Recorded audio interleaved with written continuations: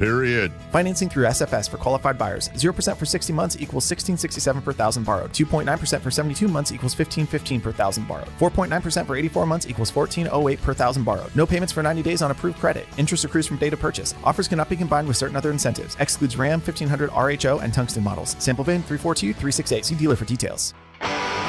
The stars align in West Sacramento as the A's go head-to-head with the Los Angeles Dodgers for a spectacular summer series starting Monday, June 29th. Celebrate the start of the holiday week with an action-packed series. Be there to witness one of the most highly anticipated matchups of the season. Get your tickets now at athletics.com/tickets. That's athletics.com/tickets.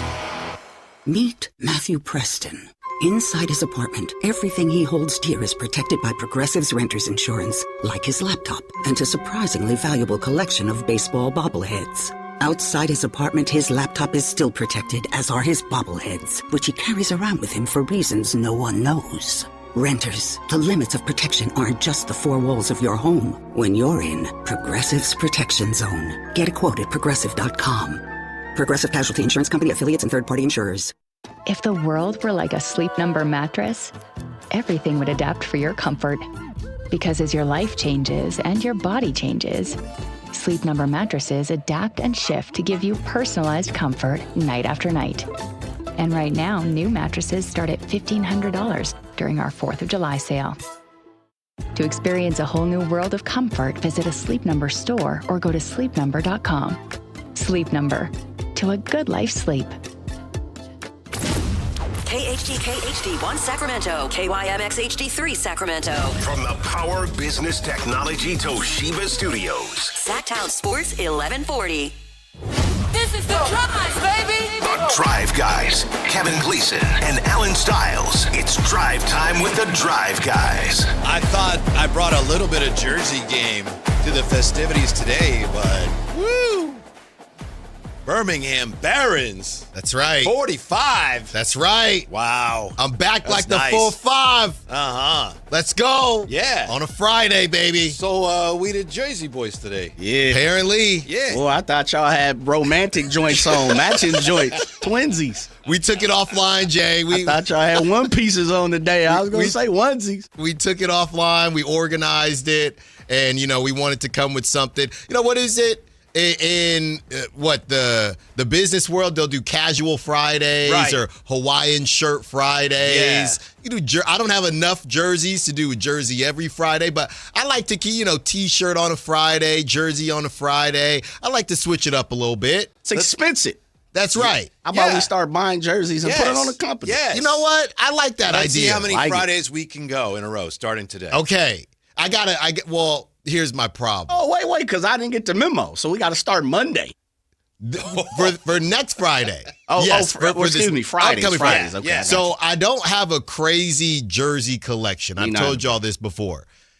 But I have to be honest with you. I have one of the worst aging jerseys you could cook up. Okay, so let me lay the groundwork for you.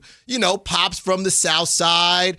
And he's not necessarily a White Sox fan, but, I found like it was a reason to support. We had a young gentleman, JUCO, all right, an African-American baseball player I wanted to support.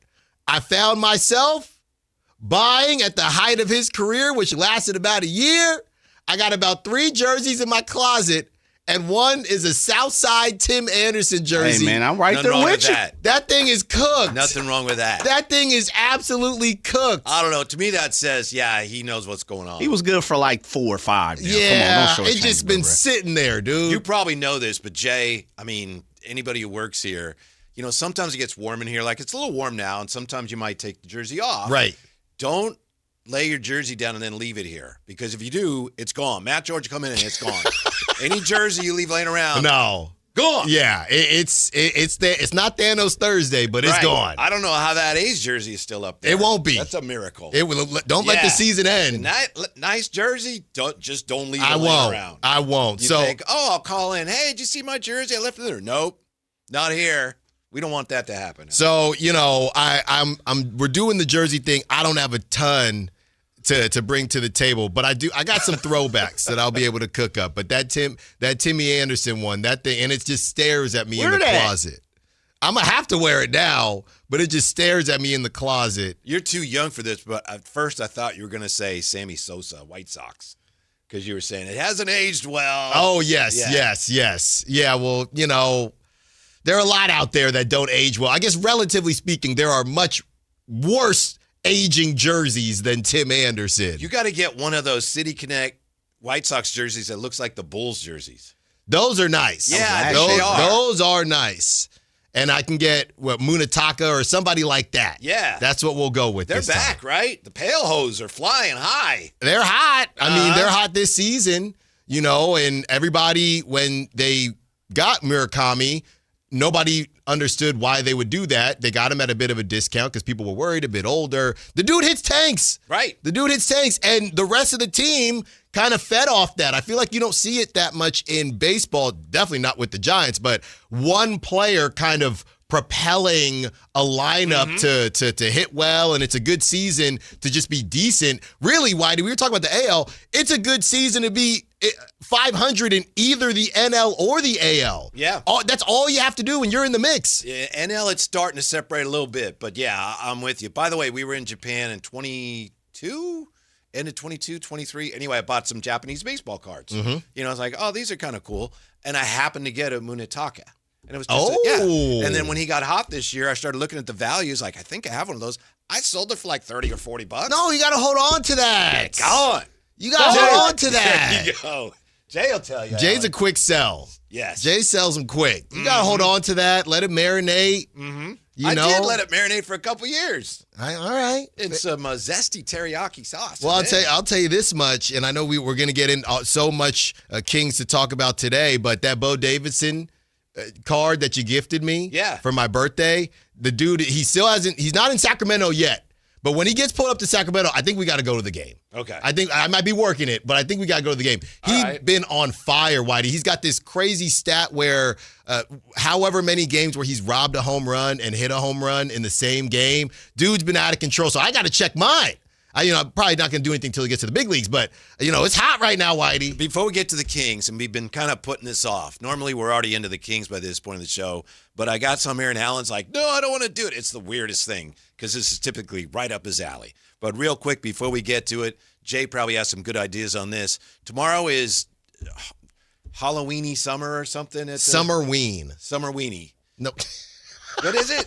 Summerween. Okay, so it's like Halloween in the summer. Yeah. That's right. So Alan is supposed to wear a costume. Yeah. And he doesn't know what to wear. He's emceeing. I don't have to wear one. They said it was, maybe encouraged. Yeah. And this is where?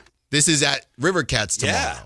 So it's Summerween. Uh-huh. Everyone's going to be dressed up. They said, hey, Alan, you can, dress up too. That'd be great. I said, yeah, I'll see what I can do. We are really good at this, Jay and I, because when it was actually Halloween, Chris Watkins was helping us out, and he told us his idea for a costume, and we said, no, you can't do it. And we actually talked him out of it. And I think, because he was going to be Salt. And we said, no, you can't do that. And That's terrible. After Halloween, we asked him, so how'd it go? And he goes, oh, I decided not to do it. You guys talked me out of it. What? Yeah. Well, I don't have an idea to get talked out of. Mm-hmm. At least not yet. What time is the game, Mignana? It's at night. Okay, so you got at least about more than 24 hours. Yes, exactly. So, we'll see what I end up wearing. Yeah, I told him he should get a Birmingham Barons cap, but then he said, no, I can't because the jersey is not a... Well, I don't want to be a baseball player at a baseball game. That's no fun. You haven't been one yet because you have no number. Well, does this well... Jay, yeah, I got the 4-5. Who in the entire world likes talking about hypothetical trades involving basketball players more than anybody else, any living thing? Alan Styles. Yeah.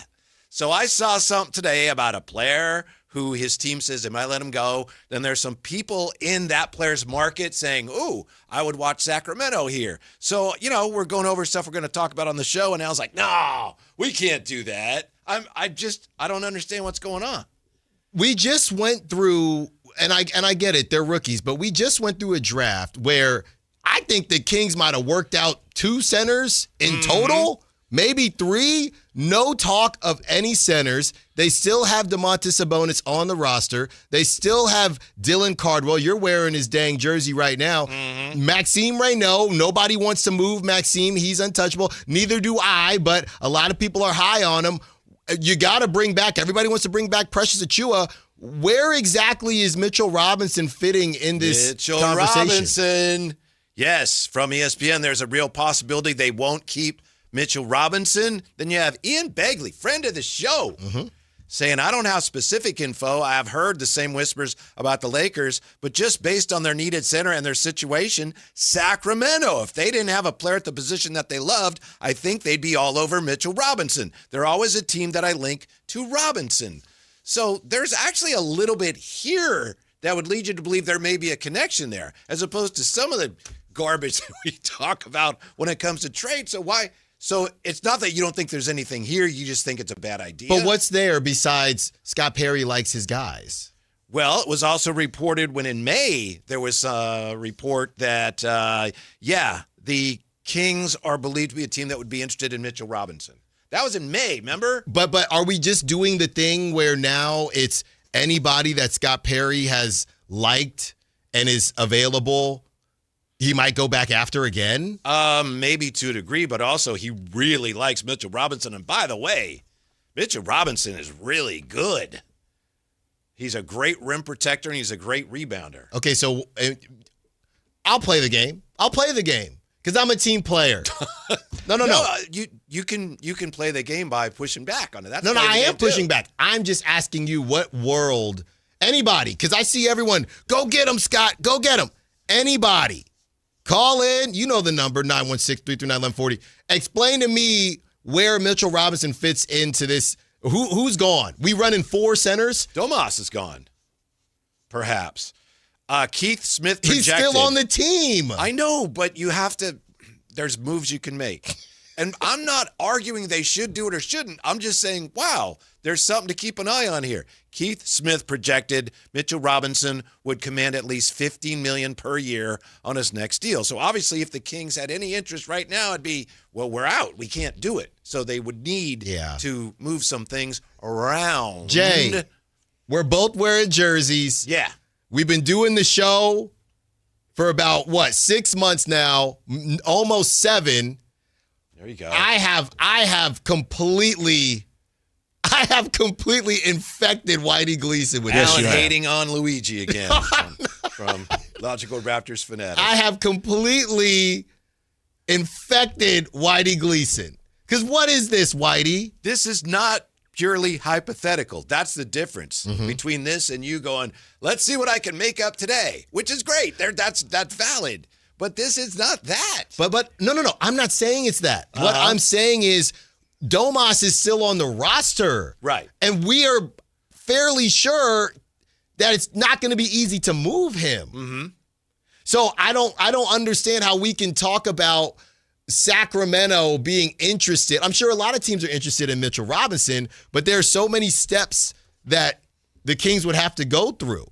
Well, yes, but that's what's interesting about this. It isn't me or you or Jay or Anthony saying, oh, I think the Kings may have interest. No, it's people in New York saying, wow, keep an eye on the Kings here. That's worth mentioning. Yeah, I'm just getting the vibes of what we always joke about. Instead of, hey, this is stupid enough that the Kings would do it, right? Hey, who wants Ja? I don't know. Kings will probably do it. It feels like that's what's happening just with guys that Scott Perry has been connected to. Hey, who wants R.J. Barrett?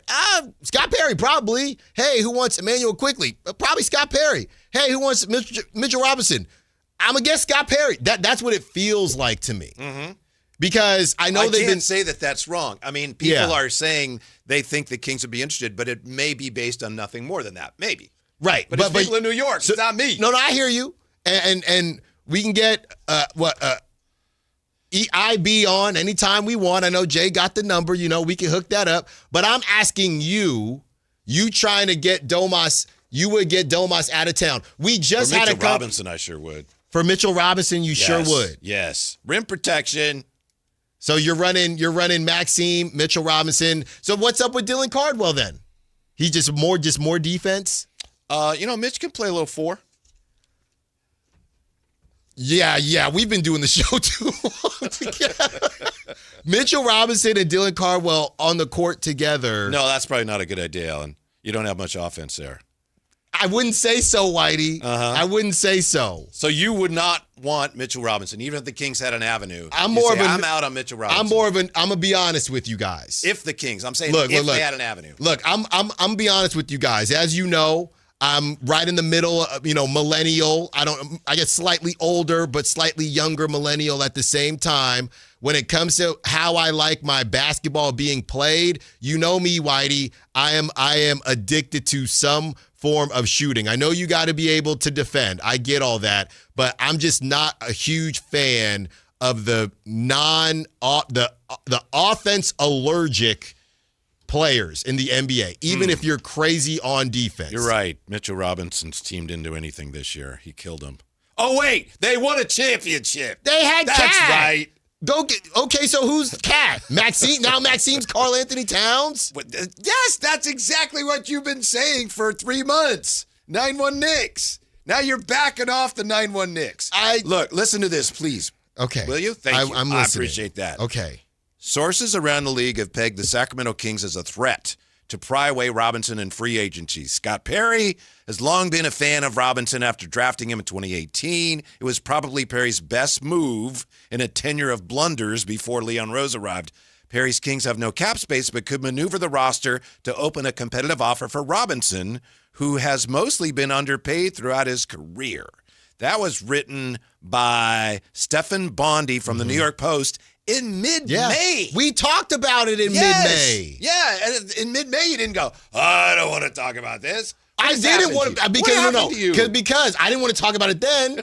but that was before Acuff. We got to move forward, Whitey. How old is Mitchell Robinson? Let me guess, 28, 29, something like that? I would guess so. I'm just, to me, I don't have his driver's license handy. I get it. We just discussed he's 20. He just turned 28 in April. We just discussed how you're trying to stay out of the relegation sensation. Mark Mitchell Robinson going to bring a winning attitude. How many winning attitudes we need? How many? You can't have enough of that. Look, if you tell me, hey, we were able to move Domantas Sabonis, we didn't have to give up picks, right? We got whatever we talked about, a couple swaps, whatever. And we maneuver some things. We're gonna bring in Mitchell Robinson. It's gonna be him, Maxime, Cardwell, Precious sometimes, and that's just what we're gonna do. I'm not gonna fight you on it, but I don't want to do a bad Sabonis deal to bring him in. Is that fair? Oh, absolutely, and without question, we agree on this too. You'd have to move Domas. I agree. You'd have to move Domas, or you say goodbye to one of your. You saying goodbye to the jersey you're wearing right now? Never. You saying goodbye to Mr. Second Team All Rookie? No. I could be convinced to say au revoir for Mitchell Robinson. Depending, you were the one who championed moving Maxime. It was no. Wasn't it? No, I'm a future guy. I was talking about the future, a draft pick, not a 28-year-old. That I'm going the other. You going the wrong way, Whitey.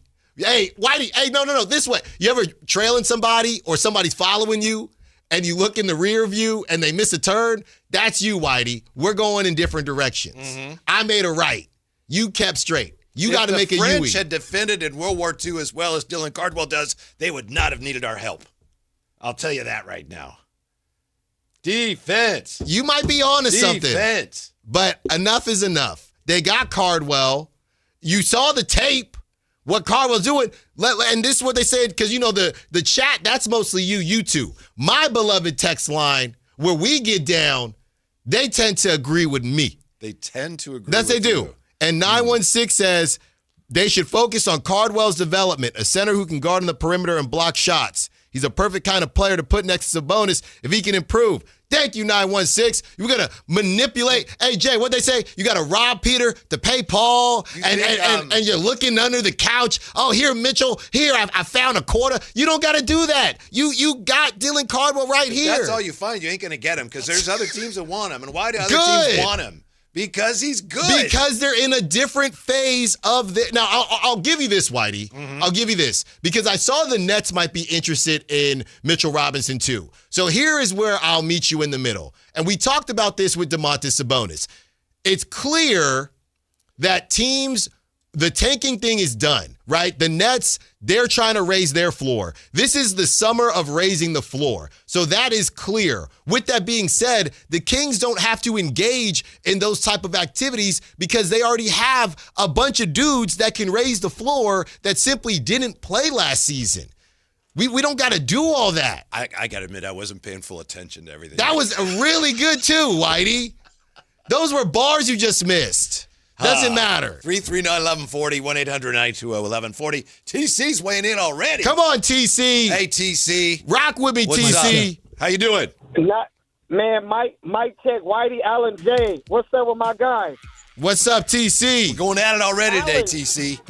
I know. That's why I called in early, because I disagree. I'm not rocking with you. Allen, you not like that. I'm not rocking with you on that, bro. Sometimes as fans and media, right, I know we got to push back, but sometimes we say things that we don't even believe. Bro, Allen, you don't even believe that about Mitchell Robinson. How you denying Mitchell Robinson coming to the Sacramento Kings? Bro, deep down inside, you don't believe that, Allen. You really don't. Whitey, yeah. I agree. I agree with you, bro. Listen, Mitchell Robinson is available, bro. You go get him, and you add him to Max. You add him to a Dylan, and you add him to a Precious. You got another shot blocker. You can't have too many bodies and too many centers. If he comes available, you come there. I don't care if Domas is still on the team. If you able to get him and flip Domas somewhere else, I'm not making moves or not making moves because I got Domas still on the team. Or I'm thinking about I want to get a first-round pick for Domas, so I can't trade him just yet. I'm not with none of that, bro. If the right deal approaches itself, that way we can move on with our new regime, I'm doing that, bro. I'm not keeping anybody around just to keep them around. And that's what we doing. And then we come up with an excuse saying that we need a first-round pick for Domas. Well, in reality, we just keeping bro on the team just to keep him, bro. He ain't part. Listen, bro is not part of the future moving forward. It seemed like I be on him all the time, bro. But I've been off of Domas, bro, after the whole Clarity situation, and he never just got better, bro. I was out on Domas. When he said he went in, I was just out, right? So, listen, I called in and say all of that to say, listen, continue to let these dudes cook.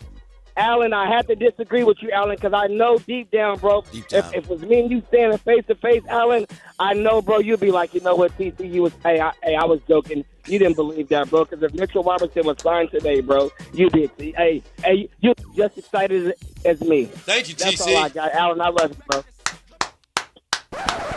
The thing about Sabonis is you probably have to move him to get enough money to make an offer for Mitchell Robinson. That's all. But I think TC was right on the money with everything he said.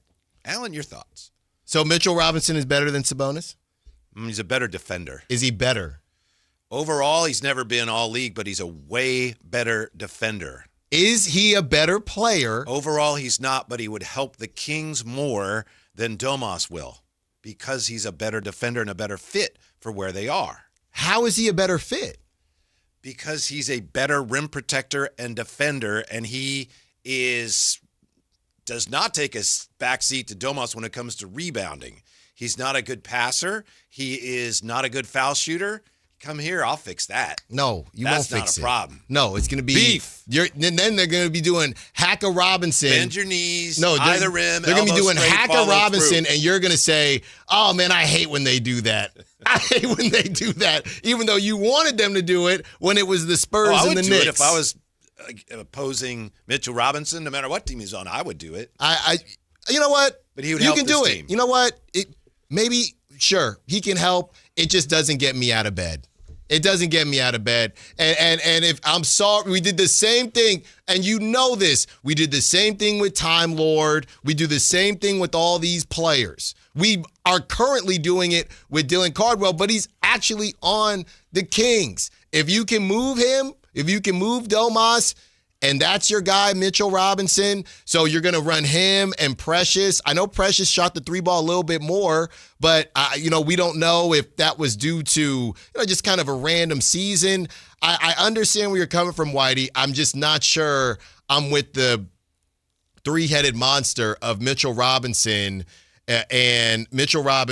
Maxime, and Dylan Cardwell. Well, there's two parts of this, and that's one part of it. The other part is there's a lot of people in New York who seem to think the Kings may be watching this situation closely, no matter how you feel about it.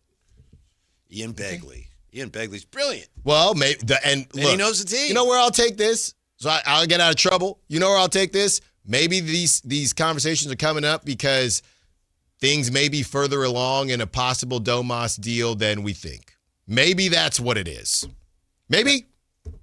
Boy, there was a lot of more of that nonsense on social media last night. You probably saw it about, again, somebody regurgitating the Warrior thing, which is like, the Warriors are they have interest in Domas or DeRozan if they can move off a Jimmy Butler's deal. There's no way the Kings are going to want a Jimmy Butler's deal.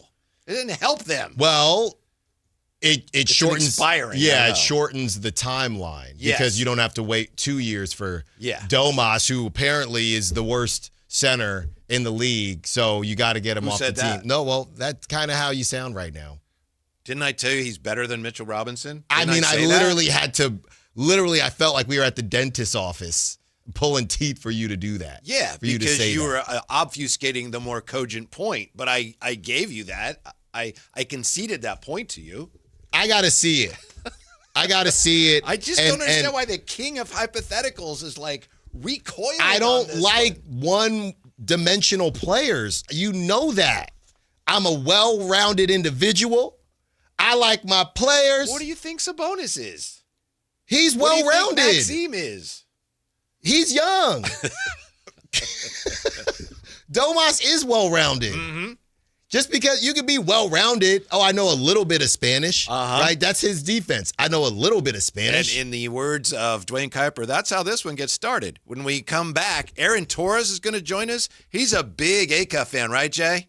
Yeah, writer, podcast host Aaron Torres on why a Kings fan should be doing somersaults with their number one draft pick. That's next on this fabulous Friday at Sacktown Sports. You thought Carmichael Dave was done with his food and movie analogies? Think again. You know what Bad News Bears was? Bad News Bears was the McDonald's double cheeseburger of baseball movies. Like, hey man, I'll eat it. It's good. I enjoyed it.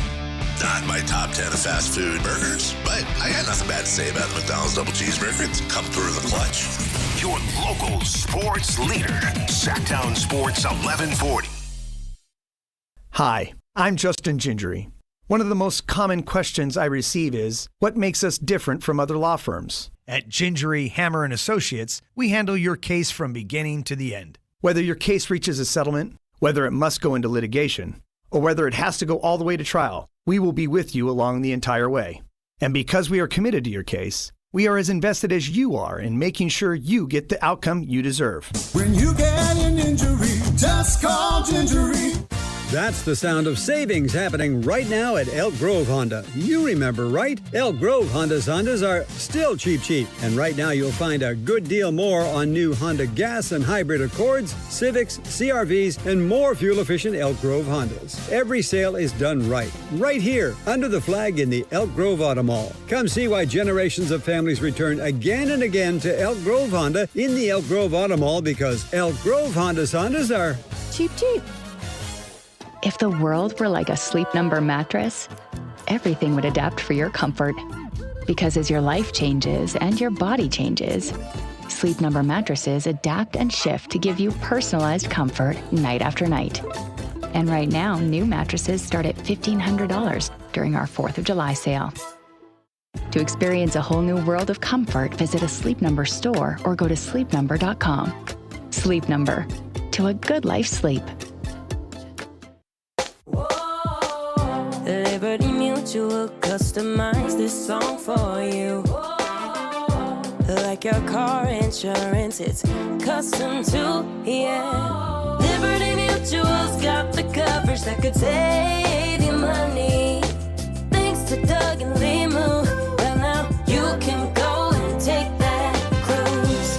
Liberty, liberty, liberty, liberty, yeah. MoonPay X Games Sacramento 2026 is taking on Cal Expo this summer. Catch live music performances and more than 100 top skate, BMX, and Moto X athletes compete. June 26th through June 28th. Get your tickets now at xgames.com. Remember the days of real country music? Now you can get your favorite classic country every day on 105.1 HD3 The Ranch. Listen to The Ranch on the free KNCI app or anytime at 105.1 HD3. Catch every soccer tournament match live on the big screens at Super Taco. Join Sacktown Sports 1140 for the ultimate viewing parties. Win official jerseys, gift cards, and epic merchandise while enjoying great food. Bring your friends, wear your colors, and catch the action. Super Taco. Great food, great fun. See you there. We've seen every kind of golf swing, some smooth, some, let's just say, innovative. And that's why Hagen Oaks offers Total Game Fitting. The TrackMan-powered player performance studio shows what your swing is really doing. Ping's Ballnamic Ball Fitter finds a ball that behaves. The Hagen Oaks Putter Fitting Studio helps turn almost into yes. And FootJoy's 3D foot scanner builds stability from the ground up. At Hagen Oaks, we don't judge your game, we fix it. Hagen Oaks Golf Complex. Better fit, more fun. Fulton Avenue at Business 80. Hi, this is Adam Johnson, owner of Golf Fitness Solutions. Most golfers practice their swing, but ignore the body swing in the club. We help golfers move better, get stronger, reduce pain, build power, and play longer. Join us for a free trial week and see how golf-specific training can help you support your body and your game. Try a class, meet the team, and find a right program for your goals. Call 916-802-5175 or visit golffitnesssolutions.com. Golf Fitness Solutions. Move better, feel better, play better. At Folsom Chevy, they're making it easier to get a new truck. From how you're treated to sweet new deals. Swing by the Folsom Auto Mall, ask about their incredible new finance offer on every new 2026 Silverado half-ton truck in stock. Folsom Chevrolet. Together, let's drive. Want the best movie experience in town? Join Sacktown Sports IMAX Pass by visiting sacktownsports.com. Sign up today. You can win tickets to see this week's films at the Esquire IMAX Theater.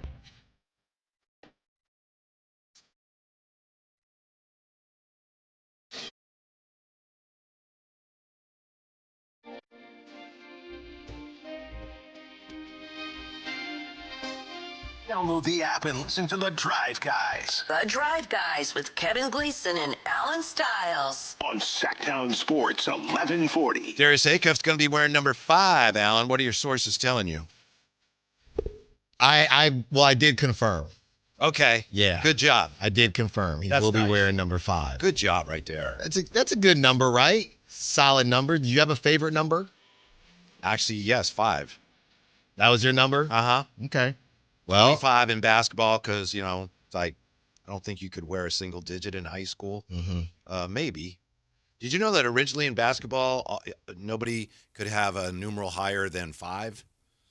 Because the referees had to say, foul on 2, 4. So they had multiple twos and 3, threes? 3. Because you couldn't, now they just do, like 49. Now, they figured it out. But originally in basketball, all the numerals had to be 5 or lower. So the referees I see. to the scorer's table. Huh. Foul, what number did you wear? 4.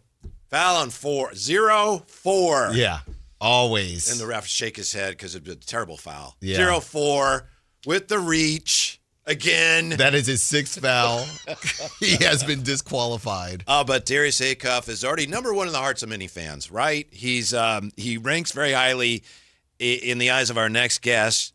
He appears on Fox Sports, writer and podcast host. Oh, okay. I'm sorry. I thought we were ready to go, Jay. I misinterpreted your body language. Yeah. Anyway, Aaron Torres should be joining us here in just a moment. But I do think that the number 5 is significant because of the whole Fox thing. Yeah, I'm looking at he was the face of the franchise. He was 5, and now 5 is somebody else. Yeah, I'm looking at his jersey right here in the studio, and it's signed, and it's got to come down. I mean, I want that thing down immediately. Really? I think so. I mean, We send it with Jay. I at least see the corner of my eye, Jay just laughing. But I think so. I mean, it's a new dawn. It's immediately. Immediately, you know. Go over there and take it off. Yeah, expeditiously. You know what? I'm going to take this thing down. That you can't see it on the YouTube anyway. I'm going to take it down, man. I think you should leave it, but I'm going to take it down. Let me just take it. Should I take it down?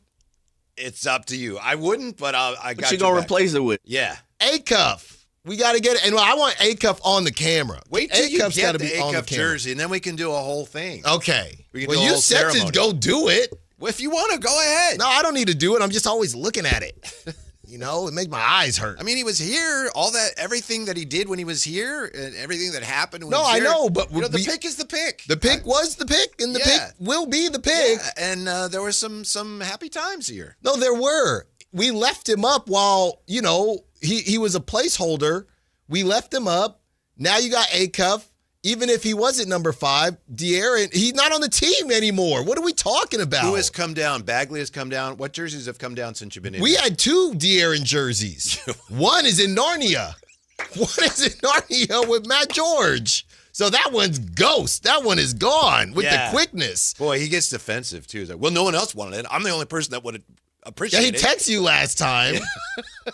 I don't want it, Matt. I don't want it. I might take this one just out of spite. Wear it backwards. So we get rid of that one, right? He's not on the team anymore. So this is not me. I'm not a hater. This is not me being a hater. You're a shoo-in for the hater of the year. He's just not. He is not a Sacramento King anymore. Mm-hmm. So that's a problem for me to support someone who's not on the team. Can we replace him? Do we have anything in the building to replace him now? Like right now? We have anything in the boss man's jersey or anything? Take off your No, we already have But he already got one up there. We got 2 We Dillon. just moved it We're not gonna around. go double card. We got double trouble. We go double Don't we have trouble. something in the hall? Who's in the hall? Somebody has something. Maybe I'm thinking of Frankie or J. Ross has, but that's their own stuff in their offices. Yeah, we take something from Frank. There They got to don't be have all jerseys somewhere. Yeah, there's something else in the hall or two that I walk by. I'm trying to remember. I say leave it up until we get the Acuff jersey, and then we have the. Okay. We don't have a Monk jersey? I know somebody has a ton of those. Oh, wait, we do. Hold We do on. have somebody that. We there's got a that Monk jersey in here, right? there. Yeah, man, take that Get down. that out. Man. Get that out of here. Hey, take it down. Yeah. Let me You're right. record you. Record me. Yeah. I'm going to take this thing down, man. I'm You're done with this. 1,000% right with that. I'm taking this down. 1,000% right on that. Forgot we got a whole Monk. Just take it off the wall, Alan. Yeah, man. Styles removing. Forgot. This is a Good. big moment. Get that out of here. Yeah. Get that out of here. Removing the Fox jersey. You ain't lying. Bye. Yeah, What are you get that gonna out do of with it, here, Alan? man. Where's it going to go? Where's it going to end up? On the floor. Wow. With some, But he's not a hater, Jay. I'm not a hater. Nah. Yeah, we got a whole Monk jersey sitting on the ground. Yeah. Putting that nice purple Malik jersey up in the studio right next to Cardwell. Who took the Monk down anyway? That's a good question. King of Kings. Mm-hmm.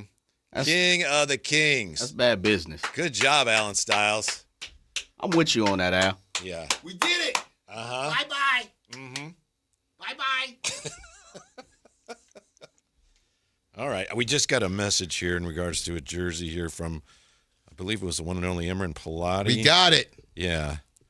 Uh-huh. Man, doesn't that feel better? Yeah, it does already. He says he'll bring a Kings jersey tomorrow, but yeah, well, we got a Monk jersey up there now.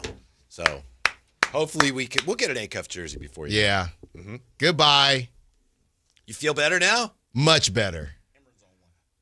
Much better. Yeah. Imran Pilati joining us, the host of the True Sports Card Show. Hello, Imran. What's up?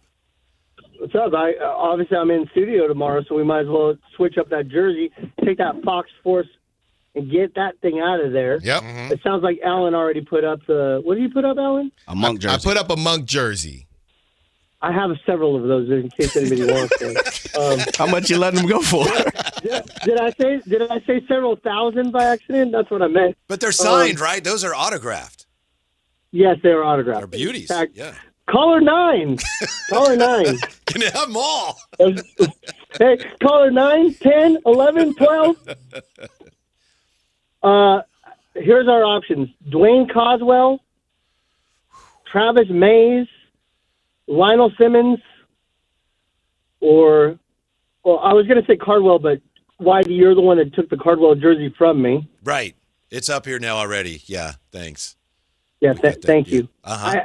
I tried to sneak in that one jersey to have Cardwell sign it for me, and I said, Whitey, please use this jersey to get it signed for me. And then Whitey goes, can you inscribe it to me? And then, and he did. And then, yeah, he sure did. You better than Matt George or something. Yes, that's anyway, the one I'm wearing. Yeah. In all truthfulness, I'm being dead serious. You guys could do a Malik Monk signed jersey giveaway on me. I'll bring it to the studio tomorrow. And if anybody else wants one in the entire building, I got enough for all of you. And if anybody wants a Kevin Herter one, I got plenty of those ones too. Nice. All right, thank Alan, you. you want a Herter? What's that? I'm cool. Which one do you want him to bring to put up? Not Herter. Let's do a J. Will frame. We'll do a J. Will framed one. Oh, now we're talking. Yeah, we're talking greats. As soon as I bring it in, Alan's gonna be like, on Monday I'm gonna bring the SUV to make sure I can fit that in my car. You got a Cos, man? When'd you get Cos on? Yeah. As in Coswell? Yes. It's Cardwell or Coswell? No, Coswell Coswell. I got a long time ago. Yeah. Really? I got him a long time ago. Yeah. Number 31. Man, big cost. See, I have nothing. If anybody wants... Yeah, go ahead. If anybody wants Carl Jr. bobbleheads, caller 9. Thank you, Emmer. We'll see you 10, tomorrow morning. 11, 12. Yeah, I'll see you tomorrow morning. Thanks, guys. Thank you. That'd be really cool. I know some of those players that he mentioned, things didn't work out the way he was playing, but they were part of Kings history, you know? Mm-hmm. Dwayne Coswell. He's got a couple of my boys over there. Yeah, Train. go get him. Where the train at? Go get him. Emron, Go get him. I'm going to have to see what he wants for those. For Coswell. Yeah. But that's my guy. Train is my guy. I know. Yeah. And then he kind of buried the lead, and then at the end, I'll bring it to Jay. They will. Frame. Yeah. I know. I was waiting for the sizzle. I knew he had something up his sleeve because Emron's type of cat, he always got something. So I already knew he was coming with something. Yeah, he tried to dangle the Jake Moody. Yeah. You don't want that one? Okay. I want that I'm Moody. surprised you didn't mention that one. Don't nobody want that Moody. No, thank you. All right. So what happens to Nick Clifford now? Well, I think the speculation is that once DeMar's time is done, he'll take 10, which is what he had at Colorado State. So I think that's what we're assuming. But you never know what could happen. You never know. But that seems to be the case because Brendan Nunez is kind of putting it out there that Nick was already thinking about changing his jersey, so it worked out for Darius Acuff. So we'll see. And he's going to wear a temporary number, Nick is, during Summer League. Aaron Torres is a little tied up right now, so he's going to join us probably 5 o'clock. So our apologies for any inconvenience that may have caused you. When we come back, USA lost a game, but that's okay. Next on Sacktown Sports. Take Sacktown Sports with you everywhere you go with the Sacktown Sports app. The most in-depth coverage of the Kings and 49ers. A library of written and video content. And all your favorite personalities all in one place. Download the Sacktown Sports app today and get in on the action. Your local sports leader. Sacktown Sports 1140. Everyone loves to be outside, and so do mosquitoes. Protect yourself against mosquitoes and West Nile virus by following these simple tips. At least once a week, look around your yard and drain stagnant water from any containers where mosquitoes can breed. Remember to use an effective mosquito repellent, especially at dawn and dusk when mosquitoes are most active. Close all doors and be sure screens are in good working condition. At the Mosquito and Vector Control District, we're here to help. Visit us at fightthebite.net. Thunder, feel the thunder. It's the energy all around you. Lightning and the thunder. The thrill of the moments to come. The flash of lights. The rush of pure exhilaration. The roar of the crowd. See it, hear it, feel it. Thunder, feel the thunder. Lightning and the thunder. Thunder Valley Casino Resort. Feel the thunder. This is Sacktown Sports 1140. Hey, it's Carmichael Dave. What's up? It's Matt George. What's good? It's Alan Stiles. With the most trusted voices in the community. This is Jason Ross. Hey, it's Kayla Anderson. It's Whitey Gleason. Ready to help promote your business, both as partners and customers. All you have to do is ask. Pick up the phone, dial pound 250 and say, grow my business to get connected with a team member today. That's pound 250 and say, grow my business. Our team will review your product, quickly pair you with a perfect endorser, and create video and audio samples all at no cost or obligation to you. With the most live and local on-air lineup, a dynamic content-driven website, and a state-of-the-art mobile app, Sacktown Sports 1140 is tailor-made to help you connect with a sports audience in Sacramento. So why wait? Dial pound 250 today. Say, grow my business, and let us help take you to the next level. Card collectors know there's nothing as special as a rare one-of-one card. And now you can hear a very rare one-of-a-kind sports card show right here on Sacktown Sports. Whitey Gleason here inviting you to join me and Mr. True Sports Cards himself, Imran Pilati, for the True Sports Card Show every Saturday morning at 10 on Sacktown Sports. It's the only sports card radio show in the nation. For all your hobby needs, get to True Sports Cards, 6661 Stanford Ranch Road in Rockland. And for hobby, insight, and fun, join us for the True Sports Card Show Saturday mornings at 10 on Sacktown Sports. What's up? We're talking to Chad Hoblet of Hoblet Dodge Chrysler Jeep Raymond Woodland. Chad, I got a question. What's happening for Chryslers make this the summer event? Right now, you can save up to $14,000 off MSRP on those hard-to-find new 2026 Ram 2500 and 3500 heavy duties. Plus, you can take advantage of available 5.9% for 84 months financing with no payments for 90 days on select inventory. Chad, you've always got the best selection of Rams and now the best interest rates. We are truck people at Hoblet. That's why we have over 600 new Rams available. And more importantly, the hard-to-find Rams you're looking for. That means your new Ram is waiting at HobletDodge.com. Search, select, and save through their whole inventory at HobletDodge.com. Unbeatable prices, unbeatable selection, and now unbeatable interest rates. Nobody beats Hoblet, period. $14,000 total net savings on select new 2026 Ram 2500 Laramie after $10,500 dealer discount. Incentives include $500 on-the-job upfit for eligible upfit, $1,000 Hoblet business owner bonus with proof of business ownership, $1,000 Hoblet trade-in assistance with eligible trade-in. 10th net savings, see dealer for details. Feel the force at Star Wars Night with the Sacramento River Cats. Join us at Sutter Health Park on Saturday, July 11th for themed fun, costumes, and summertime baseball under the lights. It's one of the most popular nights of the season. Get your tickets now at rivercats.com. At Liberty Mutual, we love helping people with things like customizing car insurance, just like how we customize a song for you. Catered country tune. Liberty Mutual, saving you bucks while protecting your truck. Cause 30 told me to only pay for what I need. Thank you, Limu. I'll always trust in Limu with Liberty, Liberty, Liberty, Liberty. Progressive presents the Museum of You. We begin our tour with a unique piece, a relic from the early big screen television era. Remarkable. Next, we find a juicer, which historians believe has only ever been used once. And finally, compact discs from the emo era. A rare find indeed. Some things should be history, but until then, you could protect what's important to you and save by bundling your auto insurance with a renter's policy from Progressive. Progressive Casualty Insurance Company affiliates and other insurers. Not available in all states or situations.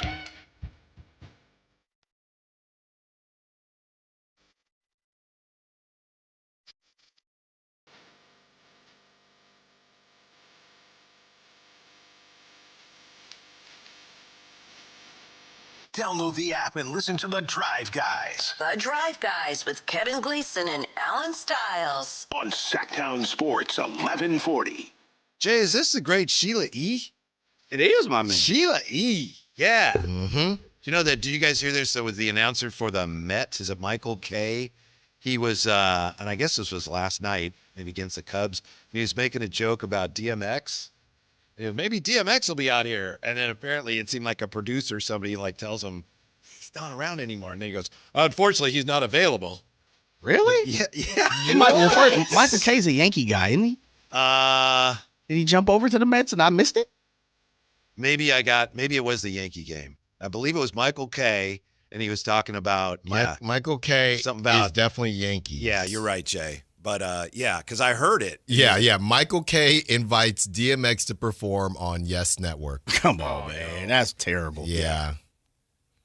And whoever he was doing the game with, Paul O'Neill or whoever, I think you're right, Jay, but he like, oh, well, maybe he's available. And then Michael K, it's like there's like a moment of silence.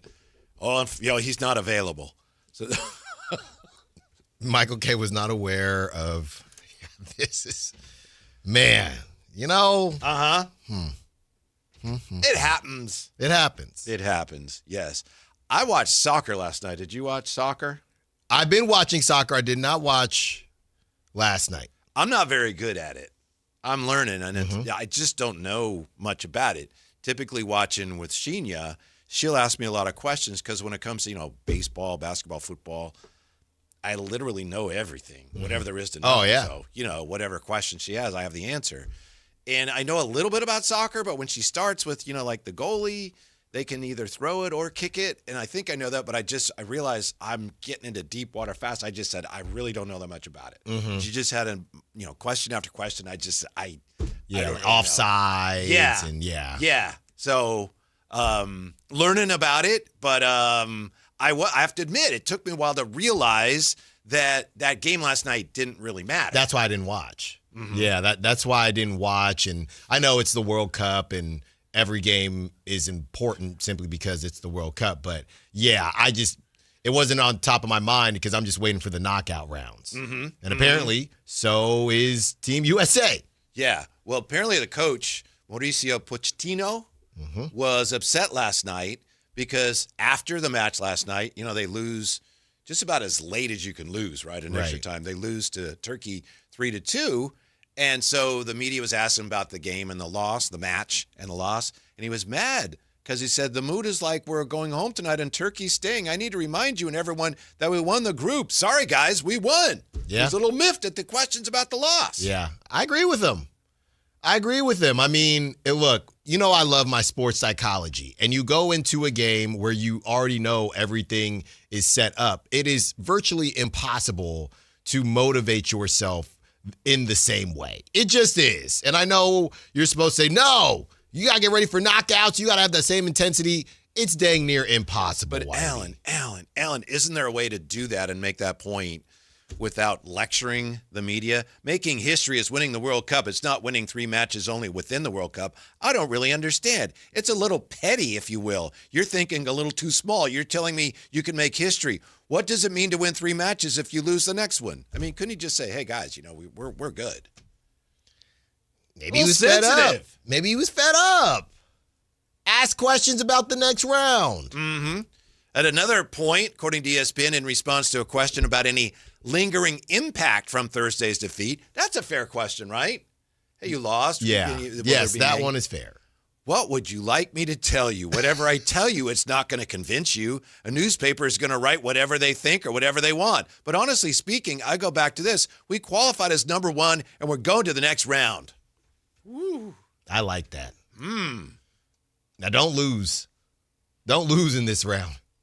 Don't lose. But, I mean, he's right. This is what are we talking? I mean, that's a fair question. Don't get me wrong. But I guess the cop-out answer is, yeah, our job is to make sure that doesn't happen. And I think our guys are focused and they'll be ready. Yeah. All I would have to say is, look, I understand what you're asking, but, we played our reserve players a lot more tonight. We did that for a reason. Mm-hmm. So, yeah, there's no reason to think there's going to be a hangover. But you don't have to, I don't know what to tell you. You guys are being so petty. Yeah.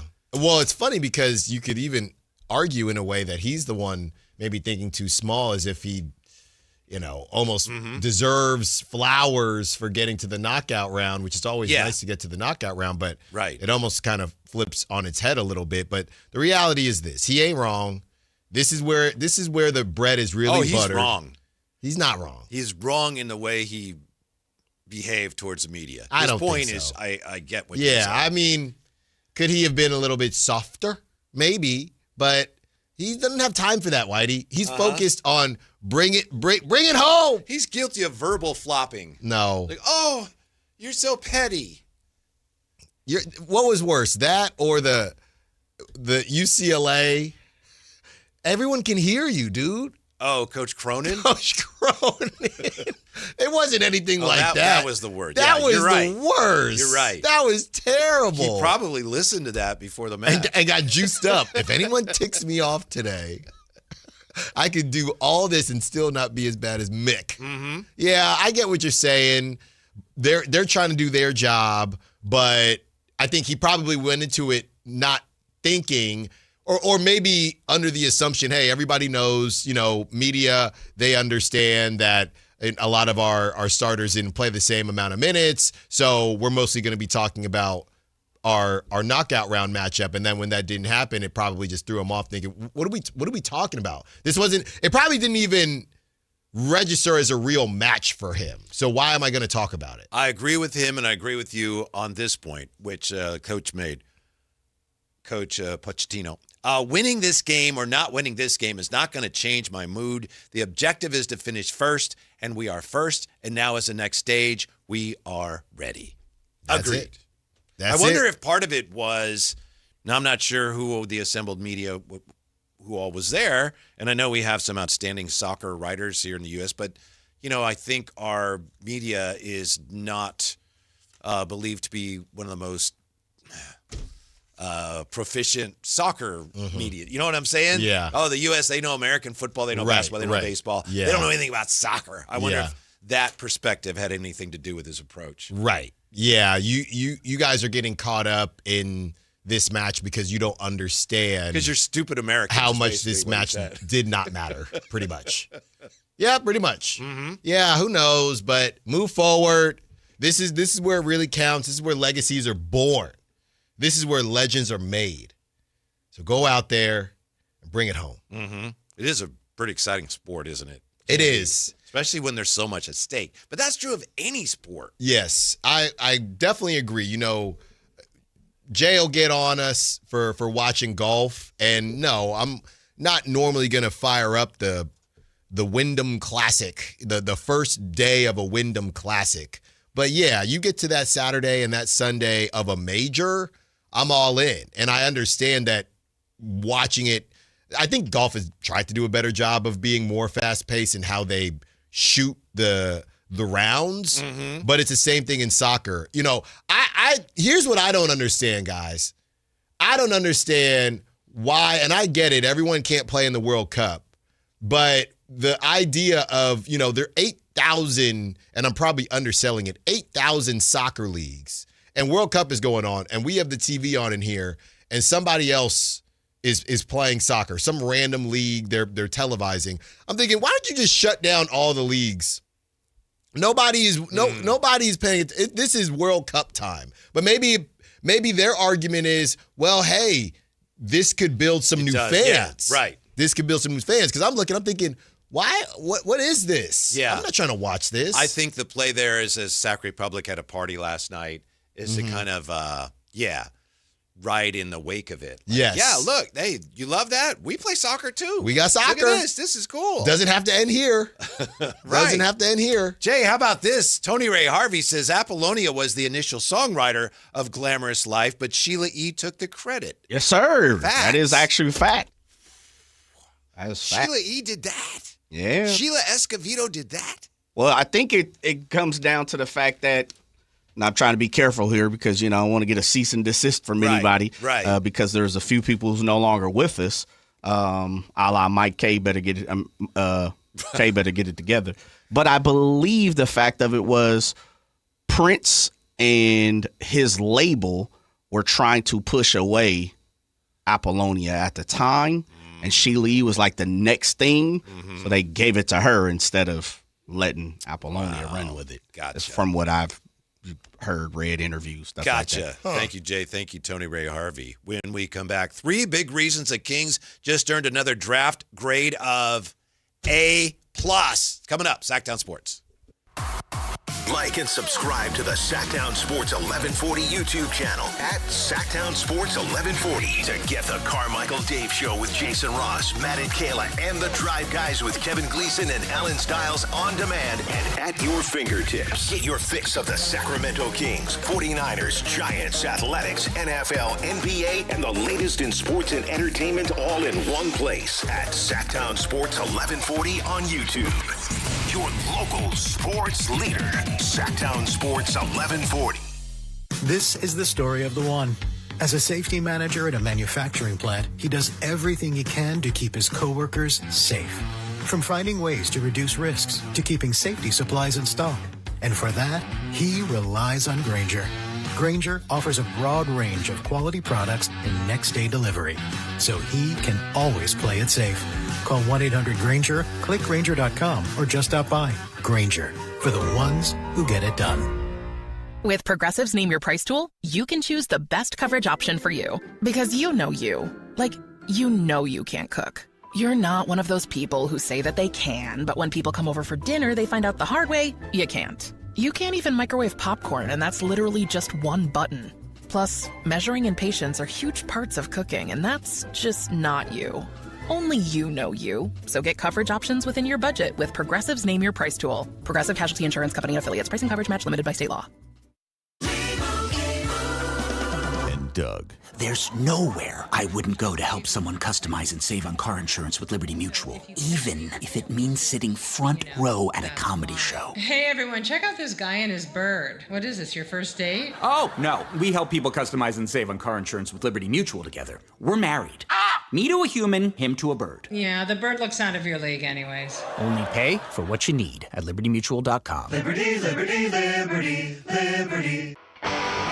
The stars align in West Sacramento as the A's go head-to-head with the Los Angeles Dodgers for a spectacular summer series starting Monday, June 29th. Celebrate the start of the holiday week with an action-packed series. Be there to witness one of the most highly anticipated matchups of the season. Get your tickets now at athletics.com/tickets. That's athletics.com/tickets. From the FIFA World Cup to competitive business environments, grand ambitions lead to game-changing achievements. At Bank of America, we're there to support businesses at every step, providing insights and expertise to help you gain an edge. He shoots, he scores! What would you like the power to do? Explore winning business solutions at BofA.com/gamechangers. Bank of America, official bank of the FIFA World Cup 2026. Now that Wendy's has these new biggie deals, everyone in the family can get what they're craving, from nugs to JBCs. The parental units can get an $8 biggie bundle, the eldest who think they're so grown can get a $6 biggie bag, and the little one who can do no wrong can get a $4 biggie bites. You know, assuming they have a credit card. No, I'm kidding. We take cash too. 4, 6, and $8 biggie deals for the whole family. Only at Wendy's. Price and participation may vary. Single items at regular price. Prices may be higher in Alaska, California, and Hawaii. That's the sound of savings happening right now at Elk Grove Honda. You remember, right? Elk Grove Hondas are still cheap. And right now you'll find a good deal more on new Honda gas and hybrid Accords, Civics, CRVs, and more fuel-efficient Elk Grove Hondas. Every sale is done right here, under the flag in the Elk Grove Auto Mall. Come see why generations of families return again and again to Elk Grove Honda in the Elk Grove Auto Mall, because Elk Grove Hondas are cheap. KHD1 Sacramento, KYMX HD3 Sacramento. From the Power Business Technology Toshiba Studios. Sacktown Sports 1140.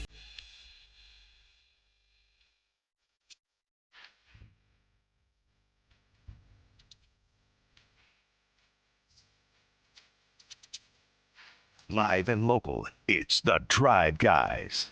Watch the show on youtube.com/Sacktown Sports 1140. Or listen on the Sacktown Sports app. Going to look at another glowing report card for the Kings, another draft report card. Before we get to that, I haven't seen any suggestions yet. I know everyone's busy with their own things, but we need your help. Alan needs your help because he's out at the River Cats tonight, emceeing, and tomorrow's Summerween, and he needs to wear a costume. It's been suggested he wear a costume. He's just not sure what costume to wear. No ideas. Yeah. Writer's block. Mm-hmm. That's what I'm dealing with right now. Yeah. And you have the cleverest, smartest viewers, listeners in the world right there. Yeah. Someone said, wear one of my 3 jerseys. Okay. I could do that. Mm-hmm. Mm-hmm. I'm wearing one right now. Mm-hmm. So it's like I said, it's slim pickings. It's slim pickings, but we'll figure it out. I know you must have something in the back of your mind, and maybe you don't want to let that cat out of that particular bag at this time, which I respect. But I know you must have some idea, like a fallback, right? You don't have to tell us, but don't you have something like, well, if I can't think of anything else, I can always do. I know. I would just wear my normal jersey. Yeah, I'm telling you. Because I when they suggest you wear a costume, Alan, they are suggesting you wear a costume. I understand that. But, different costumes fit different situations, right? If you have to be, I'm fairly mobile. So there's certain costumes I would maybe wear if I didn't have to be as mobile. Let me put all my cards on the table for your benefit. This whole stigma of the whole, bad teammate thing, it's followed you around for a while.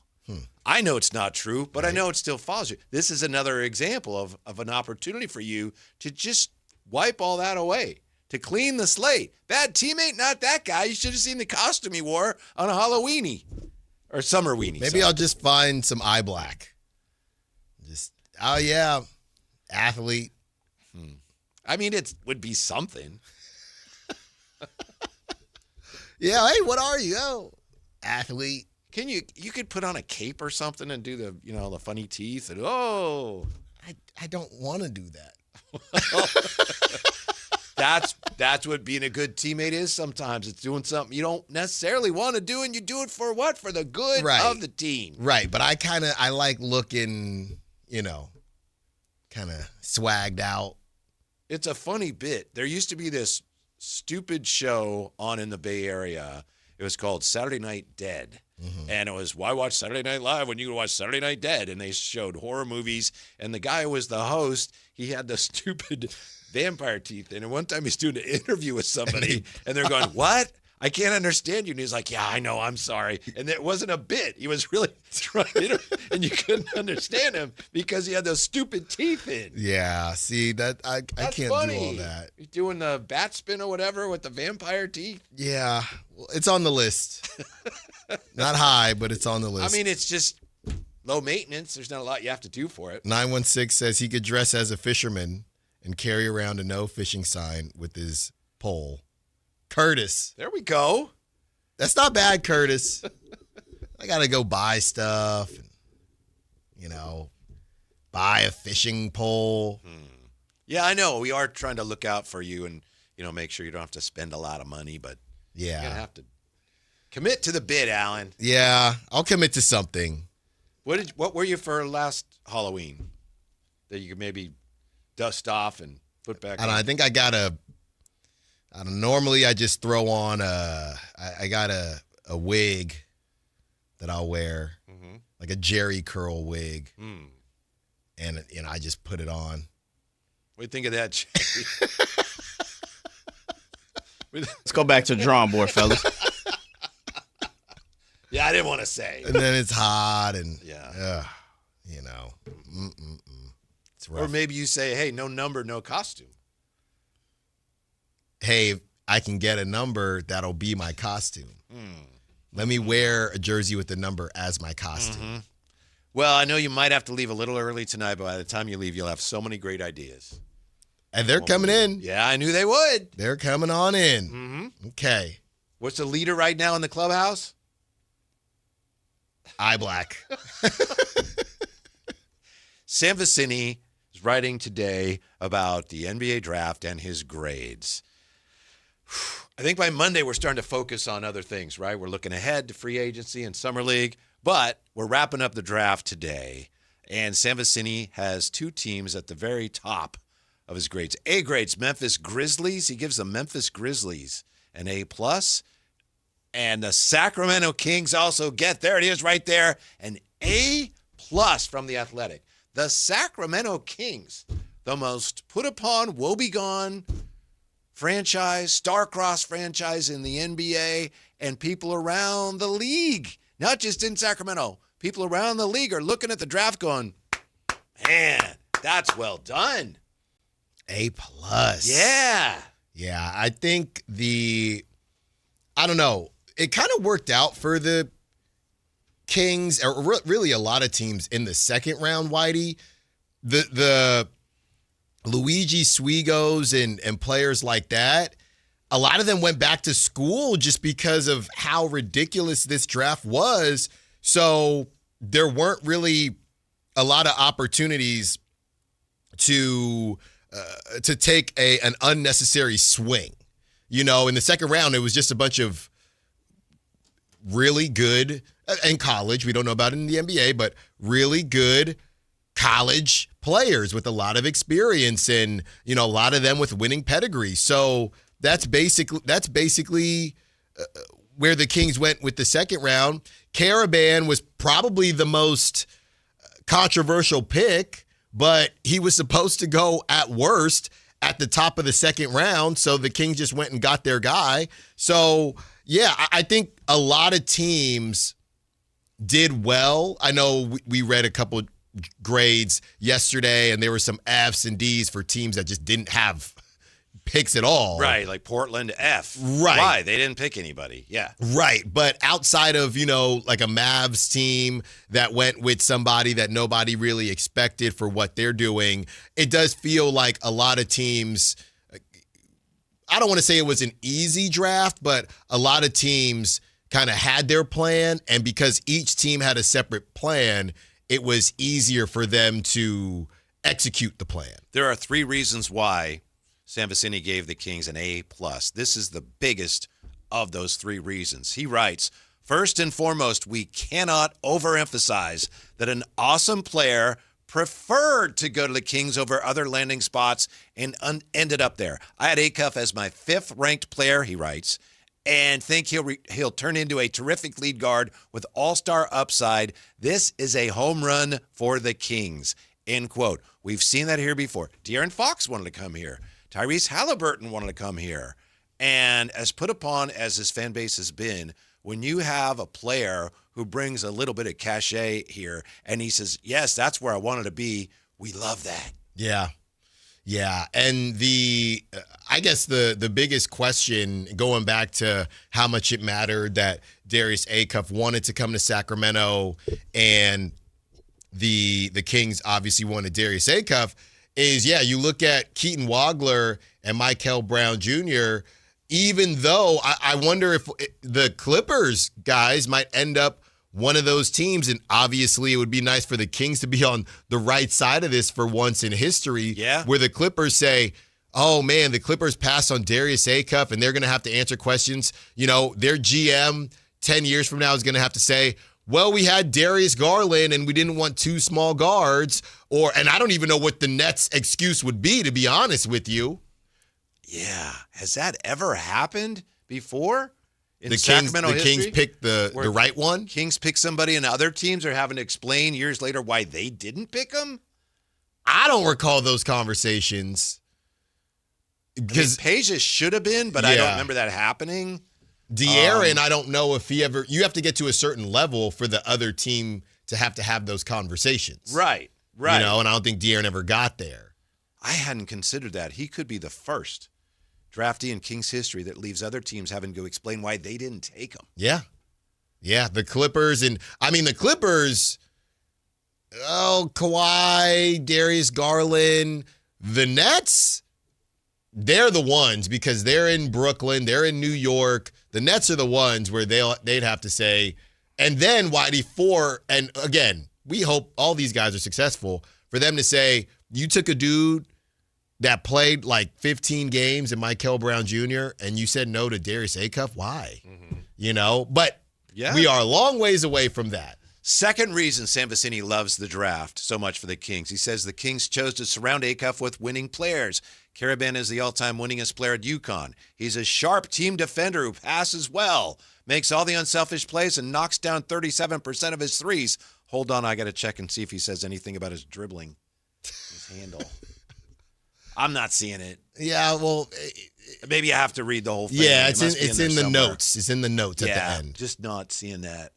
And then he also says Sharp, second winningest player in Houston basketball history, an awesome defender who won all defense honors in the Big 12. Plus, he's a terrific three-point shooter. So how much stock do you put in that? Hey, these guys the Kings drafted, they're winners, and that's important. I think it's a big deal. I mean, going back to, if you look at what the crop of players brought to the table last season, they didn't really have that the same way. And I'm not trying to, disrespect Colorado State or Stanford. I know Auburn was in the mix a couple times, and Colorado State maybe made the tournament once or twice while Neek was there, but it wasn't like this, right? You have Houston has been a juggernaut in the NCAA, of course. Arkansas, their crazy run in the tournament as well. And UConn, we can't talk enough about what Karaban brought, national champ. So you got to get both, Whitey. You got a little younger, right? They still drafted older guys, but they didn't really have a choice towards the back end of the draft. You got a little bit younger, but you also got a lot of experience and adding to that winning culture, which I think is important. Mm-hmm. Yeah, I'm not sure how much I think that matters. I know it doesn't hurt. I know it's not a bad thing. He also says to Sam Vecini, the third and final reason he loves the draft for the Kings, Sacramento needs players who do the little things after a little mini era of signing those who didn't always help in that respect. Both Karaban and Sharp should play real minutes for stretches this year on what figures to be a bad team, he says. We'll see about that. Apparently he didn't know about the Mitchell Robinson talk when he wrote that. But he also says the Kings entered the draft with picks numbers 7, 34, and 45. And he says they exited with in his mind, numbers 5, 33, and 34. He says that's great work from general manager Scott Perry. A+. So a little bit of a reach with Karaban, which we've seen before, but they made up for it because he had Sharp higher, 9 spots higher than where he went. Mm-hmm. Mm-hmm. I mean, a tiny reach at one spot. Yeah, exactly. Well, exactly. Yeah. Exactly. So if you were to net it out, definitely a positive net by far as what Sam Vecini thinks. Whitey, we got one here from the 916. The Lakers selected Lonzo Ball. They could have had Fox. Now, if you had talked to the Lakers GM right after Beam Team season, they probably would have had to answer some questions, but because it all went so left, right? They were on track to have to answer those questions, but I don't think they ever That's a did. fair point. I don't actually remember that happening, and maybe I just don't remember it. But last year, you would have thought a lot of teams would have to answer for not picking Max. And that could still happen, but I think because the Kings were so bad last year, that didn't really happen. It still could though, because he was operating off the main stage just because the team wasn't very good. Yeah, but not to go too far in this conversation, but I do find it fascinating because Max is almost like the Jokic thing and almost like Brock Purdy, where when it's so out of bounds, it just more so turns into, hey, great job by the Kings versus all these teams missed on him. Like we barely even do that with Giannis, and he still went in the first round. But I feel like it has to be at the top. 1 or 2 players got taken instead for that specific conversation. Yeah. I mean, I would think at the very least Portland picking Yang Hansen. Well, that someone have to go, that maybe one. Should have picked this center. Yes. Yeah. That one I'll give you because that was just so bad. But I don't remember that actually happening. No, but it's only been 1 year. Yeah, right. It's only been 1 year. That, again, the Luka thing, I don't think it fully kind of came to fruition. I mean, Vladdy's still answering questions on it right now. So it's going to take a little bit longer than that. But, yeah, you could also say they took Lonzo. Obviously, Tatum went 3. Josh Jackson went 4. You could ask the Suns what's going on there. Mm-hmm. By the way, this only puts a little bit of a damper on his A+ for the Kings. Sam Vecini giving out A+ is like they're just, a lot of them. Sweet tarts here because he had Memphis A+, Sacramento A+, but he said the Kings were his second favorite draft. However, he also had A+ for the Washington Wizards and the Utah Jazz, and the Bulls got an A, and Charlotte got an A, and the Hawks got an A-. So. Well, I think I've seen this on a couple different platforms, too. It was supposed to be a really good draft, so that means that in a really good draft. Yeah. It's harder to screw it up in theory, but again, we don't know any of this yet. They got to get on the floor. Then we'll do it again after California Classic, after Summer League, and then after year one, and we still technically won't know anything. I'm a little bit confused still by the fact that so many people before the draft and after the draft were so high on Acuff. And I understand the potential downside, but a lot of people were really high on him. And yet he went 7th, you know? And I get it. I understand the dynamics of it. It's a matter of fit with different teams, and it was a deep draft. So there are a lot of good players, but still a guy who, like I said, we're going to talk to Aaron Torres at 5 o'clock today. He's just raving about Acuff. You heard Jerry Reynolds yesterday say, I'll be surprised if he's not the best guard the Kings have ever had, and he still lasted a 7th. I'm not suggesting, there's something amiss here. It's just like, wow, how did all these teams pass on this guy? Yeah, I think the one team, as we talked about the Clippers might get out of jail free card because the Clippers just, they are on their own time. I think it's the Nets. And then I think, Whitey, there are a lot of eyes on the Bulls and Caleb Wilson, because that was another guy who was injured, so we didn't get to play the full season. We didn't get to see him in March Madness, and he kind of ended up in this situation. And don't get me wrong, I'm not saying this just because the Kings didn't end up with a top 4 pick, but he kind of ended up in that situation. He had a great game against Duke early. He kind of ended his season on top. Right after that, he got injured. So to me, he's the guy that we've discussed with Jay as well, on and off air, that's the guy with the question mark. So it could be the Bulls, and you could sit there and say, okay, Bulls, where, Giddey is 6'6", you could have kind of played them off of each other. Is that why you didn't take him, or did you really think Caleb Wilson was better than Acuff? So I think the Bulls and the Nets, and to a lesser degree, the Clippers, they could have questions if Acuff is what we hope he is.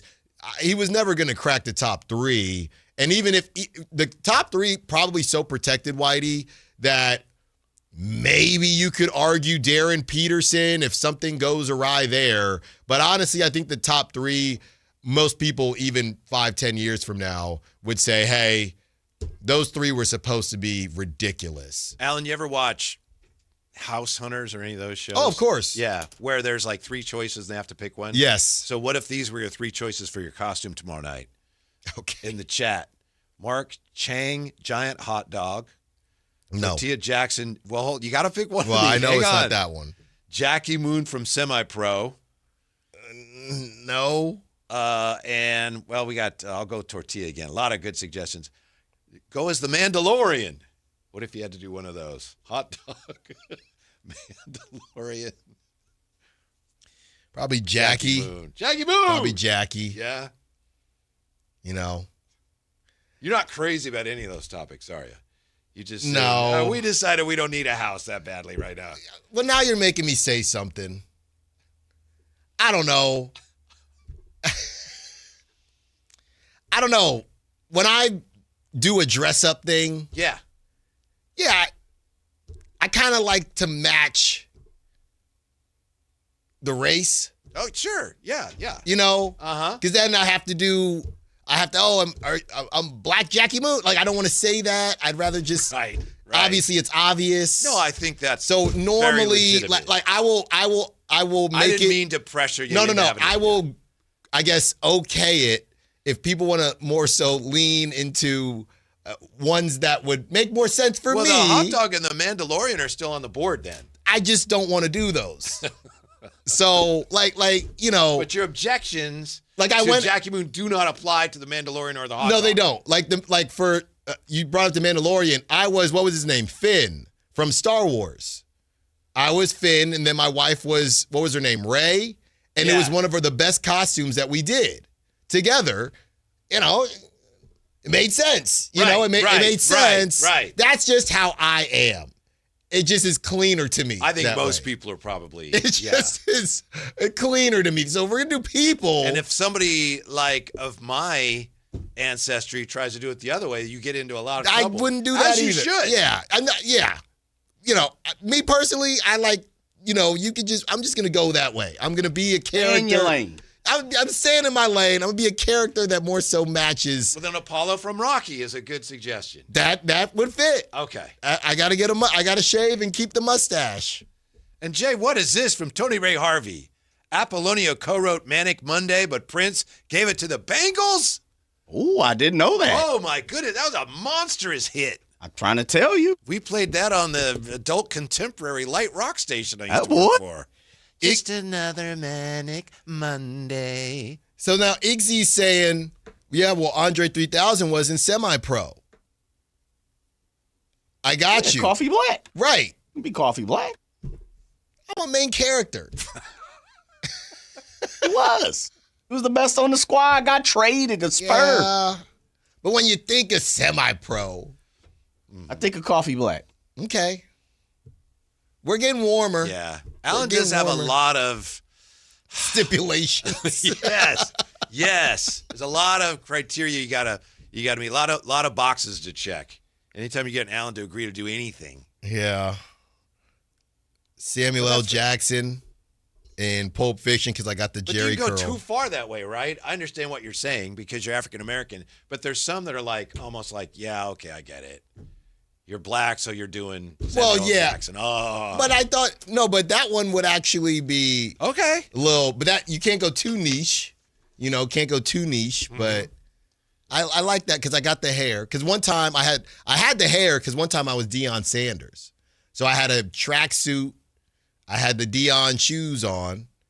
I had on the aviators, and then I had on the Jerry curl. I have a question. Are you also going to be emceeing when it's Star Wars night? Because if you are, probably not. Okay, I don't know. For the price of one, you go Star Wars tonight. You can bring it back for Star Wars night. I'm not Mandalorian. Where am I getting this Mandalorian costume? Well, I don't know. You said you had Finn. You can always go Lando. Yeah, Finn wore like a jacket. Finn wore a jacket. You can do Lando. I've had labor problems of every kind. We'll see. Lord Vader, that was not part of the deal. We'll see. Mm-hmm. The wig is just a black Jerry curl. That's the wig. Someone says hot dog doesn't have a race. I don't want to be a hot dog.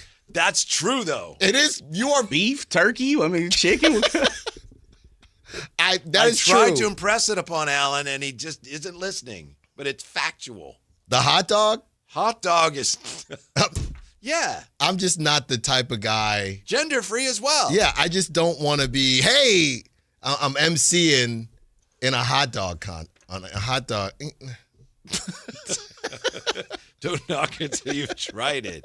It's going to be cooler tomorrow, too, so don't worry about that. Okay. Yeah. Joe Aruda is going to join us. Joe Aruda is a beat writer at the Hartford Courant, covers UConn basketball. So what does he think of Alex Karaban as an NBA player? We'll find out next. Sacktown Sports. Hot dog. The Kings officially got their guy. Following a breakout season at Arkansas, Darius Acuff Jr. is headed to Sacramento. After adding one of the most electric scorers in college basketball, has Scott Perry officially found the new face of the franchise. Your exclusive home for Kings basketball. Sacktown Sports 1140. Sacramento weather is brought to you by Elk Grove Honda. I'm Tamara Berg in the KCRA 3 Weather Center. Your Friday forecast framed up with sun and clouds passing by. Temperatures this afternoon will be unseasonably cool. Highs across the valley in the lower 80s. It'll be a breezy afternoon, and it'll still be occasionally gusty during the day on Saturday.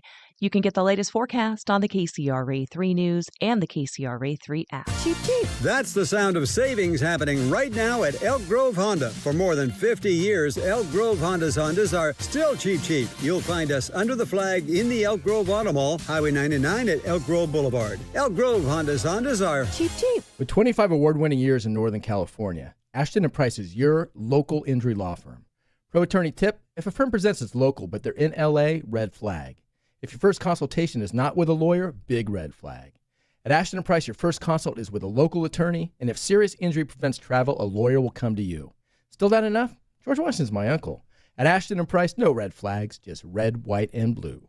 Remember, For the best advice, don't think twice. Call Ashton and Price. Country in the Park 2, presented by your California Army National Guard, October 23rd at Hart Health Park at Cal Expo with Bailey Zimmerman, Russell Dickerson. Plus more. Enjoy line dancing, live DJs, mechanical bull, and food trucks. Tickets start at just $70. Country in the Park 2, October 23rd at Hart Health Park at Cal Expo with Michelob Ultra, the California Office of Traffic Safety, and Caltrans. More info at CITPFest.com. MoonPay X Games Sacramento 2026 is taking on Cal Expo this summer. Catch live music performances and more than 100 top skate, BMX, and Moto X athletes compete. June 26th through June 28th. Get your tickets now at xgames.com. And we're live from the living room as Doug eyes up the match day spread. He's reaching for the buffalo wing. Perfect! Hang on, what's this? Oh, he's gone for a can of Pepsi too! Incredible! What a finish! Sensational combination. Look at the delight on his face. There's no doubt about it. It just tastes better. Match days deserve Pepsi. Food deserves Pepsi. Grab a pack of Pepsi Zero Sugar for today's match. It's poetry in motion. Toyota's 4th of July sales event is on. This is the season for more. Check out Toyota's 21 hybrid and electrified models. Score deals on the 50 MPG Corolla Hybrid and 51 MPG Camry. Get 0% APR on all Toyota EVs like the new CHR. Or get 0% APR plus $1,500 finance cash on BZ. Don't miss Toyota's 4th of July sales event. Toyota, let's go places. Offers available through TFS to buyers with premium rated credit and cannot be combined with other offers in 6/30/26. Catch every soccer tournament match live on the big screens at Super Taco. Join Sacktown Sports 1140 for the ultimate viewing parties. Win official jerseys, gift cards, and epic merchandise while enjoying great food. Bring your friends, wear your colors, and catch the action. Super Taco. Great food, great fun. See you there. Patrick was way behind on his IRS taxes. I was in way over my head. The total amount ended up being somewhere just over $30,000. $30,000. Then the IRS came to collect. Started getting letter after letter. A lien had been filed against me. They were going to basically hang me completely out to dry. He had to do something. That's when I reached out to Optima Tax Relief. Patrick's life quickly got a lot easier. It was very easy, pretty much hands off. They picked up the ball and ran with it. And how'd it go? I couldn't believe it. I had to ask 2 or 3 times. I saved an incredible amount of money. How does Patrick feel about Optima? Couldn't be happier. They definitely helped me. Optima Tax Relief, the best place to call. They're the best in the business. Do what Patrick did and call Optima Tax Relief for a free consultation. Call 800-375-2922. 800-375-2922. 800-375-2922. Optima Tax Relief. Testimonial from an actual client. Some restrictions apply. For complete details, please visit OptimaTaxRelief.com. Remember the days of real country music? Now you can get your favorite classic country every day on 105.1 HD3 The Ranch. Listen to The Ranch on the free KNCI app or anytime at 105.1 HD3. Are you looking for a night out that actually delivers? Grab your friends and head to Sutter Health Park for Sacramento River Cats baseball. We've got cold drinks, great vibes, and live baseball all in one place. Get your tickets at rivercats.com. Gas prices got you down? Now is the time to save at Hoblet Dodge Chrysler Jeep Ram in Woodland. When you save up to $15,000 off MSRP on the new 2026 Ram 1500 Crew Cab. With over 600 Rams available, your new Ram is waiting at hobletdodge.com. Nobody beats Hoblet, period. 15,000 total net savings after factory incentive and dealer discounts. Incentives include $500 on-the-job upfit for eligible upfit, 1,000 Hoblet trade-in assistance on eligible trade-in, 500 Hoblet business owner bonus for verified business owners, and 9,500 dealer discount. 10% savings. See dealer for details.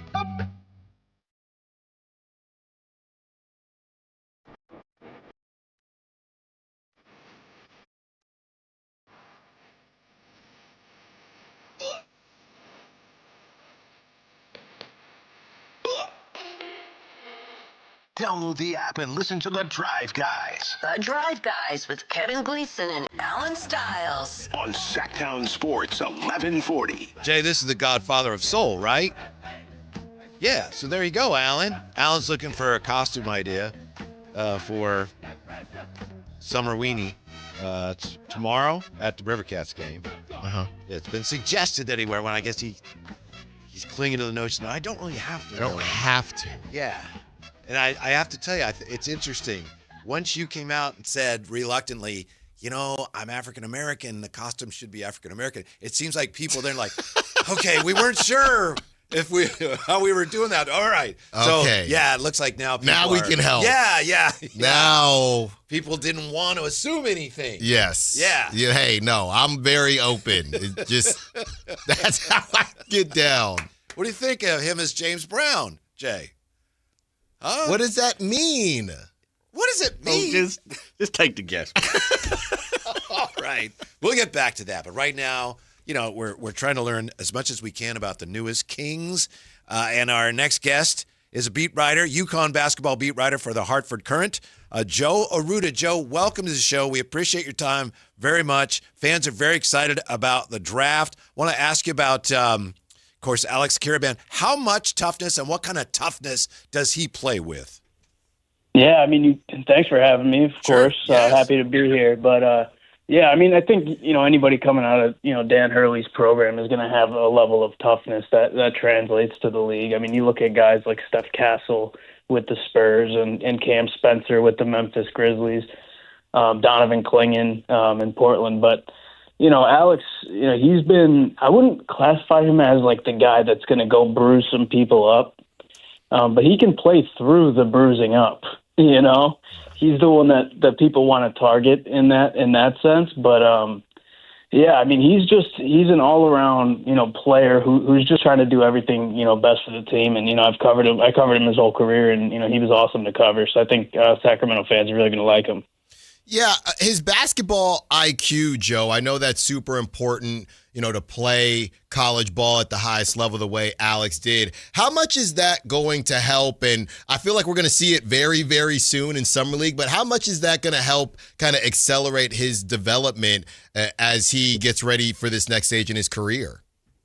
Oh, yeah. I mean, UConn runs one of the more complicated, if not the most complicated offense in college basketball. And that started when Alex was there. And Dan Hurley often will, credit him for being the reason why they are able to run that kind of offense, because he always seems to be in the right spot. He knows when to cut. He knows where to pass the ball. He knows exactly what they're trying to run. And I think, being in a system for 4 years that's that complicated has really developed him. And he's a basketball addict. I mean, he's constantly watching games, and whether it be college or NBA. And yeah, I think it'll just help him, be in the right spots. He'll be a quick learner, and yeah, he seems to make the right play, 99% of the time. Catching up with Joe Aruda from the Hartford Courant, covered Alex Karaban for years here. He's a UConn basketball beat writer for the Courant. During his time there, how have you seen Alex Karaban improve the most?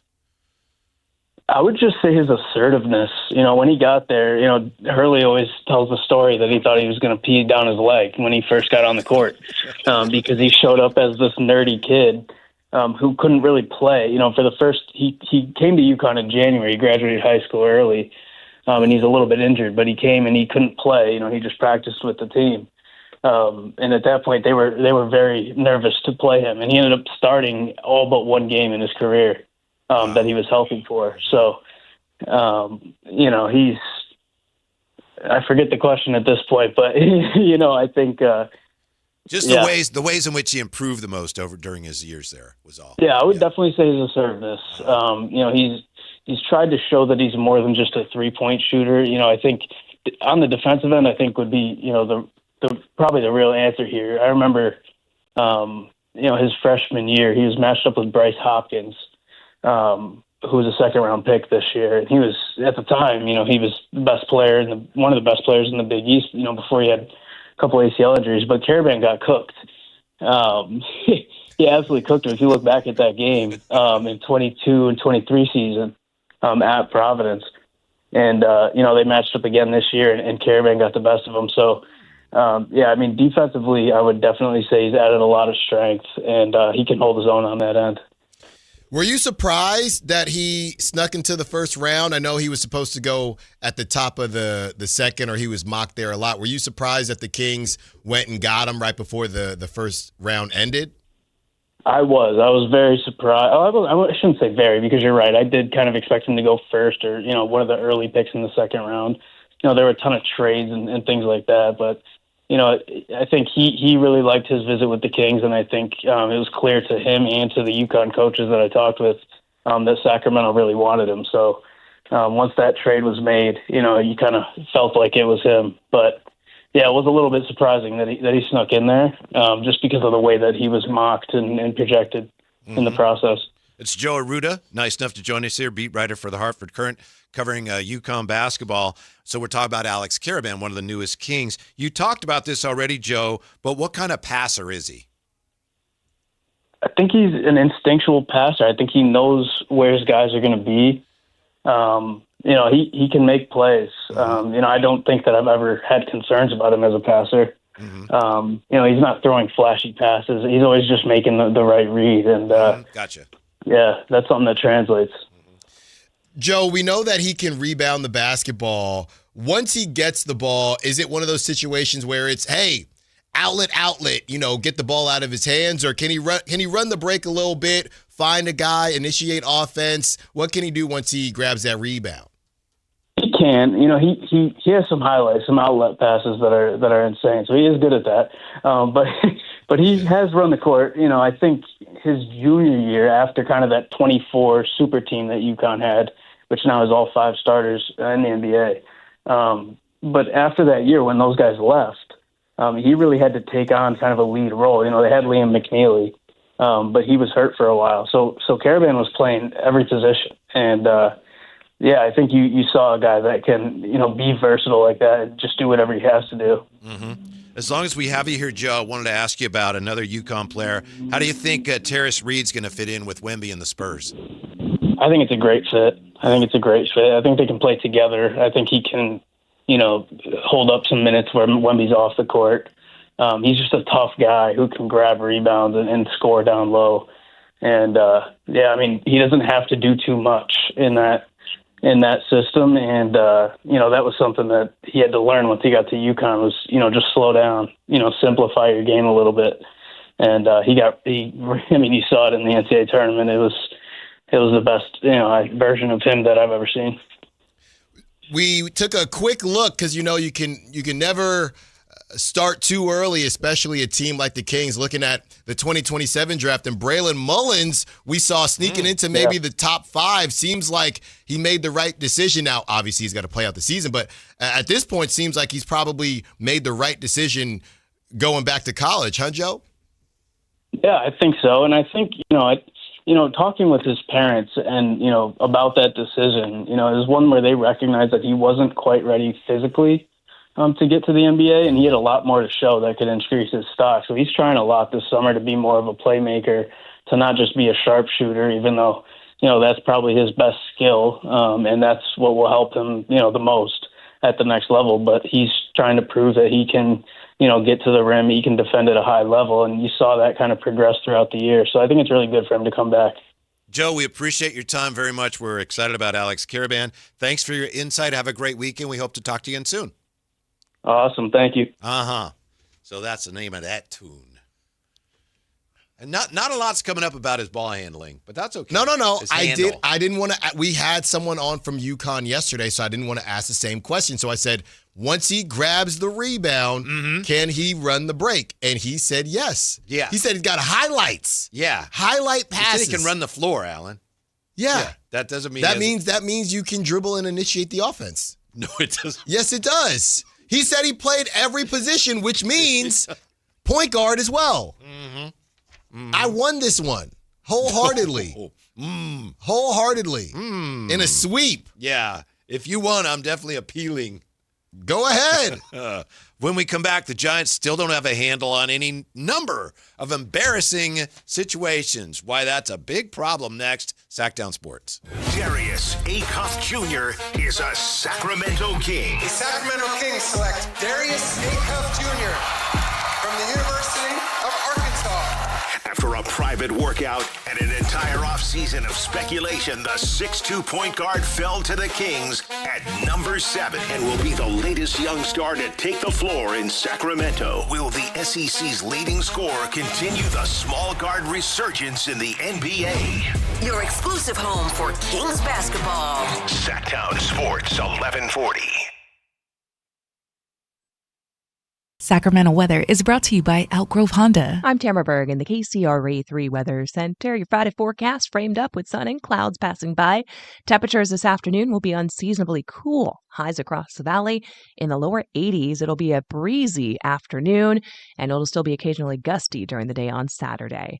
You can get the latest forecast on the KCRA 3 News and the KCRA 3 app. Cheap, cheap. That's the sound of savings happening right now at Elk Grove Honda. For more than 50 years, Elk Grove Hondas are still cheap, cheap. You'll find us under the flag in the Elk Grove Auto Mall, Highway 99 at Elk Grove Boulevard. Elk Grove Hondas are cheap, cheap. Hi. I'm Justin Gingery from the law firm of Gingery, Hammer, and Associates. When you have been injured by the fault of another, you will want advice you can trust. If you know an attorney you can trust, I hope you call that person. But if you don't, please call me. I promise I will be the attorney you can trust. Along with my partner and associates, I have been helping accident survivors recover for their injuries for over 25 years. And we can help you. There's no charge for calling. So please call us today. When you get an injury, just call Gingery. Thunder, feel the thunder. It's the energy all around you. Lightning and the thunder, thunder. The thrill of the moments to come. The flash of lights. The rush of pure exhilaration. Thunder. The roar of the crowd. See it, hear it, feel it. Thunder, feel the thunder. Lightning and the thunder. Thunder Valley Casino Resort. Feel the thunder. Did you really think Pure Talk was just going to sit back and watch America turn 250 years old without doing something awesome to celebrate? Of course not. That's why they're raising $250,000 for America's Warrior Partnership by the end of July.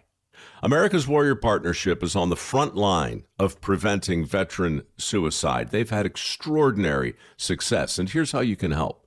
When you switch your cell phone service to Pure Talk this month, you'll be invited to round up to support America's Warrior Partnership. No pressure, but if you do, Pure Talk will match your donation dollar for dollar. And to further celebrate 250 years of our extraordinary democratic republic, Pure Talk is offering unlimited talk, text, and data for just $34.99 a month. Dial pound 250, say Mike Rowe. That's pound 250, say Mike Rowe. And happy birthday to us. As we roll into summer, there's a new opportunity for you to get a new truck at a great monthly payment at Folsom Chevrolet. At Folsom Chevy, they're now offering 0% financing for 5 years on every new 2026 Silverado half-ton in stock. 0% financing on a two-wheel drive, four-wheel drive, LT, RST, High Country, you name it. Together, let's drive. Must finance with GM on approved credit. $16.67 per 1,000 finance. Cannot be combined with other offers. Ends July 7, 2026. Hi, this is Adam Johnson, owner of Golf Fitness Solutions. Exercise and golf have been two important activities in my life. I opened Golf Fitness Solutions in 2013 to help my fellow golf enthusiasts improve their posture, relieve their pain, gain strength and endurance, and most importantly, hit the ball farther. From beginners to professionals, I've had success working with all ages and all skill levels, and I can help you too. Located in Carmichael, call us at 916-802-5175 or go to golffitnesssolutions.com. It's time for your Sacktown Soccer Report. Powered by Sac YOLO Mosquito and Vector Control District. This week's key matches include Jordan versus Algeria, England versus Ghana, Switzerland versus Canada, Turkey versus USA, Norway versus France, and Panama versus England. In soccer, defense wins championships. At home, defense stops mosquitoes. Train standing water. That's your backline. Dress with sleeves and defend with repellent. That's your keeper. Keep your doors and screens tight. That's your shutout. Sac YOLO Mosquito and Vector Control District. More tips at fightthebite.net.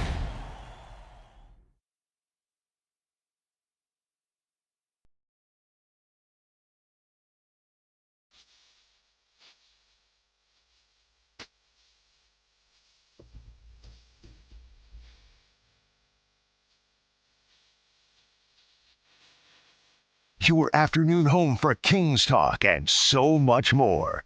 The Drive Guys on Sacktown Sports. We've been talking so much about the draft this week. For obvious reasons, we'll continue to do that today. Top of the hour, Jeremy Branham joins us, basketball play-by-play voice, University of Houston. But one of the stories that's been going on that we haven't addressed much It has to do with the Giants and Buster Posey and the media. We've touched on it, but I just want to make sure we address it here before we move on and get back to the draft, Alan, because the reaction from the media in the Bay Area is fascinating, and there's people saying now that it's not just a matter of maybe Buster Posey and Tony Vitello being in over their heads a little bit. It's a matter of, according to Andrew Baggerly, of a Giants' lack of institutional control. And this is, okay, when Buster didn't want to talk to the media about Pride Night, here's why I think that's really potentially a problem. And Andrew Baggerly touched on this, and I'd thought about it too. You know, there's people that think Pride Night is wonderful. I'm one of those people. There are people that think you shouldn't force that on the players. I don't feel that way, but I know a lot of people do. There's no way those two sides are ever going to go, oh, okay, we're okay. You know? Yeah. But here's the thing. The organization celebrates Pride Night. When Buster Posey comes out and says, I'm not going to answer that, you open up the possibility. I don't know what the fact is, but you open the possibility that I had thought of and that Andrew Baggerly mentions of, wow, maybe not everybody on the organization is on board with that whole thing. Yeah. That's a bad look. Again, it's not a bad look because, well, he has a right to do that. No, if you got the organization going like that, that's bad. Yeah, and I have no clue. I have no clue what they're going to do next year about it. It was interesting when Larry Baer went on the flagship. He basically said he was basically trying to cover for Buster, right? Yeah. But he did also say that only, I guess, every team besides the Rangers celebrates Pride Night, but only 2 teams wear the Pride Night hats.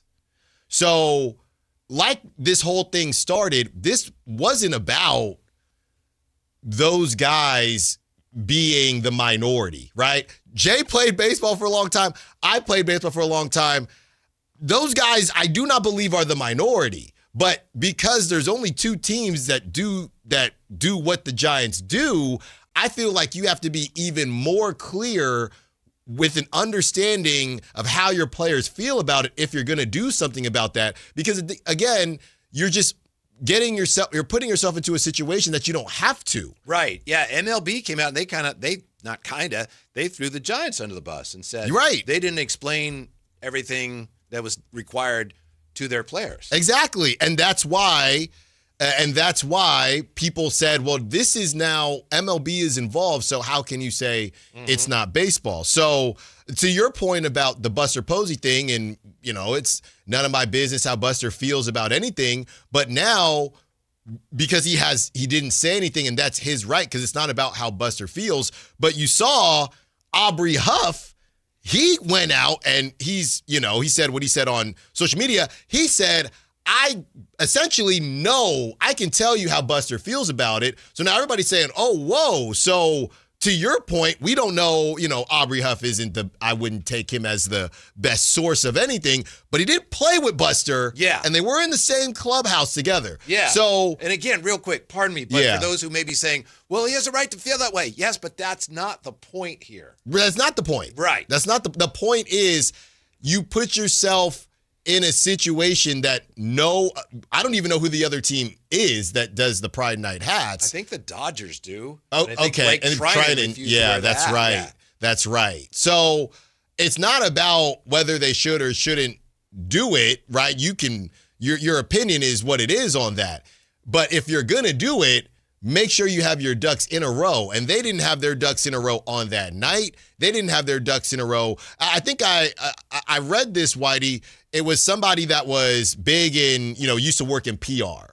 And they said, you never let a 3-day issue last more than 3 weeks, right? A 3-day issue should be a 3-day issue. Yes. And this could have been a 2-day, 3-day issue. And it's still lingering with kind of a, well, what do they really think? What are they doing? Yeah. So, and now I saw my guy, Julian McWilliams, who covers Major League Baseball for CBS. It's just the same theme of whenever we hear about the Giants, it's not about baseball. It's about something else. Besides the bad bullpen, it's not about baseball. Mm-hmm. It's about Now there's things coming out. Apparently, allegedly, Rafi Devers had a similar situation in Boston where he refused to come out of a game late in a game, but the Red Sox were able to sweep it under the rug. So he's done this before.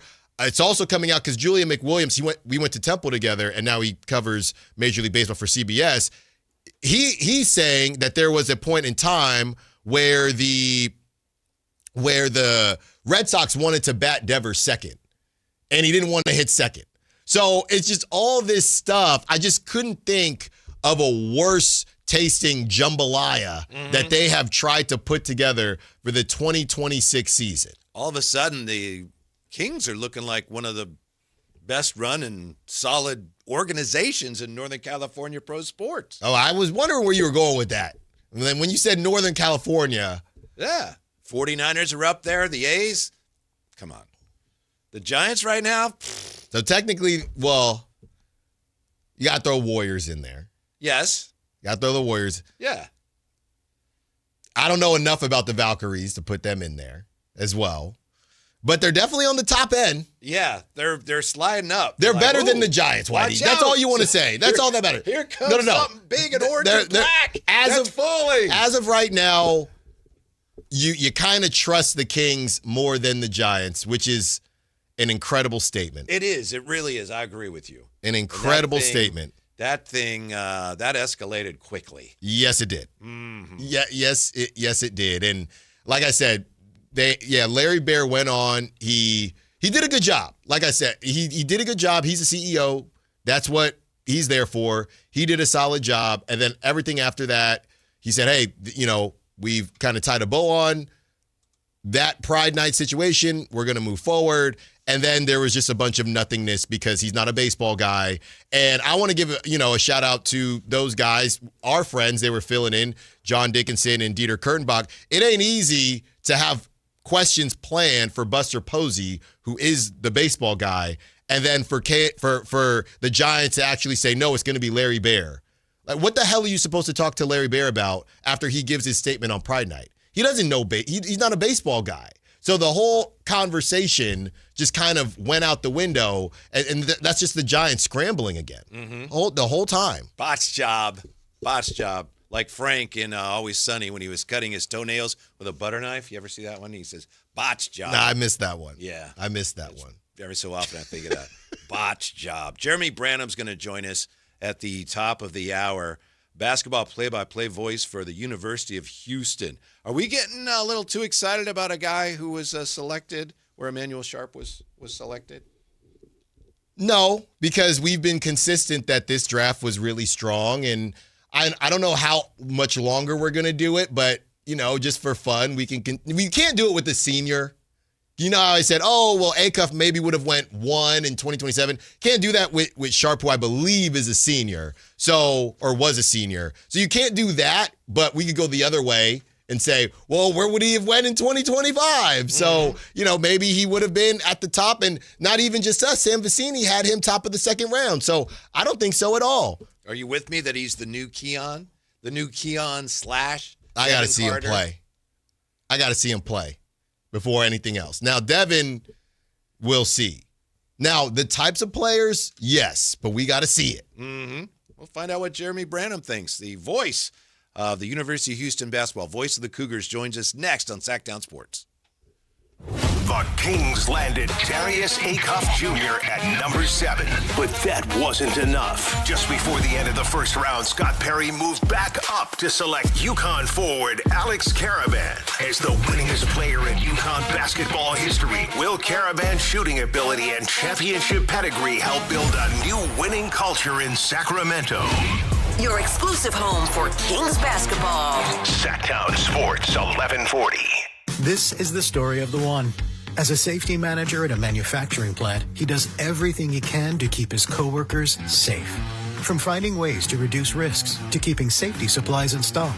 And for that, he relies on Grainger.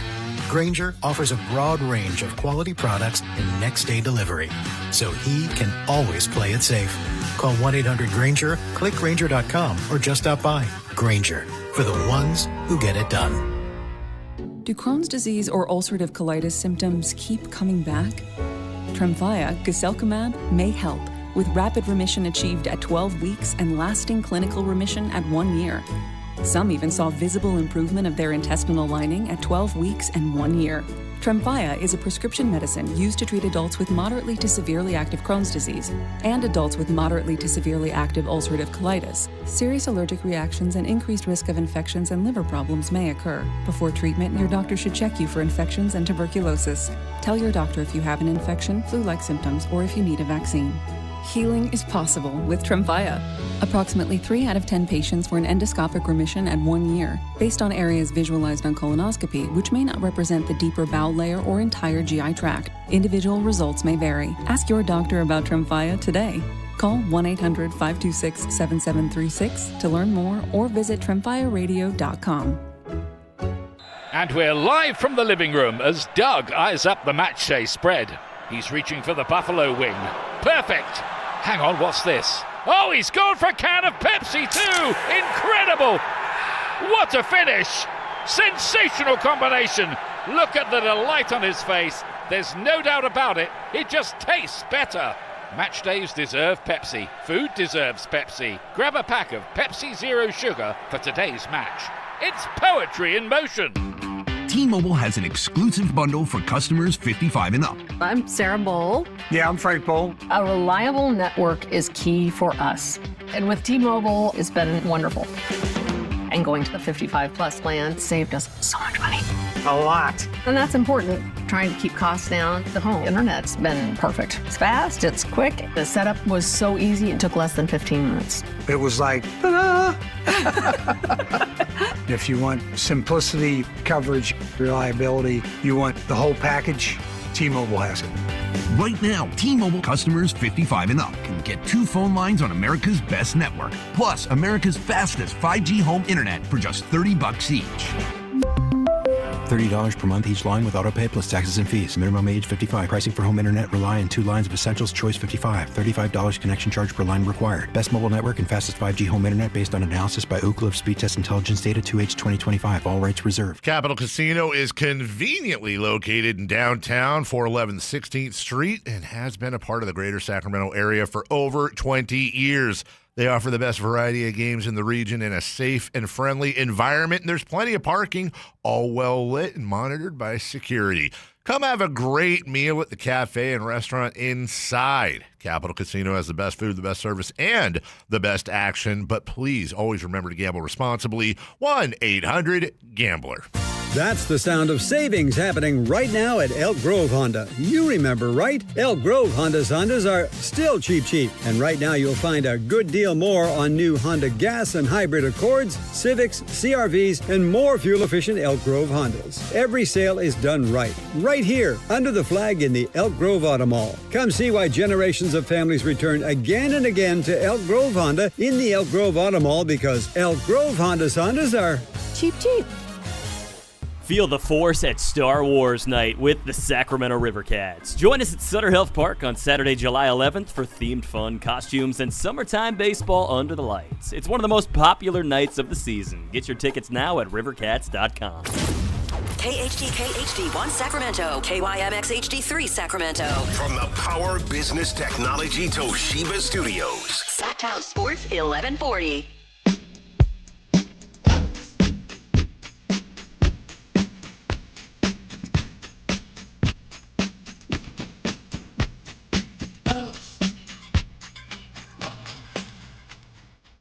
Live and local, it's the Drive Guys.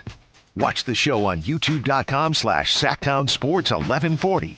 Or listen on the Sacktown Sports app. I think the way Kings fans are celebrating the draft, that celebration is going to rage all the way through the weekend, all the way to the 4th of July, all the way through Summerween, which Allen is celebrating with the Cats tomorrow night. That's right. Yeah. Don't miss that. You can't miss it. Maybe Allen's going to wear a costume. Maybe not. Maybe not. We need more suggestions. We could use more suggestions. Right now, we're going to catch up with the voice of the Houston Cougars, basketball play-by-play voice, Jeremy Branham, joining us with more on the Kings draft. Jeremy, thank you for your time today. How are you? Yeah, I'm doing well. Happy to be on with you guys and talk a little Cougar basketball. Yeah, well, Doug Christie has been talking for a while about wanting to pick up opposing guards the length of the floor. Is Emanuel Sharp the right guy for that kind of job? Length, not really. Little undersized the perimeter, but I think he makes up for it with his shooting and his athleticism and his willingness to play defense. I think he's going to be a good 3-and-D player at some point in the NBA. I don't know if it's right away in his rookie year. But a veteran, has seen a lot of battles, played a lot of high-stakes college basketball games. I think he'll carve out a role in the NBA as a solid 3-and-D guy. Little undersized, though. Yeah.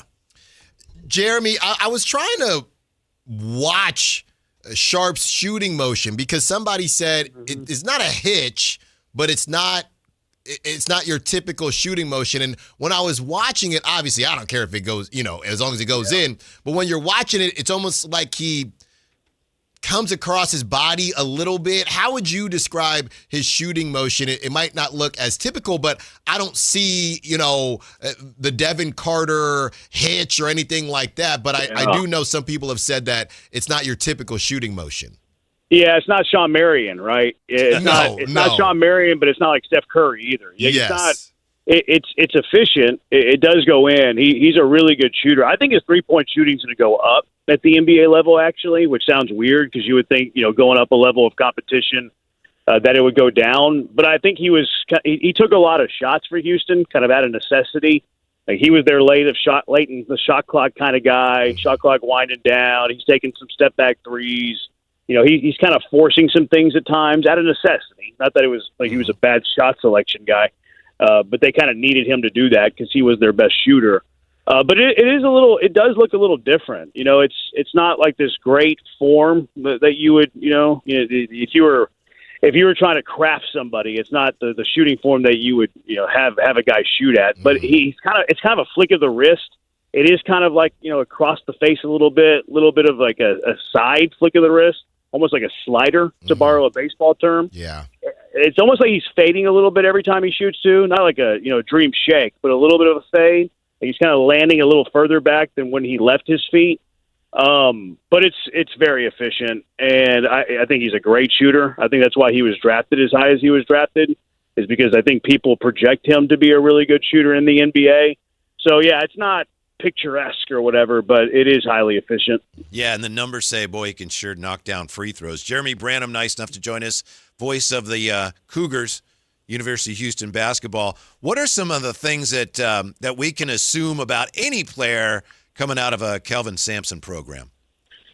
They're going to have an incredible work ethic, because if you don't have a great work ethic with the University of Houston, you're not going to see the floor. You better have a commitment to defense, because if you don't have a commitment to defense, you're not going to see the floor. But you also have to be good on the defensive side. There's a lot of guys that are committed to defense, but they're not any good at defense. And if you're not good at defense, you won't play for Kelvin Sampson. You have to be willing to play incredibly hard, diving for 50-50 balls, trying to outwork the competition. That's something that U of H hangs their hat on, very much a lunch pail program. We're going to be the toughest team wins. So all of that stuff, kind of the high IQ too. Sampson's a guy who he teaches you not only the fundamentals of the game, but how to have a high IQ when it comes to it. Because if you don't have that, he'll let you know about it. So you kind of get beaten into you over time. And he's played a lot of games under Kelvin Sampson and didn't leave, right? A lot of guys, it's very easy to leave nowadays. He stayed and wanted that because it helps you. So, no, Kelvin's one of the best coaches that I've ever been around. I think he's one of the best coaches that we've seen in this generation of the college game.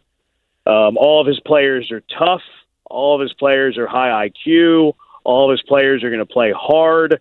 All of his players are going to do everything that an organization wants. Jeremy, I was grinding some film as I was doing this whole he grinds draft. A lot of film, Jeremy, at least that's what he tells us. A lot, Jeremy, this whole draft season.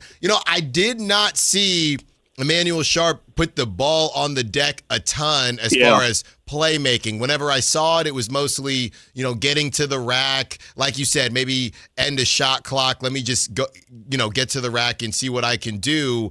As a secondary ball handler, I know Kingston Flemings was doing the lion's share of the ball handling for Houston, but as a secondary ball handler, can we expect Anything from Emanuel Sharp there, or is that really not his bag of tricks? I can tell you're watching a lot of film because I think that's pretty accurate. No, I that was probably the weakness of his offensive game coming into his senior year is that, he was more of a shooter than a scorer. He didn't have a great game going to the rack, finishing at the rim, stuff like that, or even a pull-up game, right? You don't have to go to the rack, but if you get chased off the three-point line, how are you going to score? Sometimes it's the pull-up game. Sometimes you knock down a 15-footer. So I do think that he developed in that area more his senior year than the previous 3 years just because his role changed a bit. He was with Jamal Shedd for part of his career, L.J. Cryer part of his career. Houston 2 years ago had a pretty good low post game too. So I think his senior year, he tried to add that to his arsenal in order to become a little bit better of an NBA draft prospect. So he got better at it. I don't know if you would call it good, especially at the NBA level. And I think at the NBA level, he'll actually struggle there, if I'm being completely honest. He's not someone who's going to go finish, at the rack against 7-footers. The pull-up game is probably his best option. Haven't seen a whole lot of that. Now, one area where it is a positive is that he can get to the free throw line. He can draw fouls doing that. And like you guys mentioned, very good free throw shooter. But that's why I see him more as a 3-and-D guy. A lot of 3-and-D guys in the league, you'll see they're really good slashers, right? They'll take the open lane, get to the rim, finish at the rim. That'll be something that he needs to add to his arsenal to improve his stock and his value as an NBA player. And I think that's probably where he needs the most work, if I'm being honest. Mm-hmm. That's Jeremy Branham, basketball play-by-play voice of the Houston Cougars. As you said, Jeremy, you think the main reason he's going to the next level or it's drafted is because of his shooting. Are size and length the reasons why he probably wasn't taken earlier? Without a doubt. I would say his size, length, and then also his ability to finish at the rim. I think those are the three things that stick out the most. I think if he was 6'6", 6'7", he's probably a late first-round draft pick. Mm-hmm. But he's not. He's 6'4". He doesn't really have ball hand. He's capable of handling the ball, but I don't think you'll see him run point guard at all in the NBA. So he's a two guard. He's a three guard. He's a wing. Now I do think that his competitiveness and his on-ball defense will benefit him and maybe be able to diminish the fact that he's a smaller wing. Probably closer to 6'4". He's a bulldog. I remember one play at BYU this year. I think if you were looking at a standout defensive play for Emanuel Sharp, it was whenever he was defending AJ DeBonsa in Provo this year. And AJ was a great player. I would have drafted him number 1 too. He was scoring at will against Houston. There was one play where he had the ball up on the perimeter, and Sinak actually was defending AJ early in the game, but they switched it because AJ was having a pretty good day against him. So you had Sharp, 6'3", 6'4", defending DeBonsa 6'7", 6'8". There was one play where DeBonsa had it at the top. Sharp ripped him. He goes coast to coast, finishes at the rim. Call it a dunk, call it a layup, whatever you will. But he's a bulldog defensively. He's going to fight. He's going to be a grinder. He's not a super athlete. He's athletic enough, but he's not this super athletic, freak of nature. But he fights. He is a bulldog. He is a grinder. He's going to get down into stance. He's going to every defensive possession, he's going to give it all he's got. So I think you'll appreciate how hard he plays. Jeremy, we got to ask, do you have an NBA comp for him at all? Anybody that you can squint and make the Kings fans excited about what they have in Emanuel Sharp or what he could be? Because he's an undersized 3-and-D guy, which you don't see a lot of that in the NBA. His body, I think, is more. I don't think he has the bulk of Lou Dort, but I don't think Lou Dort's the shooter of Emanuel either. So he's pretty unique in that he's an undersized 3-and-D guy. I do think he has a chance to be like a 40% NBA three-point shooter. Not that he's going to do that right away. Not that he's going to do that in his rookie year. But I think he has a chance to be that. I don't think he's ever going to be the best offensive player on a really good NBA team, but I think he can carve out that role where he's one of the top role players on a really good NBA team. I have a tough time coming up with a comp on him, but I envision his role being a 3-and-D top role player on a really good team that has the capability of eventually, and maybe it comes sooner than I think, of being a 40% three-point shooter. Yeah, he kind of reminds me, Jeremy, based on what we know a little bit of a guy we had here, like maybe a slight upgrade from Keon Ellis, who was a smaller, good shooter, good defender. So that's one thing I'll be keeping an eye on. Jeremy That's Branham. a good call. Yeah, nice enough to join us. Listen, we thought there was a very good chance that the Kings would be bringing in Kingston Flemings. What kind of pro do you think he's going to end up being? Yeah, I'm fascinated to see. I think Kingston Flemings is incredibly athletic. If you were to, ask me what is his top attribute, I would say it's his first step. I think his burst is about as good as anybody you'll see. Not to say he's going to be the pro that Russell Westbrook was, or the pro that Derrick Rose was, but I think the one area that he would be most similar to those guys is his first step, which, that helps, right? Get by your defender, you can get to the rim. He's a good finisher at the rim. He's long. I think he's longer than people think. People look at his measurables and, okay, he looks a little undersized, stuff like that. But I think he's got really long arms. He's got a really long reach, and he also has hops. So if you have hops, you can overcome that a little bit. He scored more at Houston than I think a lot of people thought he was going to do. He kind of came in as more of a true point guard, moved the ball around, which I think he's capable of doing. But I think out of necessity, Houston wanted him to score a little bit more than people thought he was going to do. His shooting is something that people look at as a weakness. In a similar vein as Emmanuel, it's not this prototypical form, but it has been effective. Emmanuel's a way better shooter. But I think Kingston's going to be able to shoot good enough to be respected, especially out on the perimeter. It might not look pretty. It's kind of a slider, really. He shoots a slider. He shoots it across his face. Yeah. It doesn't really have a ton of rotation. But his first step, to me, is what sets him apart. I've done U of H basketball. I think this is my 10th year. So I've seen the DeBatzes. This year I saw Darren Peterson.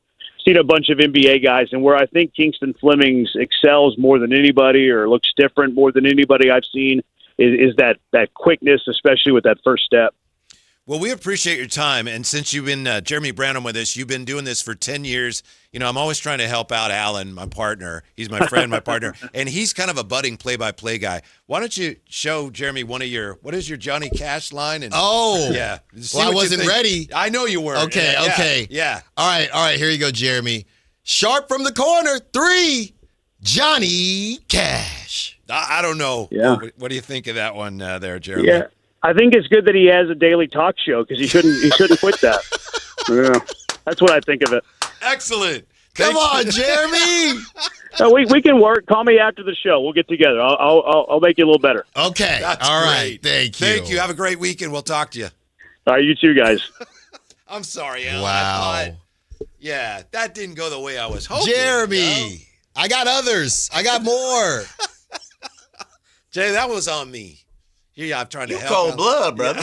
Yeah. Jeremy, come back. I got more. The best thing was Alan's like, I thought he'd go, no, I don't want to do that. But he was like, okay. Yeah.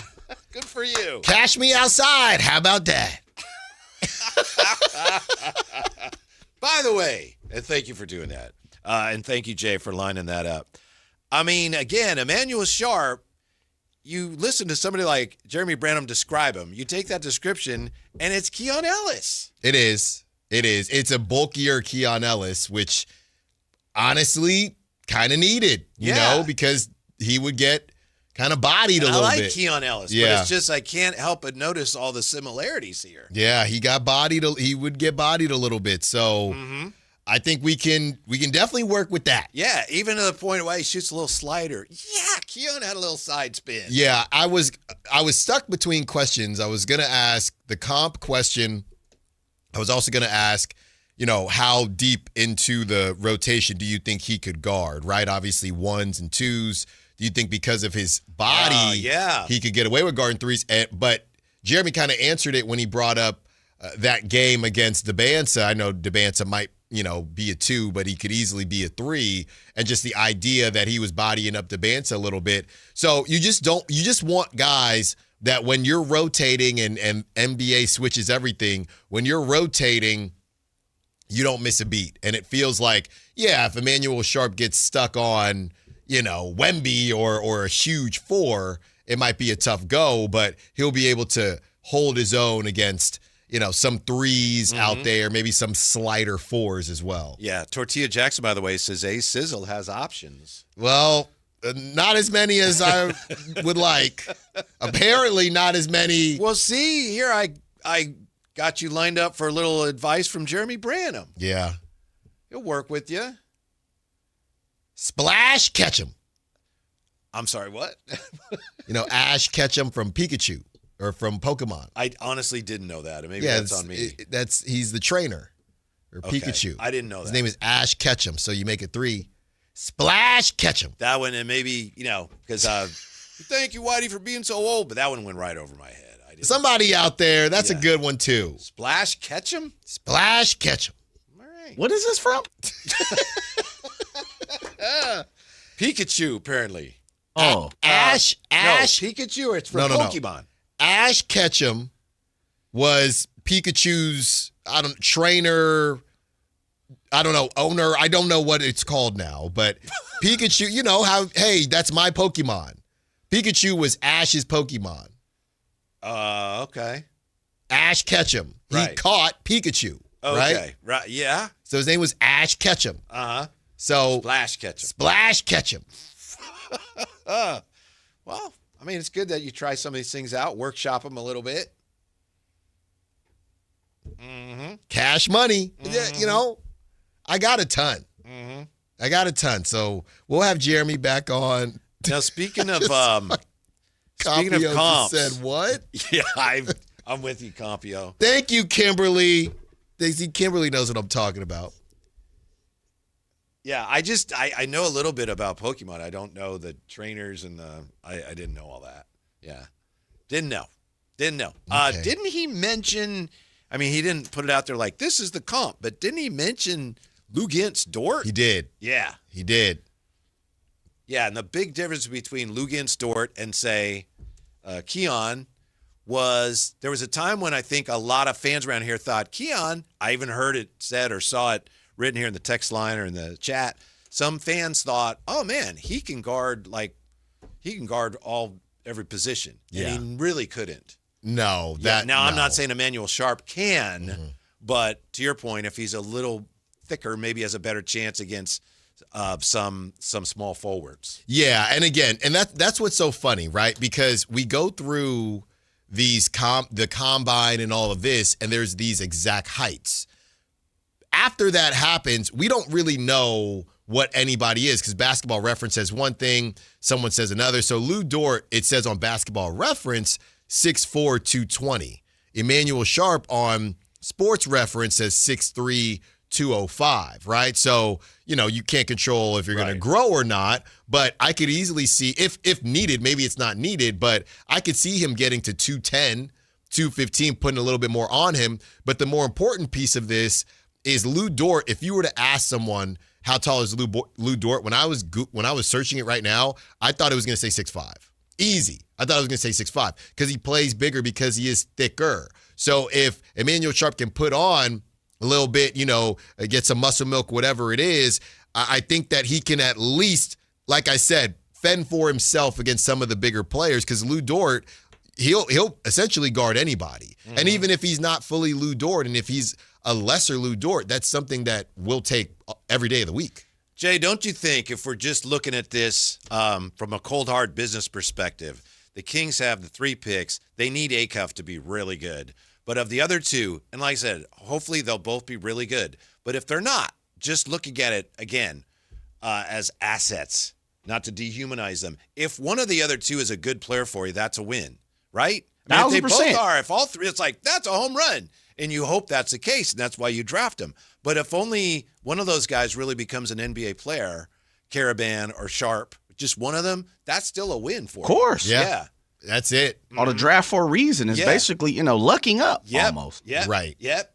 Once things kind of come back to reality a bit and everyone gets an A for their draft board and all these guys, unless it truly is the best draft ever. Now, again, when we talk about how good this draft is supposed to be, there is a line. And maybe that line is about the 25th pick, right? Hey, this draft was incredible. After pick 25, it was more normal, but the first 25 or whatever mixed in there were pretty incredible. So we don't know, to your point, Whitey, if we don't walk away with 3 hits and you walk away with 2 instead of 3, that's still really good, even if this is supposed to be a historic draft. There are levels to things. You got to be a little realistic here. Mm-hmm. How good do you think DeBonsa's going to be? You know, we've said, well, there's really no savior, really no clear Cooper Flag, Wemby type player in this draft.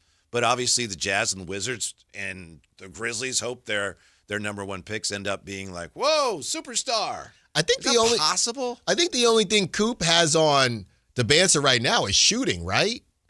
Maybe a bit of a better handle. Because they tried to do the Cooper Flag point guard thing. I don't think anyone would even try that. I think DeBonsa's a little more raw. Not quite as developed, but in some ways he's got more upside. Yeah. Yeah, I agree with that. Yeah. I think he could get him.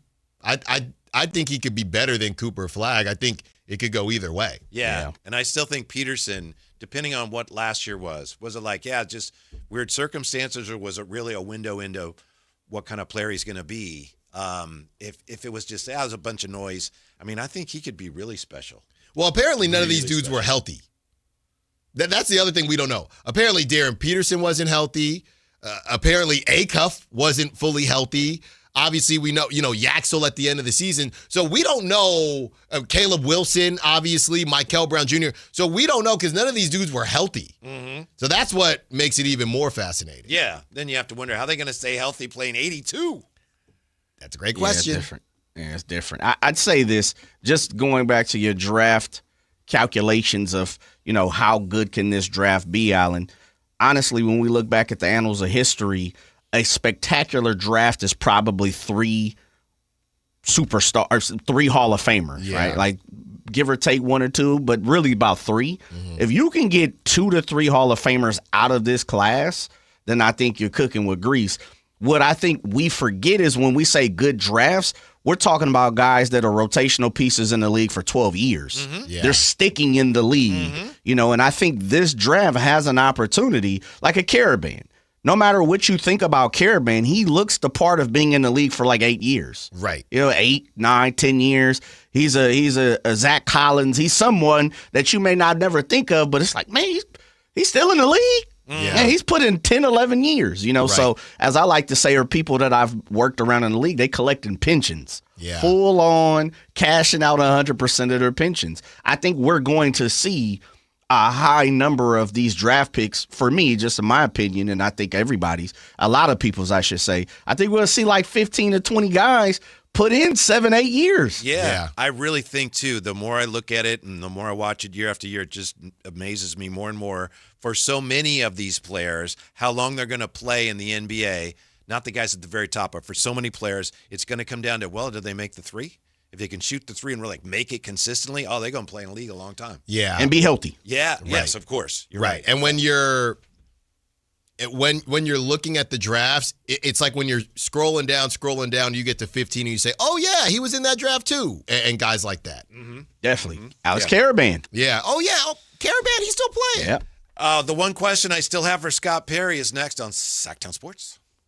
The Kings landed Darius Acuff Jr. at number 7. But that wasn't enough. Just before the end of the first round, Scott Perry moved back up to select UConn forward Alex Karaban as the winningest player in UConn basketball history. Will Karaban's shooting ability and championship pedigree help build a new winning culture in Sacramento? Your exclusive home for Kings basketball. Sacktown Sports 1140. Sacramento weather is brought to you by Elk Grove Honda. I'm Tamara Berg in the KCRA 3 Weather Center. Your Friday forecast framed up with sun and clouds passing by. Temperatures this afternoon will be unseasonably cool. Highs across the valley in the lower 80s. It'll be a breezy afternoon, and it'll still be occasionally gusty during the day on Saturday. You can get the latest forecast on the KCRA 3 News and the KCRA 3 app. Cheap, cheap. That's the sound of savings happening right now at Elk Grove Honda. For more than 50 years, Elk Grove Hondas are still cheap. You'll find us under the flag in the Elk Grove Auto Mall, Highway 99 at Elk Grove Boulevard. Elk Grove Hondas are cheap. Sacktown Sports on location. What's up, guys? It's Kayla, and I'm out here at the Cal Expo for the MoonPay X Games 2026. The X Games back in Sacramento for the first event of the 2026 season. So come join me and the Sacktown Sports crew to help kick things off. You can watch the best BMX, skateboarding, and Moto X athletes in the world go head-to-head to begin their chase for a championship. Plus, the action doesn't stop when the sun goes down because we've got live music from Cascade later tonight and performances from Mustard and DJ Subtronics on Saturday. From men's and women's park and street events in BMX to skateboard vert and the Dave Mira BMX Best Trick Competition, this is a full weekend of world-class action sports and musical performances on deck. Not to mention other sponsor events and festival experiences all weekend long. So don't wait. Get your tickets now at xgames.com and get down here to Cal Expo for the MoonPay X Games. We'll see you there. You're listening to Sacktown Sports, 1140. Your concert lineup is stacked with can't-miss shows on the Sacktown Sports Live events calendar. It all starts July 19th when country legend Willie Nelson takes the stage at Ironstone Amphitheater. Then Cole Wetzel rocks Lake Tahoe Amphitheater at Caesars Republic July 24th. August heats up with Santana and the Doobie Brothers at Toyota Amphitheater August 8th. The Sacred Souls at Hard Rock Live Sacramento August 12th. David Lee Roth at Thunder Valley August 14th. And a huge night August 16th with Kane Brown at Ironstone Amphitheater and Toto at Toyota Amphitheater. Keep it rolling August 19th with the Black Crows and Whiskey Myers at Toyota Amphitheater. Ty Myers takes over Lake Tahoe Amphitheater August 22nd. September brings Sack Top for 2 back-to-back nights at Lake Tahoe Amphitheater September 11th and 12th. Then don't miss Leonard Skinner October 2nd at Ironstone Amphitheater and Ashley Cook October 10th at Ace of Spades. Stay up to date with every show on the Sacktown Sports Live events calendar. Find all the details at sacktownsports.com.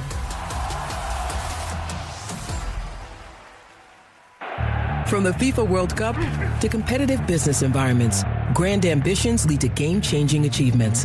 At Bank of America, we're there to support businesses at every step, providing insights and expertise to help you gain an edge. He shoots, he scores! What would you like the power to do? Explore winning business solutions at BofA.com/gamechangers. Bank of America, official bank of the FIFA World Cup 2026. And the match is about to begin. Most of the team is out with COVID-19, so there'll be some substitutes tonight. What's this? We have an unexpected guest on the field. It's a dog. Well, they could do with extra players. She's going for the ball. Are front paws hands or feet? Soccer season is full of surprises, and COVID-19 could be one of them. If you test positive, prescription medications may help. Ask your doctor if they're right for you. Learn more at PfizerForAll.com. Sponsored by Pfizer.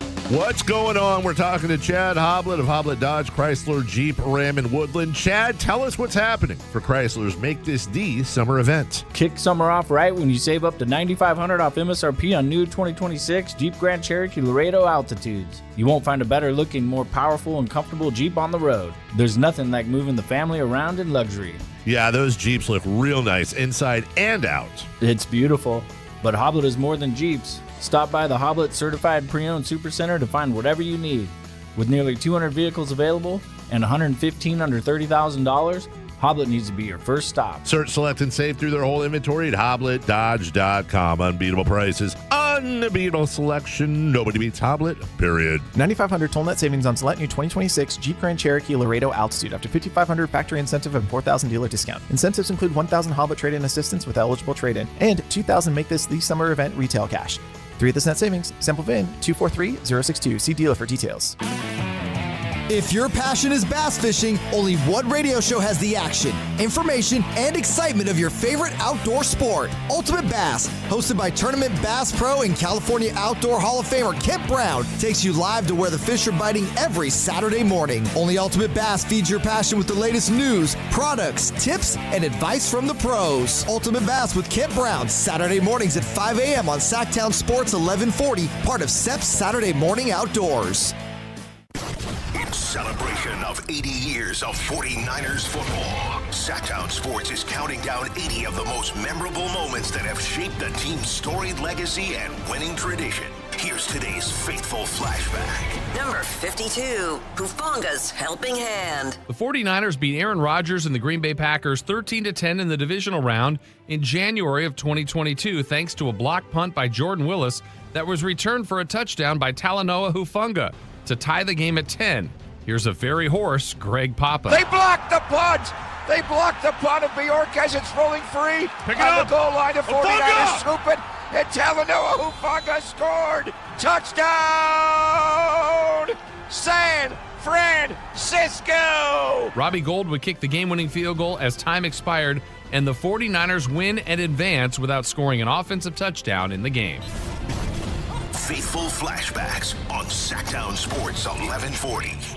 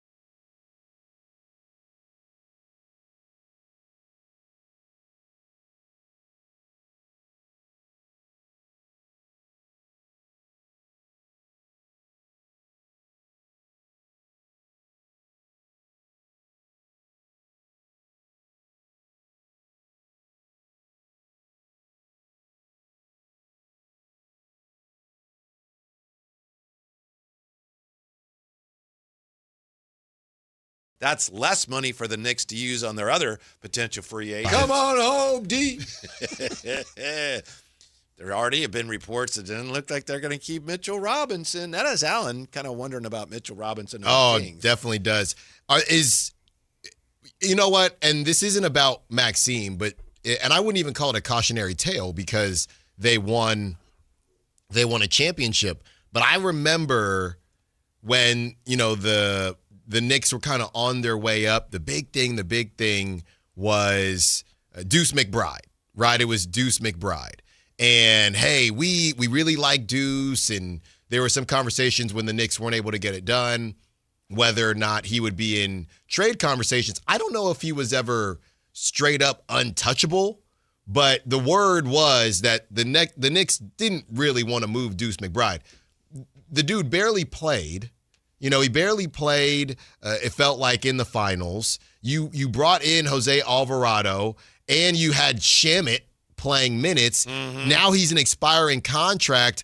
I'm not saying that the Kings should, go after him or anything like that, but it's just interesting how these guys, and I know, look, they drafted him 36 overall in the second round. So, it was one of those things where, well, we think we might have something here. I don't know if, had a really good rookie season, whatever the case is. But now all of a sudden, I don't even know where he's at in the rotation. Yeah, it's a good point. Alvarado, to me, is just one of the most incredible players you'll see. He's nowhere near the best player, obviously, but a guy who's that small can have such an impact at times. Not every game, but in the big comeback the Knicks had in Game 4 when they came from 29 down, he had 8 points and 3 assists in the fourth quarter. And I'll never forget this when I think of him. I remember a game here, that year New Orleans just beat the stuffings out of the Kings.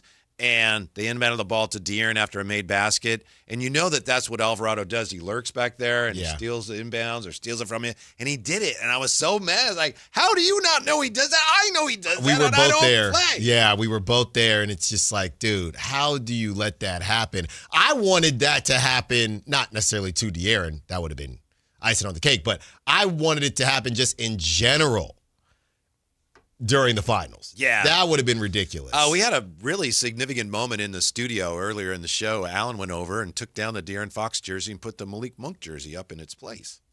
Yeah, I turned it around. Now we, hear no evil, see no evil. Mm-hmm. So now we're good. We've moved on. Yeah. And when we get Acuff, we got space. Nobody has to come down. But yeah, when we get Acuff, he'll be front and center somewhere. Yeah, he has to be one of the featured jerseys. Has to be. We got to stay.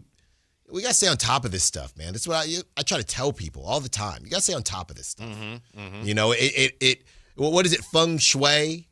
right? Yeah. I don't, I know my what house. that is, but I don't know that I can explain it. My house, how your house is. We're vibing in the 916. Well, we definitely are. But, how your house is organized and, hey, you don't. Flow. Yeah, you don't sleep, don't sleep with your head towards the door. I don't know. It was either the head or the foot, one of them. But my point is, you got to keep things fresh, and we've moved on. Now I'm not sure, so I'm just going to go parallel to the door. That's probably a safe smart. way to play it. I think, I got to ask my mom. It's one of them, though. And she told me this, because, your parents will get on kicks. Alan, feng shui, you can't sleep with your feet towards the door. Well, Mom, I'm not switching how I sleep because you read an article one day about something. But Didn't somebody have much help of an me. Impact on you if you can't even remember. I'm pretty sure it was it was one the head or the foot. I remember reading years ago that you shouldn't have your head facing one direction, but I don't remember which direction it was. That's right. Yeah. Or you mean in your room? I just mean in life geographically. Never have your head facing north or south. I don't remember what it was though. Well, with my mom's her Jason Bourne type job, to this day, when I sit in a restaurant, I can't sit. She would never sit with her back towards the door. Oh, I'm like that. I'm like that too. Yeah. Can't do it. Right. Won't do it. Right. Cannot do it. Mm-hmm. So every time we go sit down restaurant wherever I'm at. Now now my wife knows. But just in general. I always got my 2s, my 12s, and my 6s. Mm-hmm. No, I'm with you on that. You got to stay there. I don't have the training you have, but I'm with you. It's extensive, and I'll give you some of it. 279, we were talking about Emanuel Sharp gaining some poundage to be Lou Dort. No interest in fat Emanuel. What? Why? It's just 15 pounds of muscle. These dudes are going to gain weight. I know they're old. I know I've been the captain of stop drafting older guys, but you are still gaining muscle at 22 years old. By the way, Tortilla Jackson says, sign Mitchell and Shamet. Tortilla, I don't know if you were listening, but I just brought up the possibility of Mitchell Robinson and the Kings, and I know Ian Begley was talking about it in New York, and Allen tried, unsuccessfully, to shut that down. No, I did. He tried to turn that off at the spigot. No, I did. And I don't know why. Nobody is checking for that. Nobody is checking for that. That's not moving anyone. Okay, let me ask everyone. Since y'all want to do it, it's a very simple question. You can only sign one because you probably can only sign one. And right now, you might not even be able to do that. And right now, you can't sign either. You know who I'm going to ask. Well, it's your boy Mitchell Robinson? Uh-huh. Or your boy Precious Achiuwa? That's an easy one. It's Mitchell Robinson. Wow. See how Precious. That's easy. See how they turn on you, my boy. He'd probably say the same thing. Hey, Precious, I wouldn't do that to you, my boy. Precious. Uh-huh. I'm just letting Precious Alan, know. that is an easy one. Precious, you hear this? Telling you, man. I kept it real from day one, Precious. See how they flip on you for the new shiny toy? How much do you think Precious is going to sign for wherever he goes? Hopefully here. What did Alvarado get? 3 years? Was that 3 years? He got 14? Like between 4 and 5. Is Precious getting more than that? I don't think so. I say no. Yeah. How much is 2 Mitchell years, Robinson 10 mil? get? 2 years? What's Mitchell Robinson going to get from somebody? I'm going to say 3 for 45. Yeah, based on you give him 90. 3 for 90. Your guy Keith Smith says about 15 mil a year. Look, me and Keith is on point. Yeah. Yeah. Why is 45. Mitchell Robinson getting 15 mil a year and Precious is getting maybe 6, and you're saying, who would you take? Oh, whoa, you hear that, Precious? Well, Why is that, Alan? No. I was asking you because you're representing this group of the fan base that don't seem to understand how rosters work. I'm not assuming that you yes. can just. You think this unlimited? Whitey's acting, Jay. Come on, and he knows what he's doing. It's an unlimited roster. Hey, we're gonna be in Vegas. It's a buffet. Just keep eating. You can eat all you want. Let's just add every player. Trade that guy somewhere. Okay. Get some assets and free up some cap space. And keep both of them. You got to take some cash back. And sham it. Yeah. 916 Nick. That's right. If Mitchell Robinson, he was one of the ones that started us on that path. which the whole 916 Knicks. It was one of the early things. We said, Mitchell Robinson, and you at the time said, yeah, that's right. Because it was about the time that the story came out in May that the Kings could have interest in him. Okay. You started your whole 916 Knicks, and I remember throwing out and you going, yeah, that too. What happened to that, Alan? Whatever happened to him? What happened is every player that's getting thrown around that Scott Perry ever had a conversation with, there's a level of interest. Mm-hmm. It's too much now. Alan's got to go. He's got to head out to the River Cats game, but Jay and I'll take you the rest of the way. When we come back, just wondering how much better Kings fans are feeling about the state of the team than they were a week ago. Also, we got another guest coming up top of the hour, too. All that next on Sacktown Sports. The Drive Guys with Kevin Gleason and Alan Stiles on Sacktown Sports 1140. You thought Carmichael Dave was done with his food and movie analogies? Think again. You know what Bad News Bears was? Bad News Bears was the McDonald's double cheeseburger of baseball movies. Like, hey man, I'll eat it. It's good. I enjoyed it. Not my top 10 of fast food burgers, but I got nothing bad to say about the McDonald's double cheeseburger. It's come through the clutch. Your local sports leader, Sacktown Sports 1140. Toyota's 4th of July sales event is on. This is the season for more.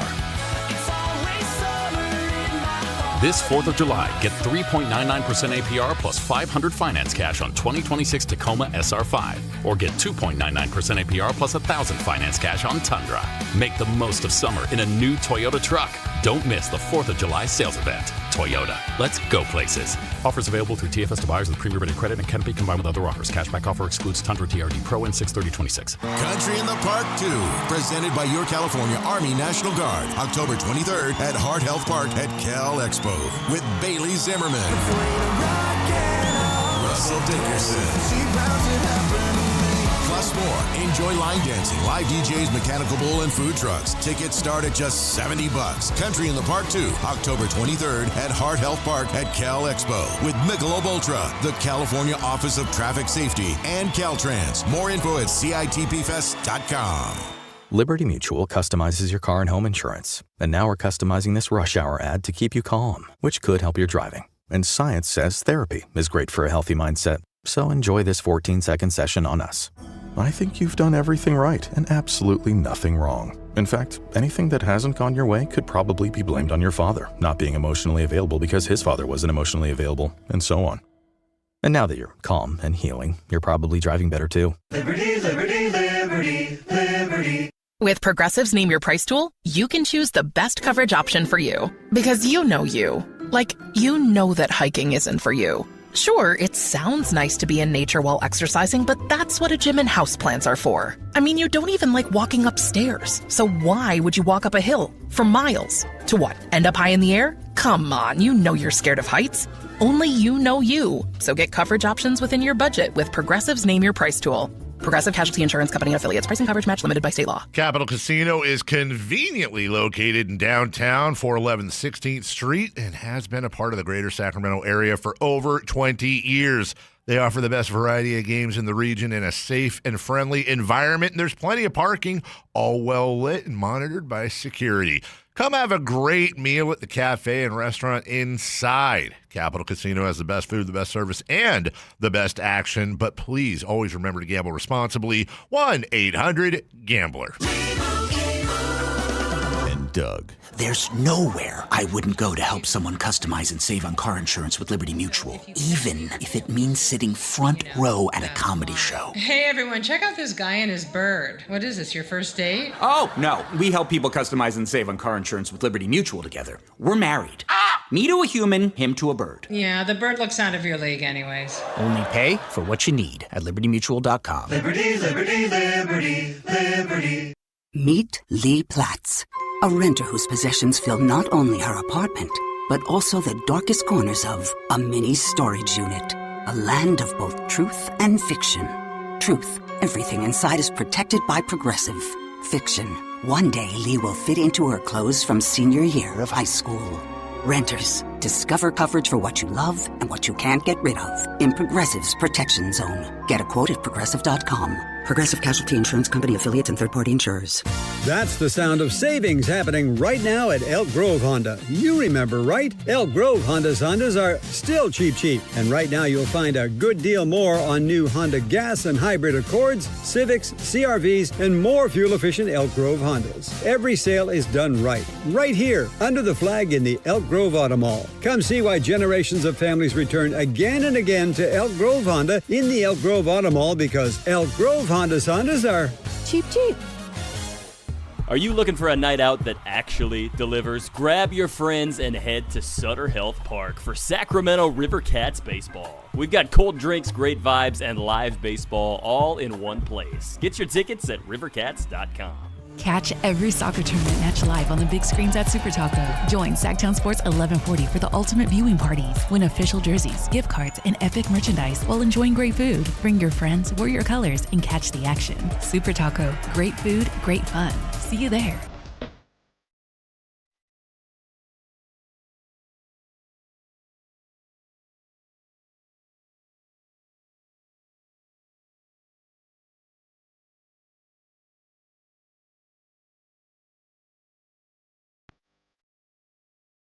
Your afternoon home for Kings talk and so much more. The Drive Guys on Sacktown Sports. Alan's on his way to the River Cats game. He's got some MC duties. He said that's why he's leaving. I think he's leaving because I was just running circles around him today, Jay, on the Mitchell Robinson thing. He's starting to get dizzy. He's like, I got to get it out of here. So you ran it out of him on a Friday? I think that may be what happened. Speaking of these rumors and quote-unquote reports, here's another one popped up today. This is from Jake Fisher, and this has kind of been an ongoing story that goes nowhere. Via Jake Fisher, the Sacramento Kings said no thanks to Ja Morant and would require the Grizzlies to include draft picks in any trade. As I said, that's per Jake Fisher. So I think that's been an ongoing thing. I don't know exactly when the latest conversation they had is, but this is one of the reasons why I was getting perhaps more irritated than I should have at the Ja Morant to the Kings talk, because it was crystal clear that the Kings wanted some draft capital to take on Ja, and Memphis wanted some draft capital from the Kings. And so it's just a non-starter, so it wasn't going to go anywhere. So, yeah. I don't know where Ja's going to end up. Yeah, it's interesting because he's kind of the, I don't want to say forgotten star, but it feels like it's been a little lukewarm on his name when it comes to trade. Yeah, maybe even a little. Yeah, it could be. I always thought the Kings would see how the draft would fall out first. A lot of times we talk about draft trades happening on the day of because you kind of see your guy, you move up, move down, things like that. But I always figured I guess the worst kept secret was Darius Acuff, Kingston Flemings were on the Kings' radar, Whitey. So I figured they would probably see how the draft plays out, see if they'll get a point guard because where they were at, there were 3, 4, 5 different guards in motion. And then if they were to strike out or move back to get Amara, Kareem Lopez, now you start to have that conversation about Ja Morant. Mm-hmm. My sense is that the Kings, their whole interest in Ja really was, hey, we're interested in taking your distressed asset if you're going to make it worth our while, if you're going to give us a little something just for assuming that risk. And if Memphis was not interested in doing that, as it appears they were not, then the Kings were, okay, no thanks. But we'll see, obviously, where that goes. And I hope, because I loved watching Ja play when he was in his prime.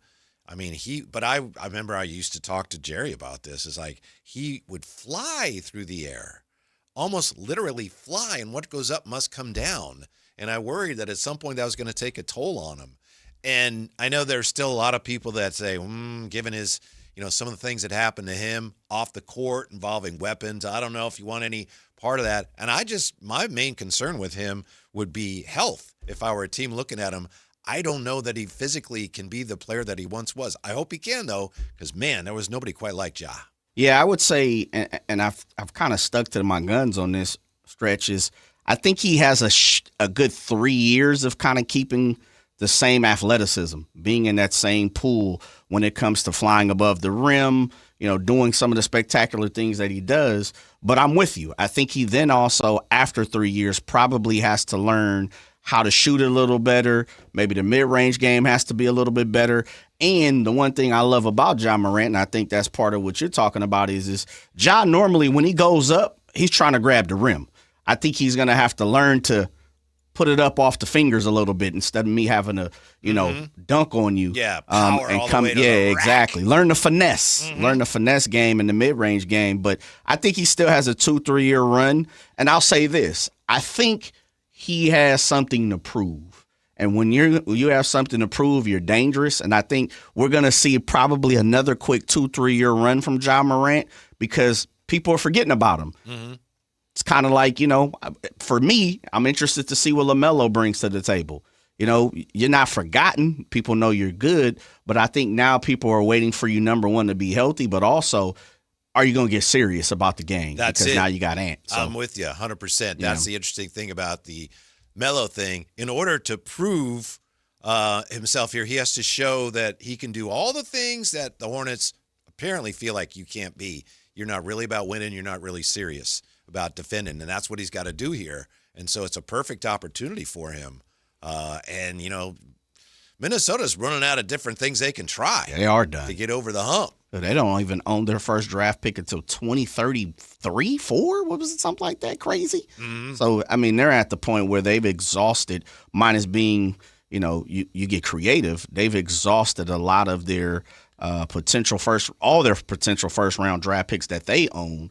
I even believe that. Don't we have one of them? Don't the Kings have one in 2031? Yeah. It's a nice one too. Yeah, just unprotected. Right. Yeah. I'm like, I think we got from the Spurs. It's right? Is that the Spurs? Yeah. Yeah. So in the De'Aaron Fox trade. Right. So there you go. So we may be needing them to tank a little bit, and then Anthony Edwards, Melo, bye. Melo wants to come to L.A. Anthony wants to go back to Atlanta with the Hawks or something. But getting back to Ja, I truly believe if he is who I believe he is or who I think he is, he's sitting at home and he's watching Trae Young. He's watching, guys get traded, the Desmond Bains of the world get traded and say, oh, you forgot about me?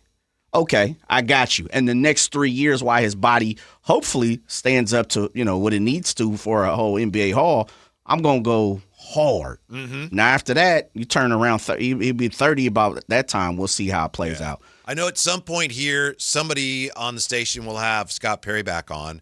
We're looking forward to that. Maybe we'll run into him at Summer League.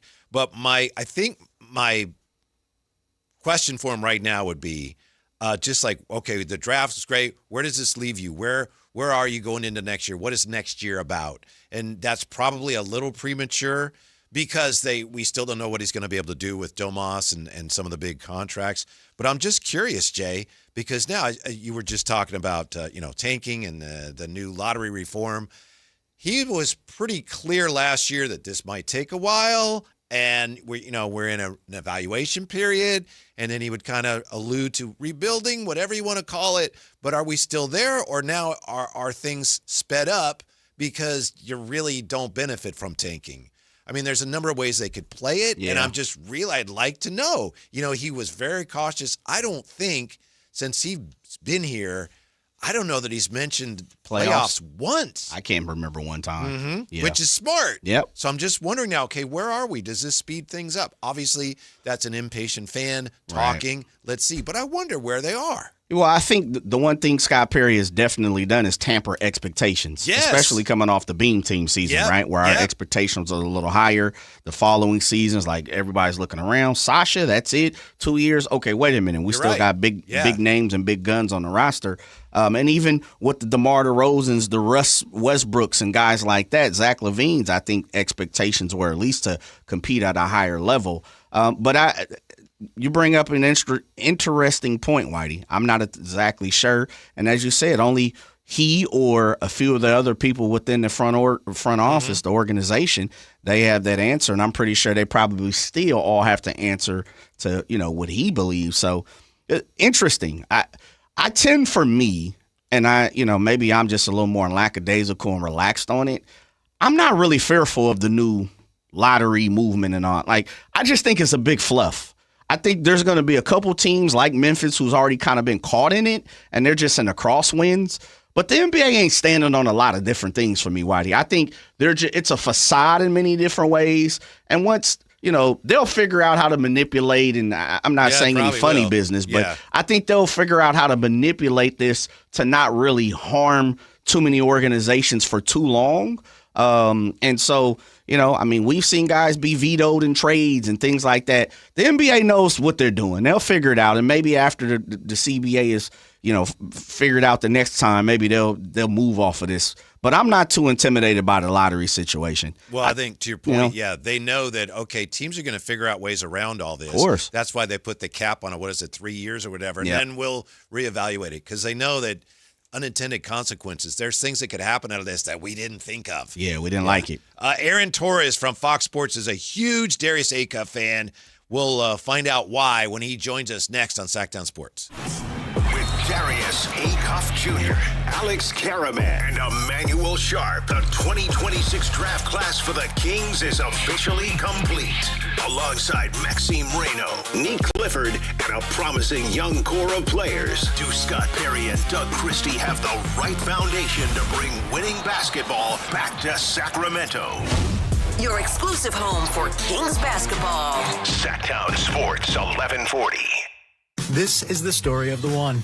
As a safety manager at a manufacturing plant, he does everything he can to keep his coworkers safe. From finding ways to reduce risks to keeping safety supplies in stock. And for that, he relies on Grainger. Grainger offers a broad range of quality products and next-day delivery, so he can always play it safe. Call 1-800-GRAINGER, click Grainger.com, or just stop by. Grainger, for the ones who get it done. Sacktown Sports on location. Hey, it's Kayla Anderson, and I'm here at Cal Expo for the MoonPay X Games 2026 back in Sacramento for the first event of the 2026 season. So come on out here, join me in Sacktown Sports as we kick things off. You can watch the best BMX, skateboarding, and Moto X athletes in the world. Plus, the action doesn't stop when the sun goes down because we've got live music from Cascade later on tonight and performances from Mustard and DJ Subtronics on Saturday. From men's and women's park and street events in BMX to skateboard vert and the Dave Mura BMX Best Trick Competition, this weekend, everyone, is full of world-class action sports and musical performances on deck, not to mention other sponsor events going on all weekend long. So don't forget to come down here. Get your tickets now at xgames.com. Get down here to Cal Expo for the MoonPay X Games 2026. We'll definitely see you there. You're listening to Sacktown Sports 1140. Do Crohn's disease or ulcerative colitis symptoms keep coming back? Tremfya, guselkumab, may help, with rapid remission achieved at 12 weeks and lasting clinical remission at 1 year. Some even saw visible improvement of their intestinal lining at 12 weeks and 1 year. Tremfya is a prescription medicine used to treat adults with moderately to severely active Crohn's disease and adults with moderately to severely active ulcerative colitis. Serious allergic reactions and increased risk of infections and liver problems may occur. Before treatment, your doctor should check you for infections and tuberculosis. Tell your doctor if you have an infection, flu-like symptoms, or if you need a vaccine. Healing is possible with Tremfya. Approximately 3 out of 10 patients were in endoscopic remission at 1 year, based on areas visualized on colonoscopy, which may not represent the deeper bowel layer or entire GI tract. Individual results may vary. Ask your doctor about Tremfya today. Call 1-800-526-7736 to learn more or visit tremfyaradio.com. Today on the pod, we're talking to Joan, a method actor and Scratchers enthusiast. So, Joan, what do you like about playing Scratchers? Well, as a method actor, it's about becoming the ticket. Scratching up, down, stage left, stage right. So what's your motivation? Because your performance feels so real. Oh, I was just tapping into my inner Scratchers. Incredible. Yes. Bravo me. Scratchers from the California Lottery. A little play can make your day. Please play responsibly. Must be 18 years or older to purchase player claim. If you have unfiled taxes or are in debt to the IRS, this is important news. Did you know the IRS has programs specifically designed to help people struggling with tax debt? Powerful tax assistance programs that can save you thousands if you qualify. No one knows these programs better than the experts at Optima Tax Relief, America's most trusted tax resolution firm, A-rated by the Better Business Bureau. Their award-winning tax attorneys and licensed professionals have resolved over $3 billion of tax debt for their clients. One call to Optima can start the process, helping to put an end to your worries about wage garnishment, asset seizure, and other aggressive IRS actions. Find the best options to solve your tax problems. Call the experts at Optima Tax Relief today for a free consultation. Call 800-375-2922. 800-375-2922. 800-375-2922. Optima Tax Relief. Some restrictions apply. For complete details, please visit OptimaTaxRelief.com. KHD1 Sacramento, KYMX HD3 Sacramento. From the Power Business Technology Toshiba Studios. This is Sacktown Sports 1140.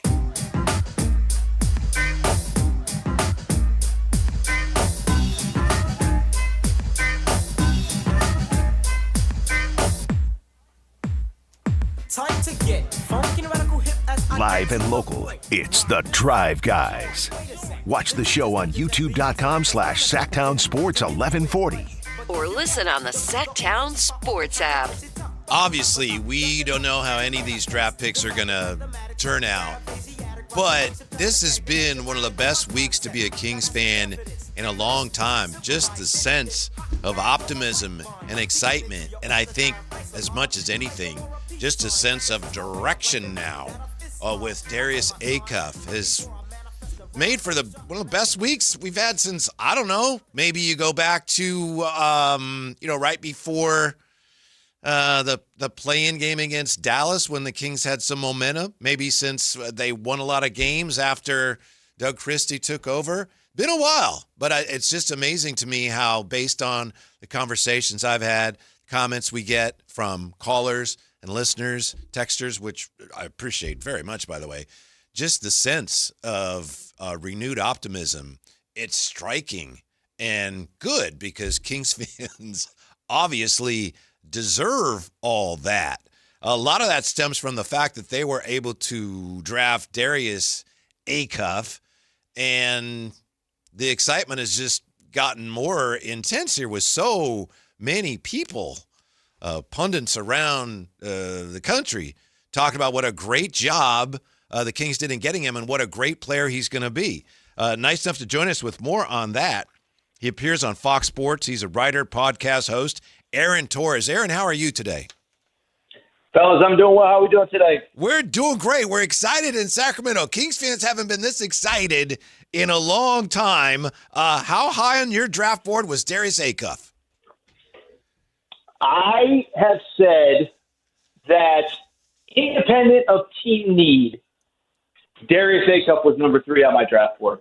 I would have gone AJ DeBonsa 1, Caleb Wilson 2, Darius Acuff 3, Cam Boozer 4, because I believe in Darius Acuff's upside more. Darren Peterson, I'm just completely out on, but I do understand why the Jazz felt the need to take him.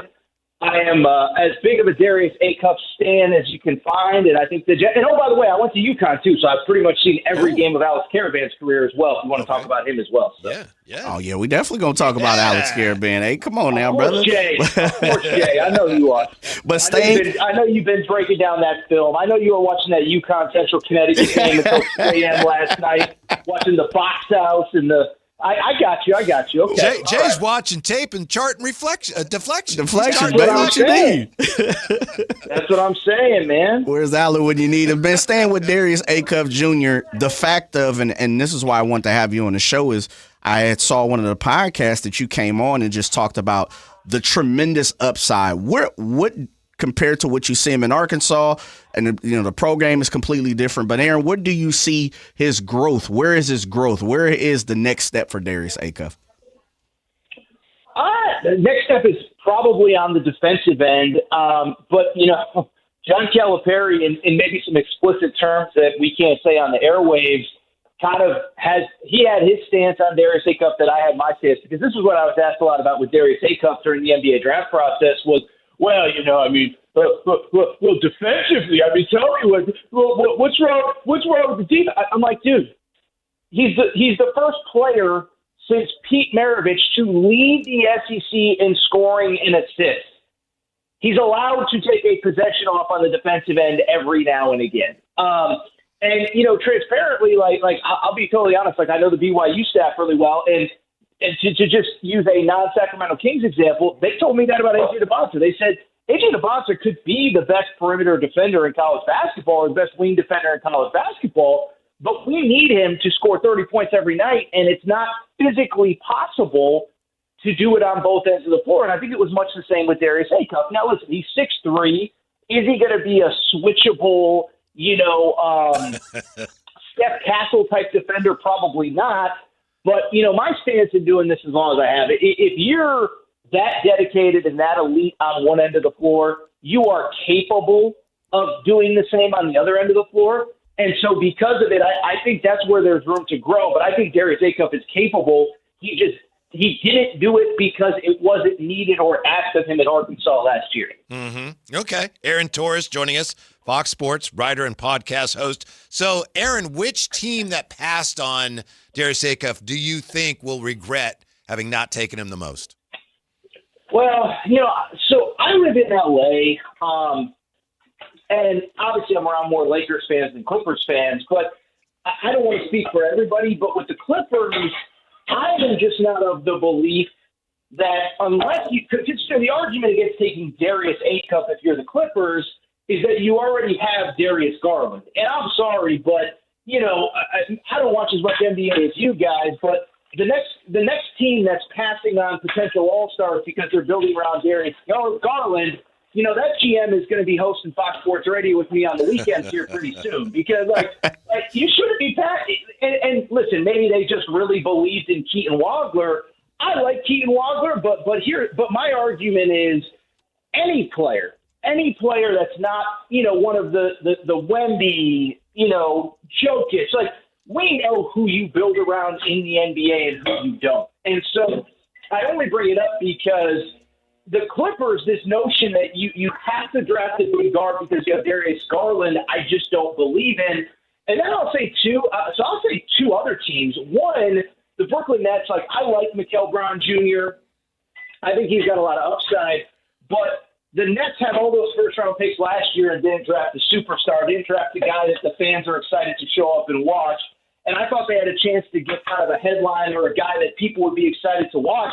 And then I'll take it a step further. I actually, when the Milwaukee Bucks Giannis trade happened and they have picks 10 and 13, I think it was 10, 13, 10 and 14, whatever it was, I said the Clippers reportedly are interested in moving off of number 5. If I'm the Bucks, I would have traded up and gotten Darius Acuff, because I'm sitting there saying that at minimum, Darius Acuff is going to put up big stats and he's going to be a person that you want to show up and watch every single night. So I think there are a few teams that could regret passing on Darius Acuff. But I like I said, I understand why the top 4 went in the order that they did. But I think starting at number 5, I think the Clippers may have major buyer's remorse, and especially if the argument is solely, we already have Darius Garland, so we can't draft another smaller guard. Aaron, jumping over to Alex Karaban, someone that you are super familiar with when it comes to UConn. We were watching that film last night. That's right, Jay. Paint the picture for me. I'm someone that's kind of right in the middle with Alex Karaban. I think he's going to be a rotational piece. I think he's a back-end rotational piece. But for someone that's in this corner, UConn, a Husky alum, paint the picture for me. Let me know why I should be moving closer to being more positive than negative. Well, I think you should be positive because if you get a rotational pick with the 29th pick, your GM has done his job. I mean, that's not – and especially in the draft where because of NIL it got thin towards the back end of the first round, your GM has done his job with Alex Karaban. What I would say – and again, you guys know because you do it with the Kings. When you watch a team every single night, you start to, maybe overanalyze guys. And there are 2 games really that I would sit there and say that to me encapsulate who Alex Karaban is. And fortunately for you guys, they're super high-profile games that you can watch. With Alex Karaban, the 2 games that stand out, the 2024 National Championship game, UConn plays Purdue. And going in, everybody knew that Purdue basically could not match up with UConn player for player. They just needed a superhuman effort out of Zach Edey to even compete in that game. I bring it up because Zach Edey, to his credit, I guess, I mean, he was kind of a foul baiter, but whatever, that's neither here nor there. UConn's front line, they had Donovan Clingan, who plays for Portland, and then they had a guy named Samson Johnson. Late in the game, Samson Johnson is fouled out, Donovan Clingan is in foul trouble, and for about probably 4 minutes of game time, maybe 10 possessions overall, Alex Karaban at 6'8", 6'9", had to guard a dude that was 7'4", 280 pounds, and held his own. And those possessions were what won UConn a national championship. It was the ability to not let Purdue cut into the lead while protecting Donovan Clingan that helped them win. And it was pretty similar this year in the national championship against Michigan, which was the other game where Alex Karaban had to play 40 minutes. 2 of the 5 UConn starters are banged up. They're going up against that big Michigan front line that we now know had 3 lottery picks on it. And Alex Karaban basically had to guard all 5 positions. He played all 40 minutes. He hit a bunch of threes. And I think that, to me, is who he is he is a guy that basically is going to do what it takes to help a team win, do what is necessary. And to your point, Jay, I think to get a guy like that at 30 that doesn't care about scoring 20 a game, that doesn't care about having his name on the marquee, that just wants to do whatever it takes to win, I think that's a win for Sacramento if he turns into what both you and I think that he's capable of being, Jay. Mm-hmm. That's Aaron Torres, writer and podcast host, appears on Fox Sports. Here's what I'm wondering about Alex Karaban, and I don't have a point I'm trying to make here. I'm looking for the truth, Aaron. I've read a lot of different things, and I've seen Alex Karaban play about how good he is defensively. On the one hand, he's a 3-and-D defender, glue guy, really good defender. On the other hand, you see scouting reports that say he's not that quick. His on-ball defense, one-on-one, he's challenged against quicker guys. So I'm just trying to figure out here what kind of defender he is. He sounds like he knows what he's doing, but at the NBA level, as it is for most players, if he's guarding some quicker wings, it's going to be a real challenge for him. I think that's all totally fair. I do. I love Alex. I love what he brings. But yeah, I mean, he played on a national championship team with Steph Castle. If you're drafting him and expecting him to be Steph Castle, locking down Shai Gilgeous-Alexander, that's probably not realistic. I think, again, just thanks to the brilliant scouting analysis that Jay provided, I think he's 100% correct. Is that in all seriousness, I think he's an 8th, 9th guy. And again, I go back to what I said a minute ago. If you can get a rotational piece at number 29, you've done your job if you're Scott Perry or if you're the brass of the Sacramento Kings. So, yes, I do think that's fair.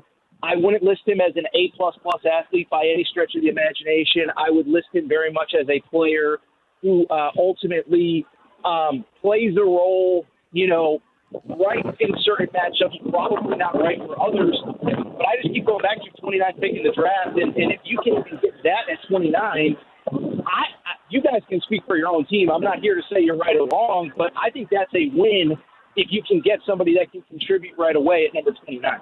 I got a question for Aaron because some people are wondering here. Yeah. And look, we appreciate your time. It's not a problem. But people are wondering, what's the background noise? Sounds to me like dishes? You were in the kitchen doing some dishes, then you took the garbage out. Is that close? Okay.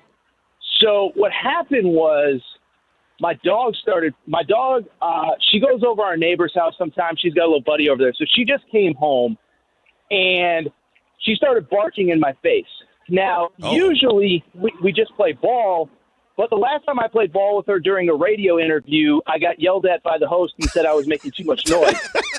So it's 5. It's right around dinner time. Yes, sir. Friday's generally my day off. So I gave her a late, kind of breakfast lunch today. So I was wondering what was going on. So I tried to make her dinner.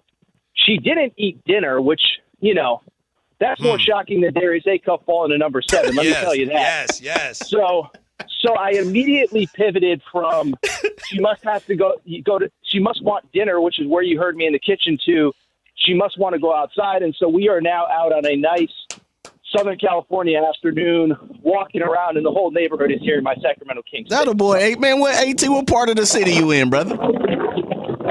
I live in the San Fernando Valley. Okay. Very nice. So, yeah. That a boy. Yeah. What kind of dog and what's the dog's name?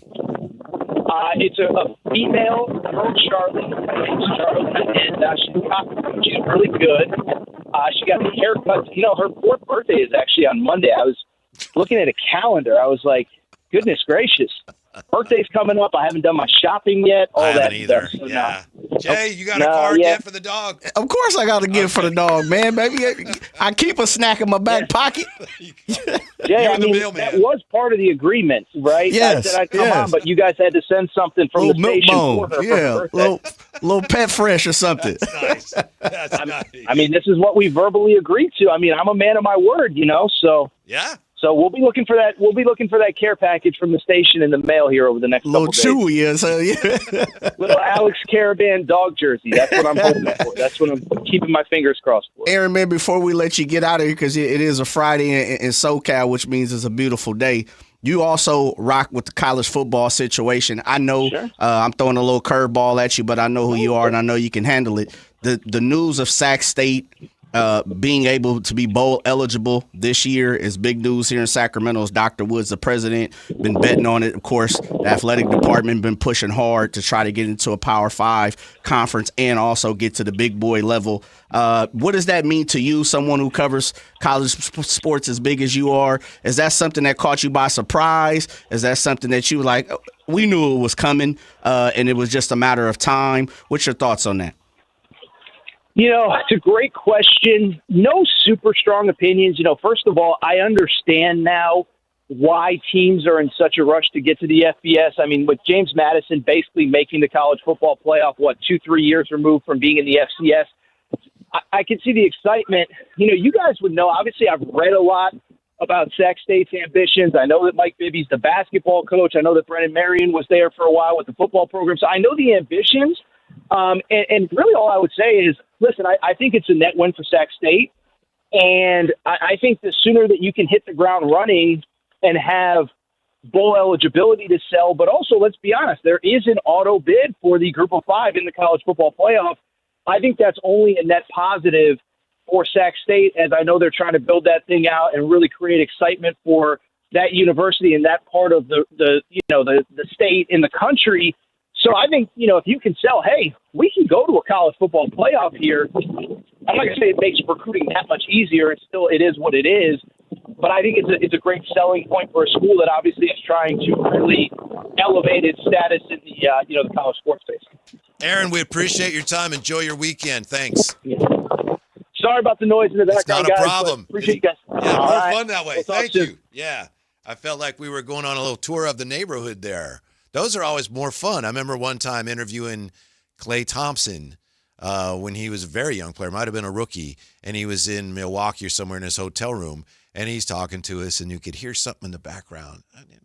Like the TV was on. It's like, dude, are you watching cartoons? He's like, yeah, I'm sorry. No, it's more interesting that way, Jay. The organic background noise. I felt like I felt like I was going down the street with him. I could hear the neighbor kids there towards the end. Yeah, all we were missing was a little ice cream truck action. Yeah, but I was sure he was washing dishes. I did too. Yeah, I was like, either he's washing dishes or he's putting up dishes. Yeah. Or kind of what he was doing, which was making dinner. I figured he was throwing something in that pot or inside that bowl. Yeah, and then I thought I even heard him come out, when he went outside, and then I thought you could hear him. Yeah, take the trash out. Yeah. That Glad bag. Mm-hmm. Yeah. What about Darius Acuff's defense, Jay? It ain't good. No, it's not. But, Whitey, I've kind of been the guy that says, I am that guy, where if you do something spectacular, I'm willing to look the other way. And I know that doesn't sound good, but to me, there's too many examples in the league where guys do something spectacular, and Steph Curry comes to mind. Like, I've always argued Steph Curry is a good team defender, and he also knows when to turn it on. Right now, he's had some great defenders around him. Iguodala, Klay Thompson, Draymond, that make him look better. And that's my argument is, if you know you're getting Darius Acuff, in the words of Coach Cal, without making sure that it doesn't contain profanity. Right. It's who cares? Mm-hmm. You need to do a better job of getting the Mitchell Robinsons of the world. Mm-hmm. Dylan Carwell, we need you to progress, and your game needs to step up. But we know, and this has been my argument with Trae Young, people tear down Trae Young. Now, they're different players, but Trae Young is Trae Young. Atlanta Hawks, you knew that. You should have been got Dyson Daniels. You should have got Nikhil Alexander Walker. You should have went and got a Rudy Gobert. You need to protect who you have, your asset. A leopard doesn't change its spots. No doubt. Yeah. You got it, sir. I think there's also hope, talking to Jerry, that, a guy like Acuff, there's still some untapped potential there defensively. He's not going to be all league, but, he could be better than he was last year when so much of the film you saw was him. It's like he's not playing defense. Yeah. It's not like he's getting beaten. I mean, there's some of that too, but some of it was he's just not applying himself. Yeah. And the bottom line is whether a guy's a good shooter, bad shooter, great defender, terrible defender, does he help you win? He or she. The net is you take the negatives, positive, add it all up. Do they help you win? Are you better with them on the floor? Right? Great and point. that's the bottom line with him. There's so many people like Aaron Torres. Like I still am just shaking my head over what Jerry said yesterday, that he'd be surprised if he's not the best guard the Kings have ever had. Yeah. A lot of people say, this guy is so elite offensively that you want him out there despite the defensive problems. He's special. He's special, Whitey. Mm-hmm. He truly is special. And you can, when you have the likes of the Jerry Reynolds of the world, Coach Cal called him, and this is crazy. And I know you made a great point yesterday. He is selling Darius Acuff. And first of all, let me take a step back.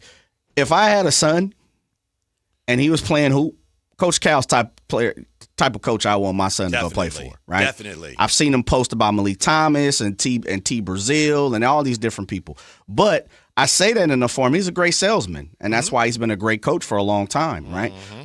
He is the type of person that is selling Darius Acuff. Now, of course, there's some truthfulness. There's some parts in there where he probably is like, look, Darius, I need you to step up on the arc and play some defense a little bit today, right? But I also believe in the fact that when you start to hear people like him say he's the best I've ever had, when you look at his track record and you hear people, like he didn't say that about everybody. He's saying that dude is the best point guard I've ever had. And he said complete point guard. Now, he may say De'Aaron's the fastest. I saw him on with Boogie. He's talking about his wife loved Boogie, and he got him knee deep in Boogie's tail. And his wife used to tell him, hey, man, ease up on my guy. And he's like, nah, I'm not, because I see this type of greatness in him. When you get guys like that, and Jerry's been around for 50, 60 years, and he's like, no, this dude could be the best this organization has ever had. Yeah. He's special. That's almost, I take it as this much for me, Whitey. He's almost can't miss on the offensive side. I know what I'm going to get from him. And that's been my argument to go back to the Trae Youngs, the Stephon Marburys. People tear him down about the whole kit and caboodle, who they completely are. Then comparing to look at him like, this dude's a 25 and 10. Help him out. I remember when they drafted De'Aaron, and De'Aaron was, I think he was 19, if I'm not mistaken. You're right. And I remember they also signed George Hill. And that was, Scott Perry was here, right? Yeah. And they wanted to play George Hill a little bit and kind of ease De'Aaron into it. And I remember at the time I was against that, but now looking back on it, I see why they did that. And ultimately, it didn't matter one way or the other. So I'm wondering here with Darius Acuff, to me, it's like, no, you got to give him the keys day one.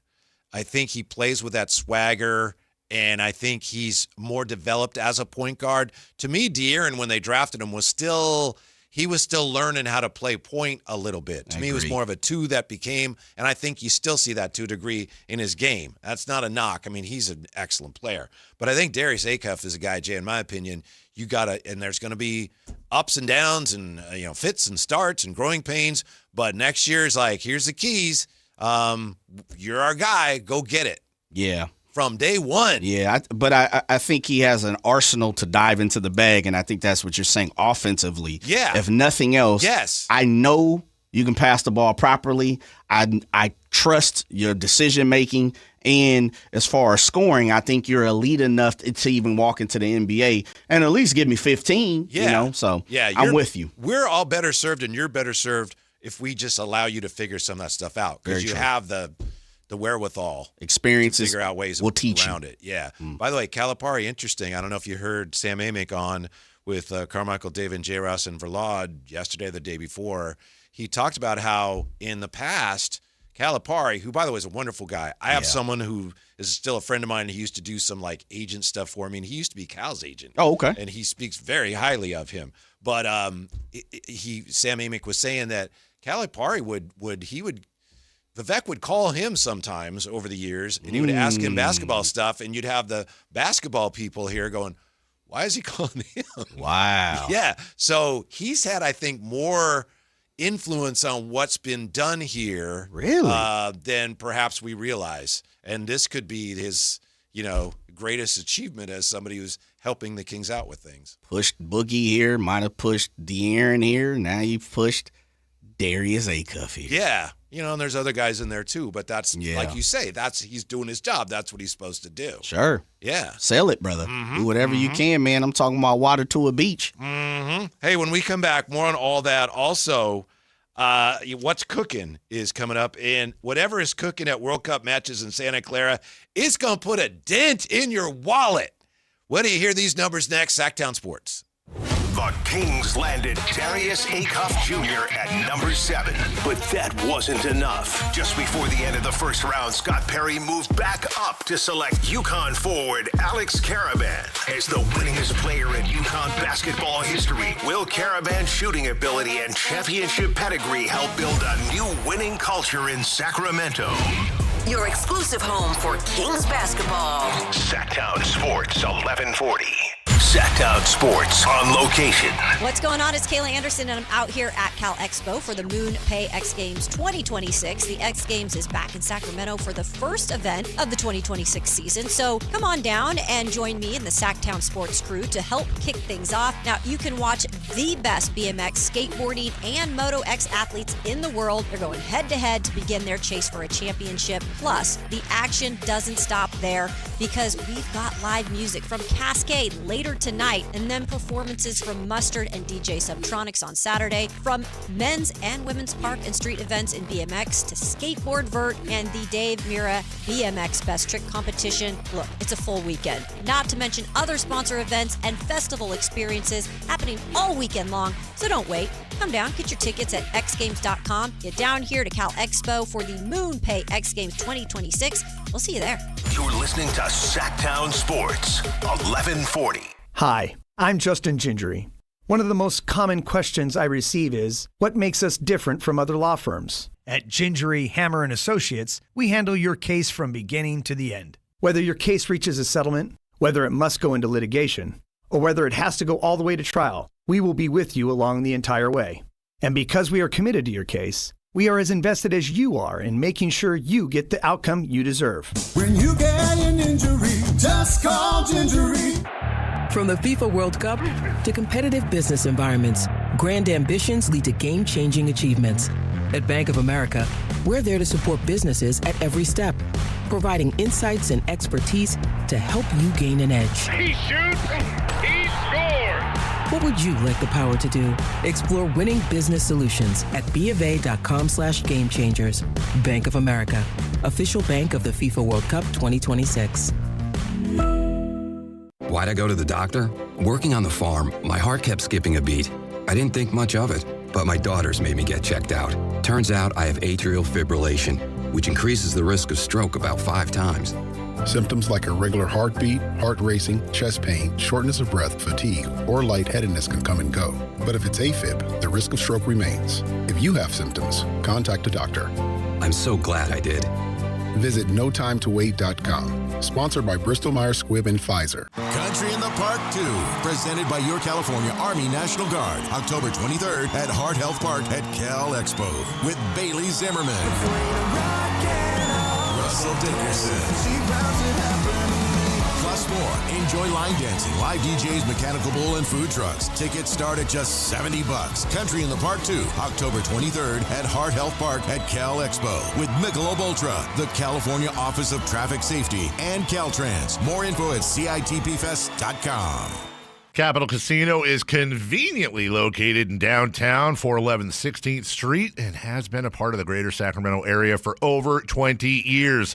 They offer the best variety of games in the region in a safe and friendly environment, and there's plenty of parking, all well lit and monitored by security.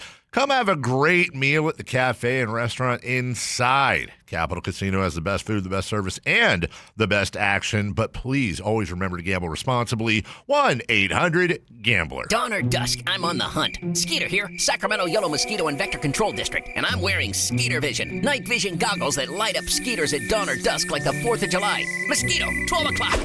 Got him. So fight the bite by wearing long sleeves and pants at dawn or dusk when they're most active. Apply insect repellent and drain stagnant water. It's a breeding ground. Dawn or dusk, the Sacramento Yolo Mosquito and Vector Control District reminds you to fight the bite. For more information or to report problems, go to fightthebite.net. Congratulations, New York. The Knicks did it. Through battle after battle, they dominated to become this year's NBA champions. Day in and day out, the hard work paid off, and you were there every step of the way. Enjoy the crown. Own it, because this year is your year. A part of your legacy that will never be forgotten. So celebrate this moment, show your pride, and shop the largest selection of official NBA gear at NBAstore.com. A Fanatics experience. Order up, Sacramento. And for you, sir? I will have the gabagool. The dinner bell rang, and it's time to find out what's on the menu. Lunch? Oh, you gotta be kidding. Lunch is for whips. So fire up the grill and crank up the burners, because it's time to find out what's cooking on the Drive Guys. Give me all the bacon and eggs you have. Do you understand? Here's Whitey Gleason and Alan Stiles. I'll have what she's having.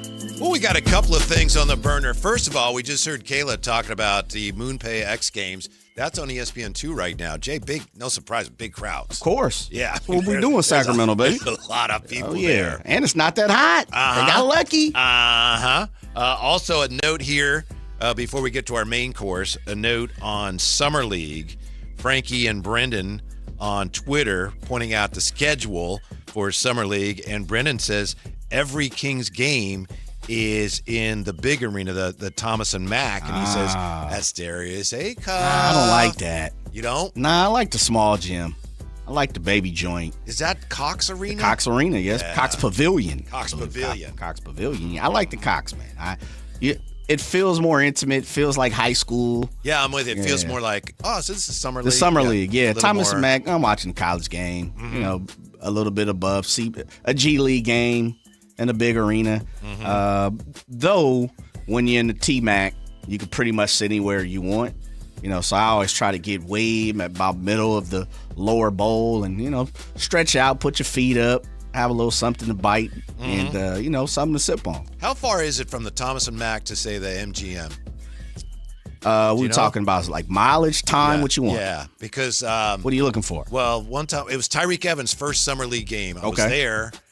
And I was there at the family, and we ended up going to watch the Beatles, Love, and a bunch of stuff. And my phone ran out of power, right? So I couldn't call anybody. So I walked from the Thomas and Mack to the MGM. Couple miles tops? Yeah, it was pretty warm. Like 2 miles. Oh, yeah. $1.15. Yeah. Woo. Yeah. So I was cooking. What's cooking? I was cooking. That part. Jay, Team USA is going to Levi Stadium, and there's matches going on there already. Levi Stadium concession prices are expensive, Jay. Man. This probably doesn't surprise you, but craft beer. Craft beer, what are you paying for craft beer? On average? What do you got here? This is according to Yahoo. This is from their menu. Okay, I'd say on average, you go to a Niner game, you're probably slapping down about 20. Depending on what size. $24.50. Okay. Yeah. Cocktails ranging from $21 to $37. 50? I'm about to say, yeah. Yeah. 20-ounce water. That'll be it's probably going to be $10. $7. Okay. So maybe these are letting you hydrate a little bit. Most expensive food item on the menu, the Polish dog. How much for a Polish dog? $24. No, it's only $11. No, now you're making these prices. Man, you got it up like I'm thinking we draft hill. Like it's high out in these streets. Chips, all beef hot dog, Polish dog. Okay. Vegan dog, pretzel sticks with cheese, nachos, popcorn, and candy. All right. Nothing. Maybe I'm wrong. Maybe it's for an international event of that magnitude. Maybe these prices are not that out of whack. That's chump change. Chump change to the Bosnian fans. Yeah, and as we said last week, I think it was last Friday, the international fans are coming over. One of the things they're loving about America is all the food. Cuisine. Crazy fast food. Yeah. I think you have a little more to go in that article. Oh, okay. Did you hear about the parking No. At Levi? First of all, Levi has some of the most horrific parking anyway. Until they shake Great America and start to utilize all that. But as far as that little square they like to use, unless you want to park in the business buildings, the blue lot, the green lot, all those different traffic-wise, this is a mess. It is. It is a fool out there. Yeah. $400 parking in the parking lot is what I saw reported. $400. I can remember going to Candlestick for 49er games and parking in the dirt lot. Remember, it's a long, and I think it was like $10. And at the time, it seemed like I can't believe I got paid $10 throwing a hissy park fit in the up. dirt. Yeah. Yeah. Reports have been saying they are charging $200 to $300 for parking, but because now we're getting to the the knockout stages, they're gonna push it up to $4. So Jed York and surrounding or whoever owns that parking lot, I'm just throwing out names. My apologies. But somebody is on the up and up. Somebody coming up, Whitey. I think the best way to do it, if you can, a lot of people do this, but not everybody can for a lot of different reasons. You stay at what is the hotel? Is it the Hyatt that's right there? Right across? Yep. Yeah, because you go there and you park at the hotel because you're a guest there. Yeah. And pay that $50 a night parking. And then you just walk over. Yeah. And come back. Or just do what the Bay Areas do. Bay Area citizens do. Just park in San Jose, or like Ramsey says, Milpitas, jump on the light rail and you're there. You don't even have, in and out. Because the light rail goes like right by the stadium, right? Right there, literally. Bounce off and you get to shake hands and kiss babies. Yeah, well, I have some ticket prices here that I think are really high, but Jay will probably say, that's nothing. On Monday, the cheapest ticket to attend the game, let's see, we're talking about July 1st. On Monday, cheapest ticket to attend the game was over $3,000. A seat in the 300 section was listed at $4,488. That's rough. Now that's out of pocket. Yeah. The parking and the ticket prices way out of pocket. Hence why you can get the pretzel for $6.50. Yeah, it is. But just $11 for a Polish dog, still allowed if you ask me. Okay, what you looking for over there? What you looking for? You want $5? That's about right, huh? Get it off the cart. 9. Right? I Get give it you off 9. the cart. 9's as high as I'm going. 9 for a Polish. You can't do It's double 11. digits. It better be the best Polish I've ever had. What you guys pay for it over at the cart on the East Coast?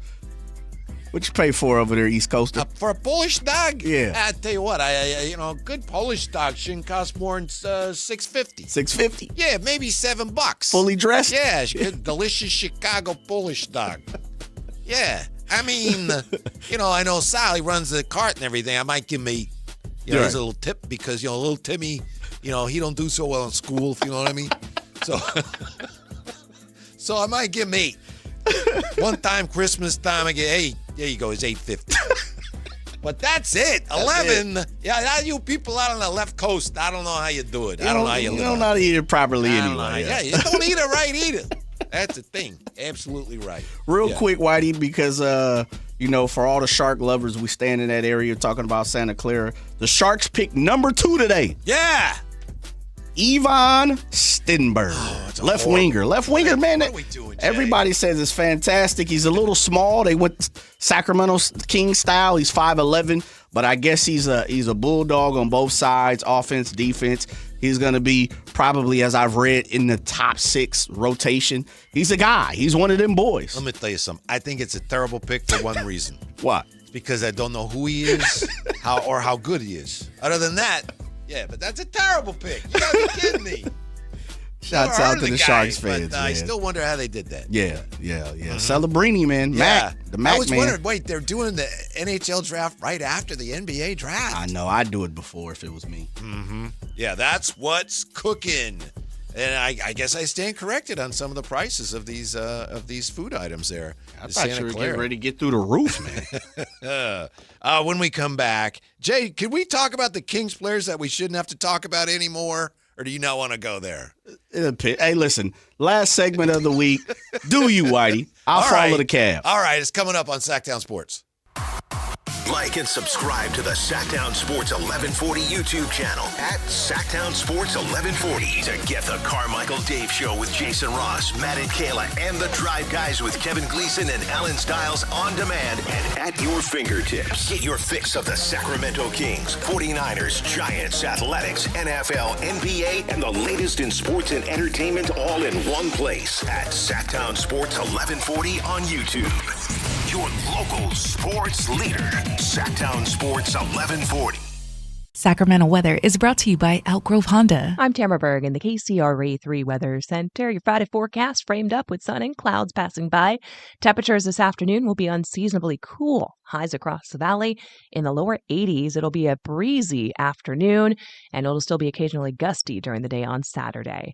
You can get the latest forecast on the KCRA 3 News and the KCRA 3 app. Cheap, cheap. That's the sound of savings happening right now at Elk Grove Honda. For more than 50 years, Elk Grove Hondas are still cheap, cheap. You'll find us under the flag in the Elk Grove Auto Mall, Highway 99 at Elk Grove Boulevard. Elk Grove Hondas are cheap, cheap. Sacktown Sports on location. What's up? It's Kayla Anderson, and I'm out here at the Cal Expo for the MoonPay X Games 2026. The X Games is back in Sacramento for the first event of the 2026 season. So come on out here, join me and the Sacktown Sports crew to help kick things off. Look, you can watch the best BMX, skateboarding, and Moto X athletes in the world. They're going head-to-head to begin their chase for a championship. Plus, the action does not just stop there, because when the sun goes down, we've got live music from Cascade later tonight and performances from Mustard and DJ Subtronics on Saturday. From men's and women's park and street events in BMX to skateboard vert and the Dave Mira BMX Best Trick Competition. So don't wait. Get your tickets now at xgames.com. Get down here to Cal Expo for the MoonPay X Games 2026. We'll definitely see you there. You're listening to Sacktown Sports 1140. Do Crohn's disease or ulcerative colitis symptoms keep coming back? Tremfya, guselkumab, may help, with rapid remission achieved at 12 weeks and lasting clinical remission at 1 year. Some even saw visible improvement of their intestinal lining at 12 weeks and 1 year. Tremfya is a prescription medicine used to treat adults with moderately to severely active Crohn's disease and adults with moderately to severely active ulcerative colitis. Serious allergic reactions and increased risk of infections and liver problems may occur. Before treatment, your doctor should check you for infections and tuberculosis. Tell your doctor if you have an infection, flu-like symptoms, or if you need a vaccine. Healing is possible with Tremfya. Approximately 3 out of 10 patients were in endoscopic remission at 1 year, based on areas visualized on colonoscopy, which may not represent the deeper bowel layer or entire GI tract. Individual results may vary. Ask your doctor about Tremfya today. Call 1-800-526-7736 to learn more or visit tremfyaradio.com.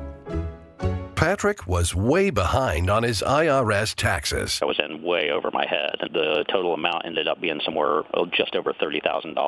$30,000.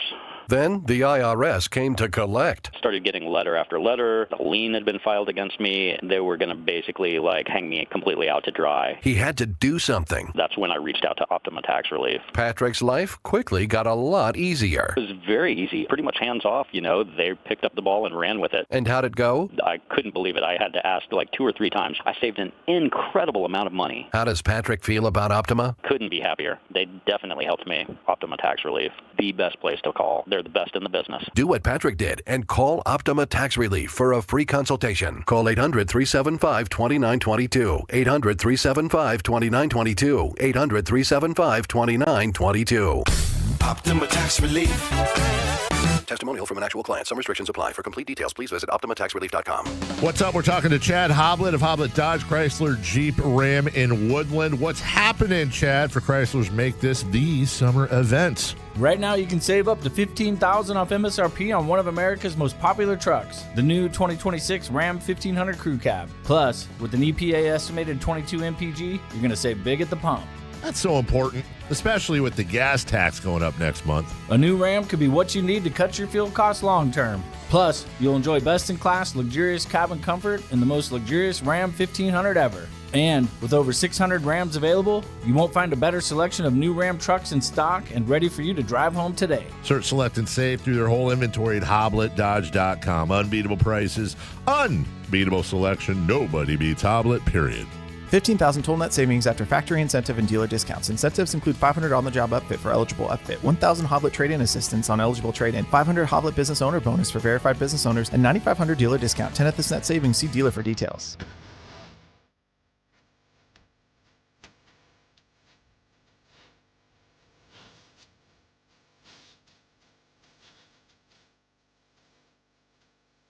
Your afternoon home for Kings talk and so much more. The Drive Guys on Sacktown Sports. Is this heart to heart? Yes, sir. Can he log in? Yes, sir. Okay. Attaboy, White. Yeah.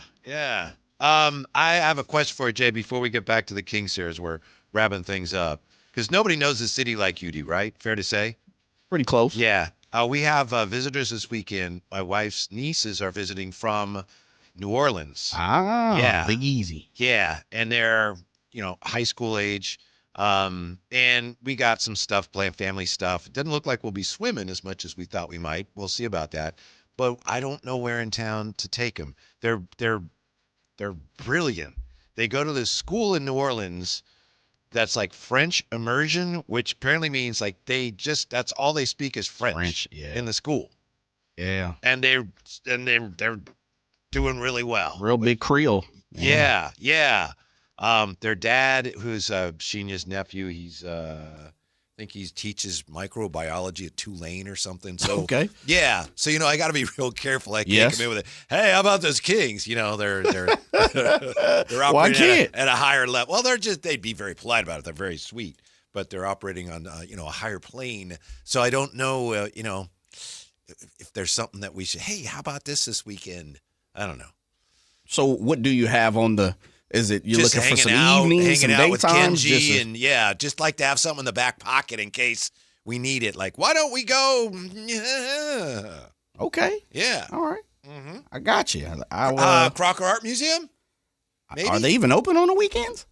Oh, I think so. I'm not sure. Yeah. I haven't been there in a while. I was supposed to go when the Kings had their event maybe last year, 2 years ago. Yeah. But I wind up having to do something else. Yeah, didn't Drapes MC that? I Yeah, think? he did. Yeah, he did. And maybe Jerry or G-Man or somebody was a part of that too. Oh, yeah.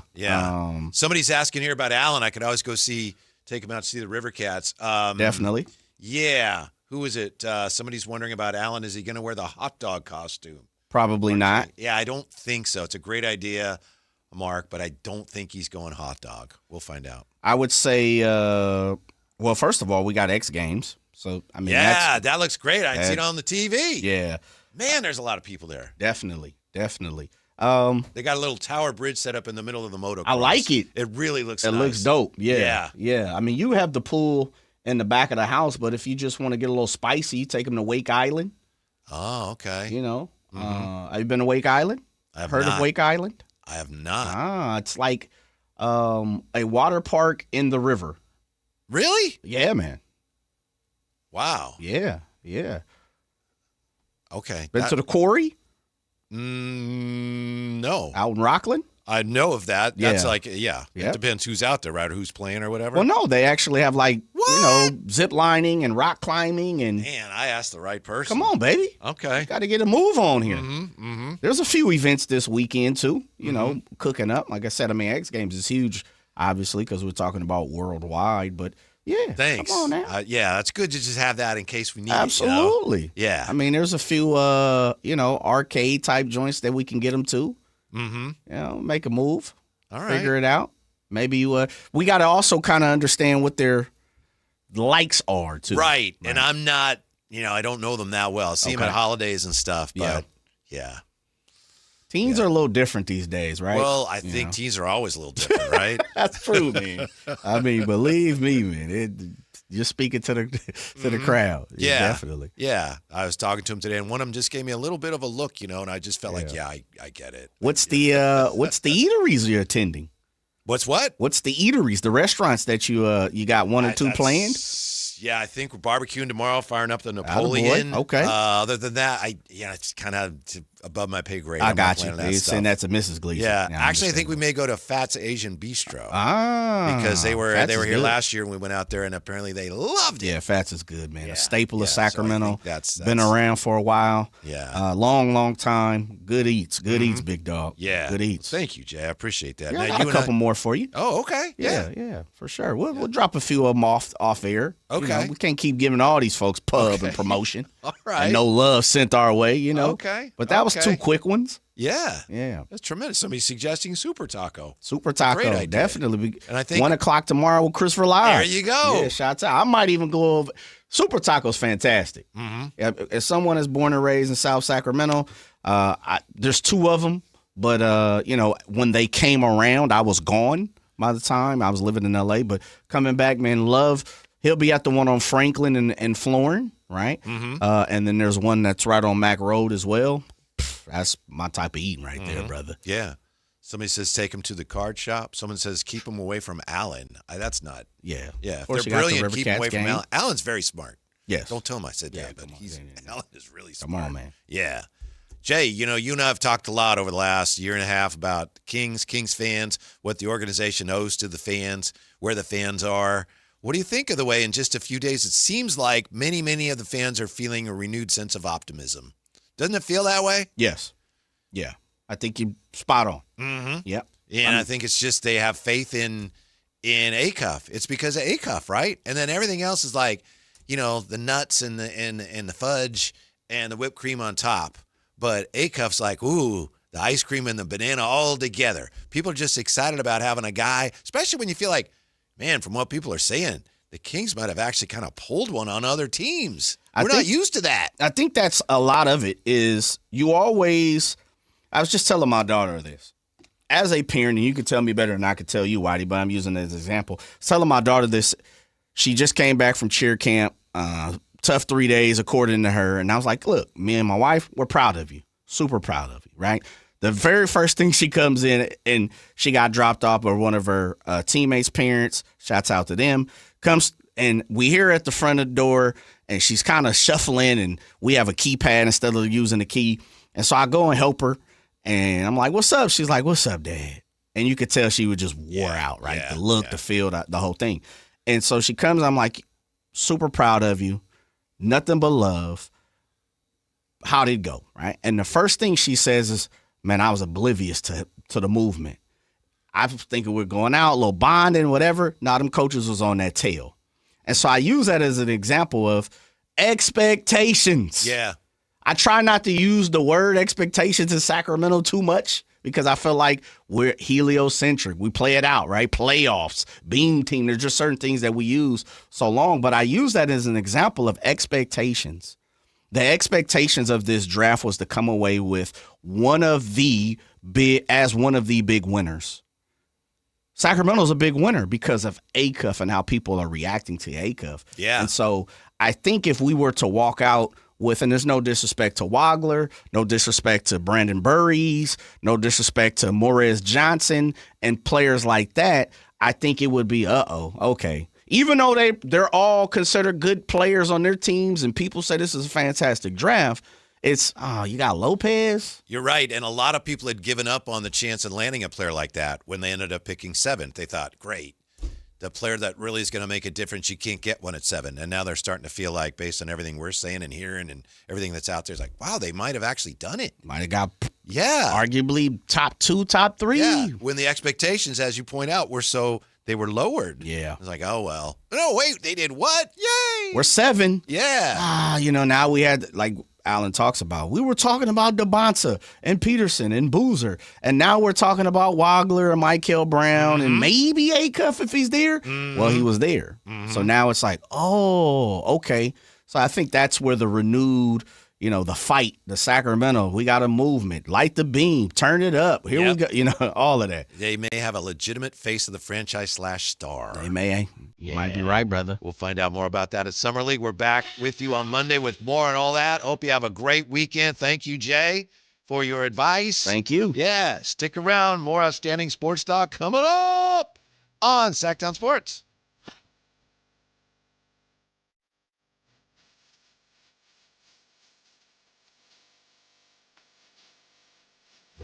Kings officially got their guy. Following a breakout season at Arkansas, Darius Acuff Jr. is headed to Sacramento. After adding one of the most electric scores in college basketball, has Scott Perry officially found the new face of the franchise. Your exclusive home for Kings basketball. Sacktown Sports 1140. This is the story of the one. As a safety manager at a manufacturing plant, he does everything he can to keep his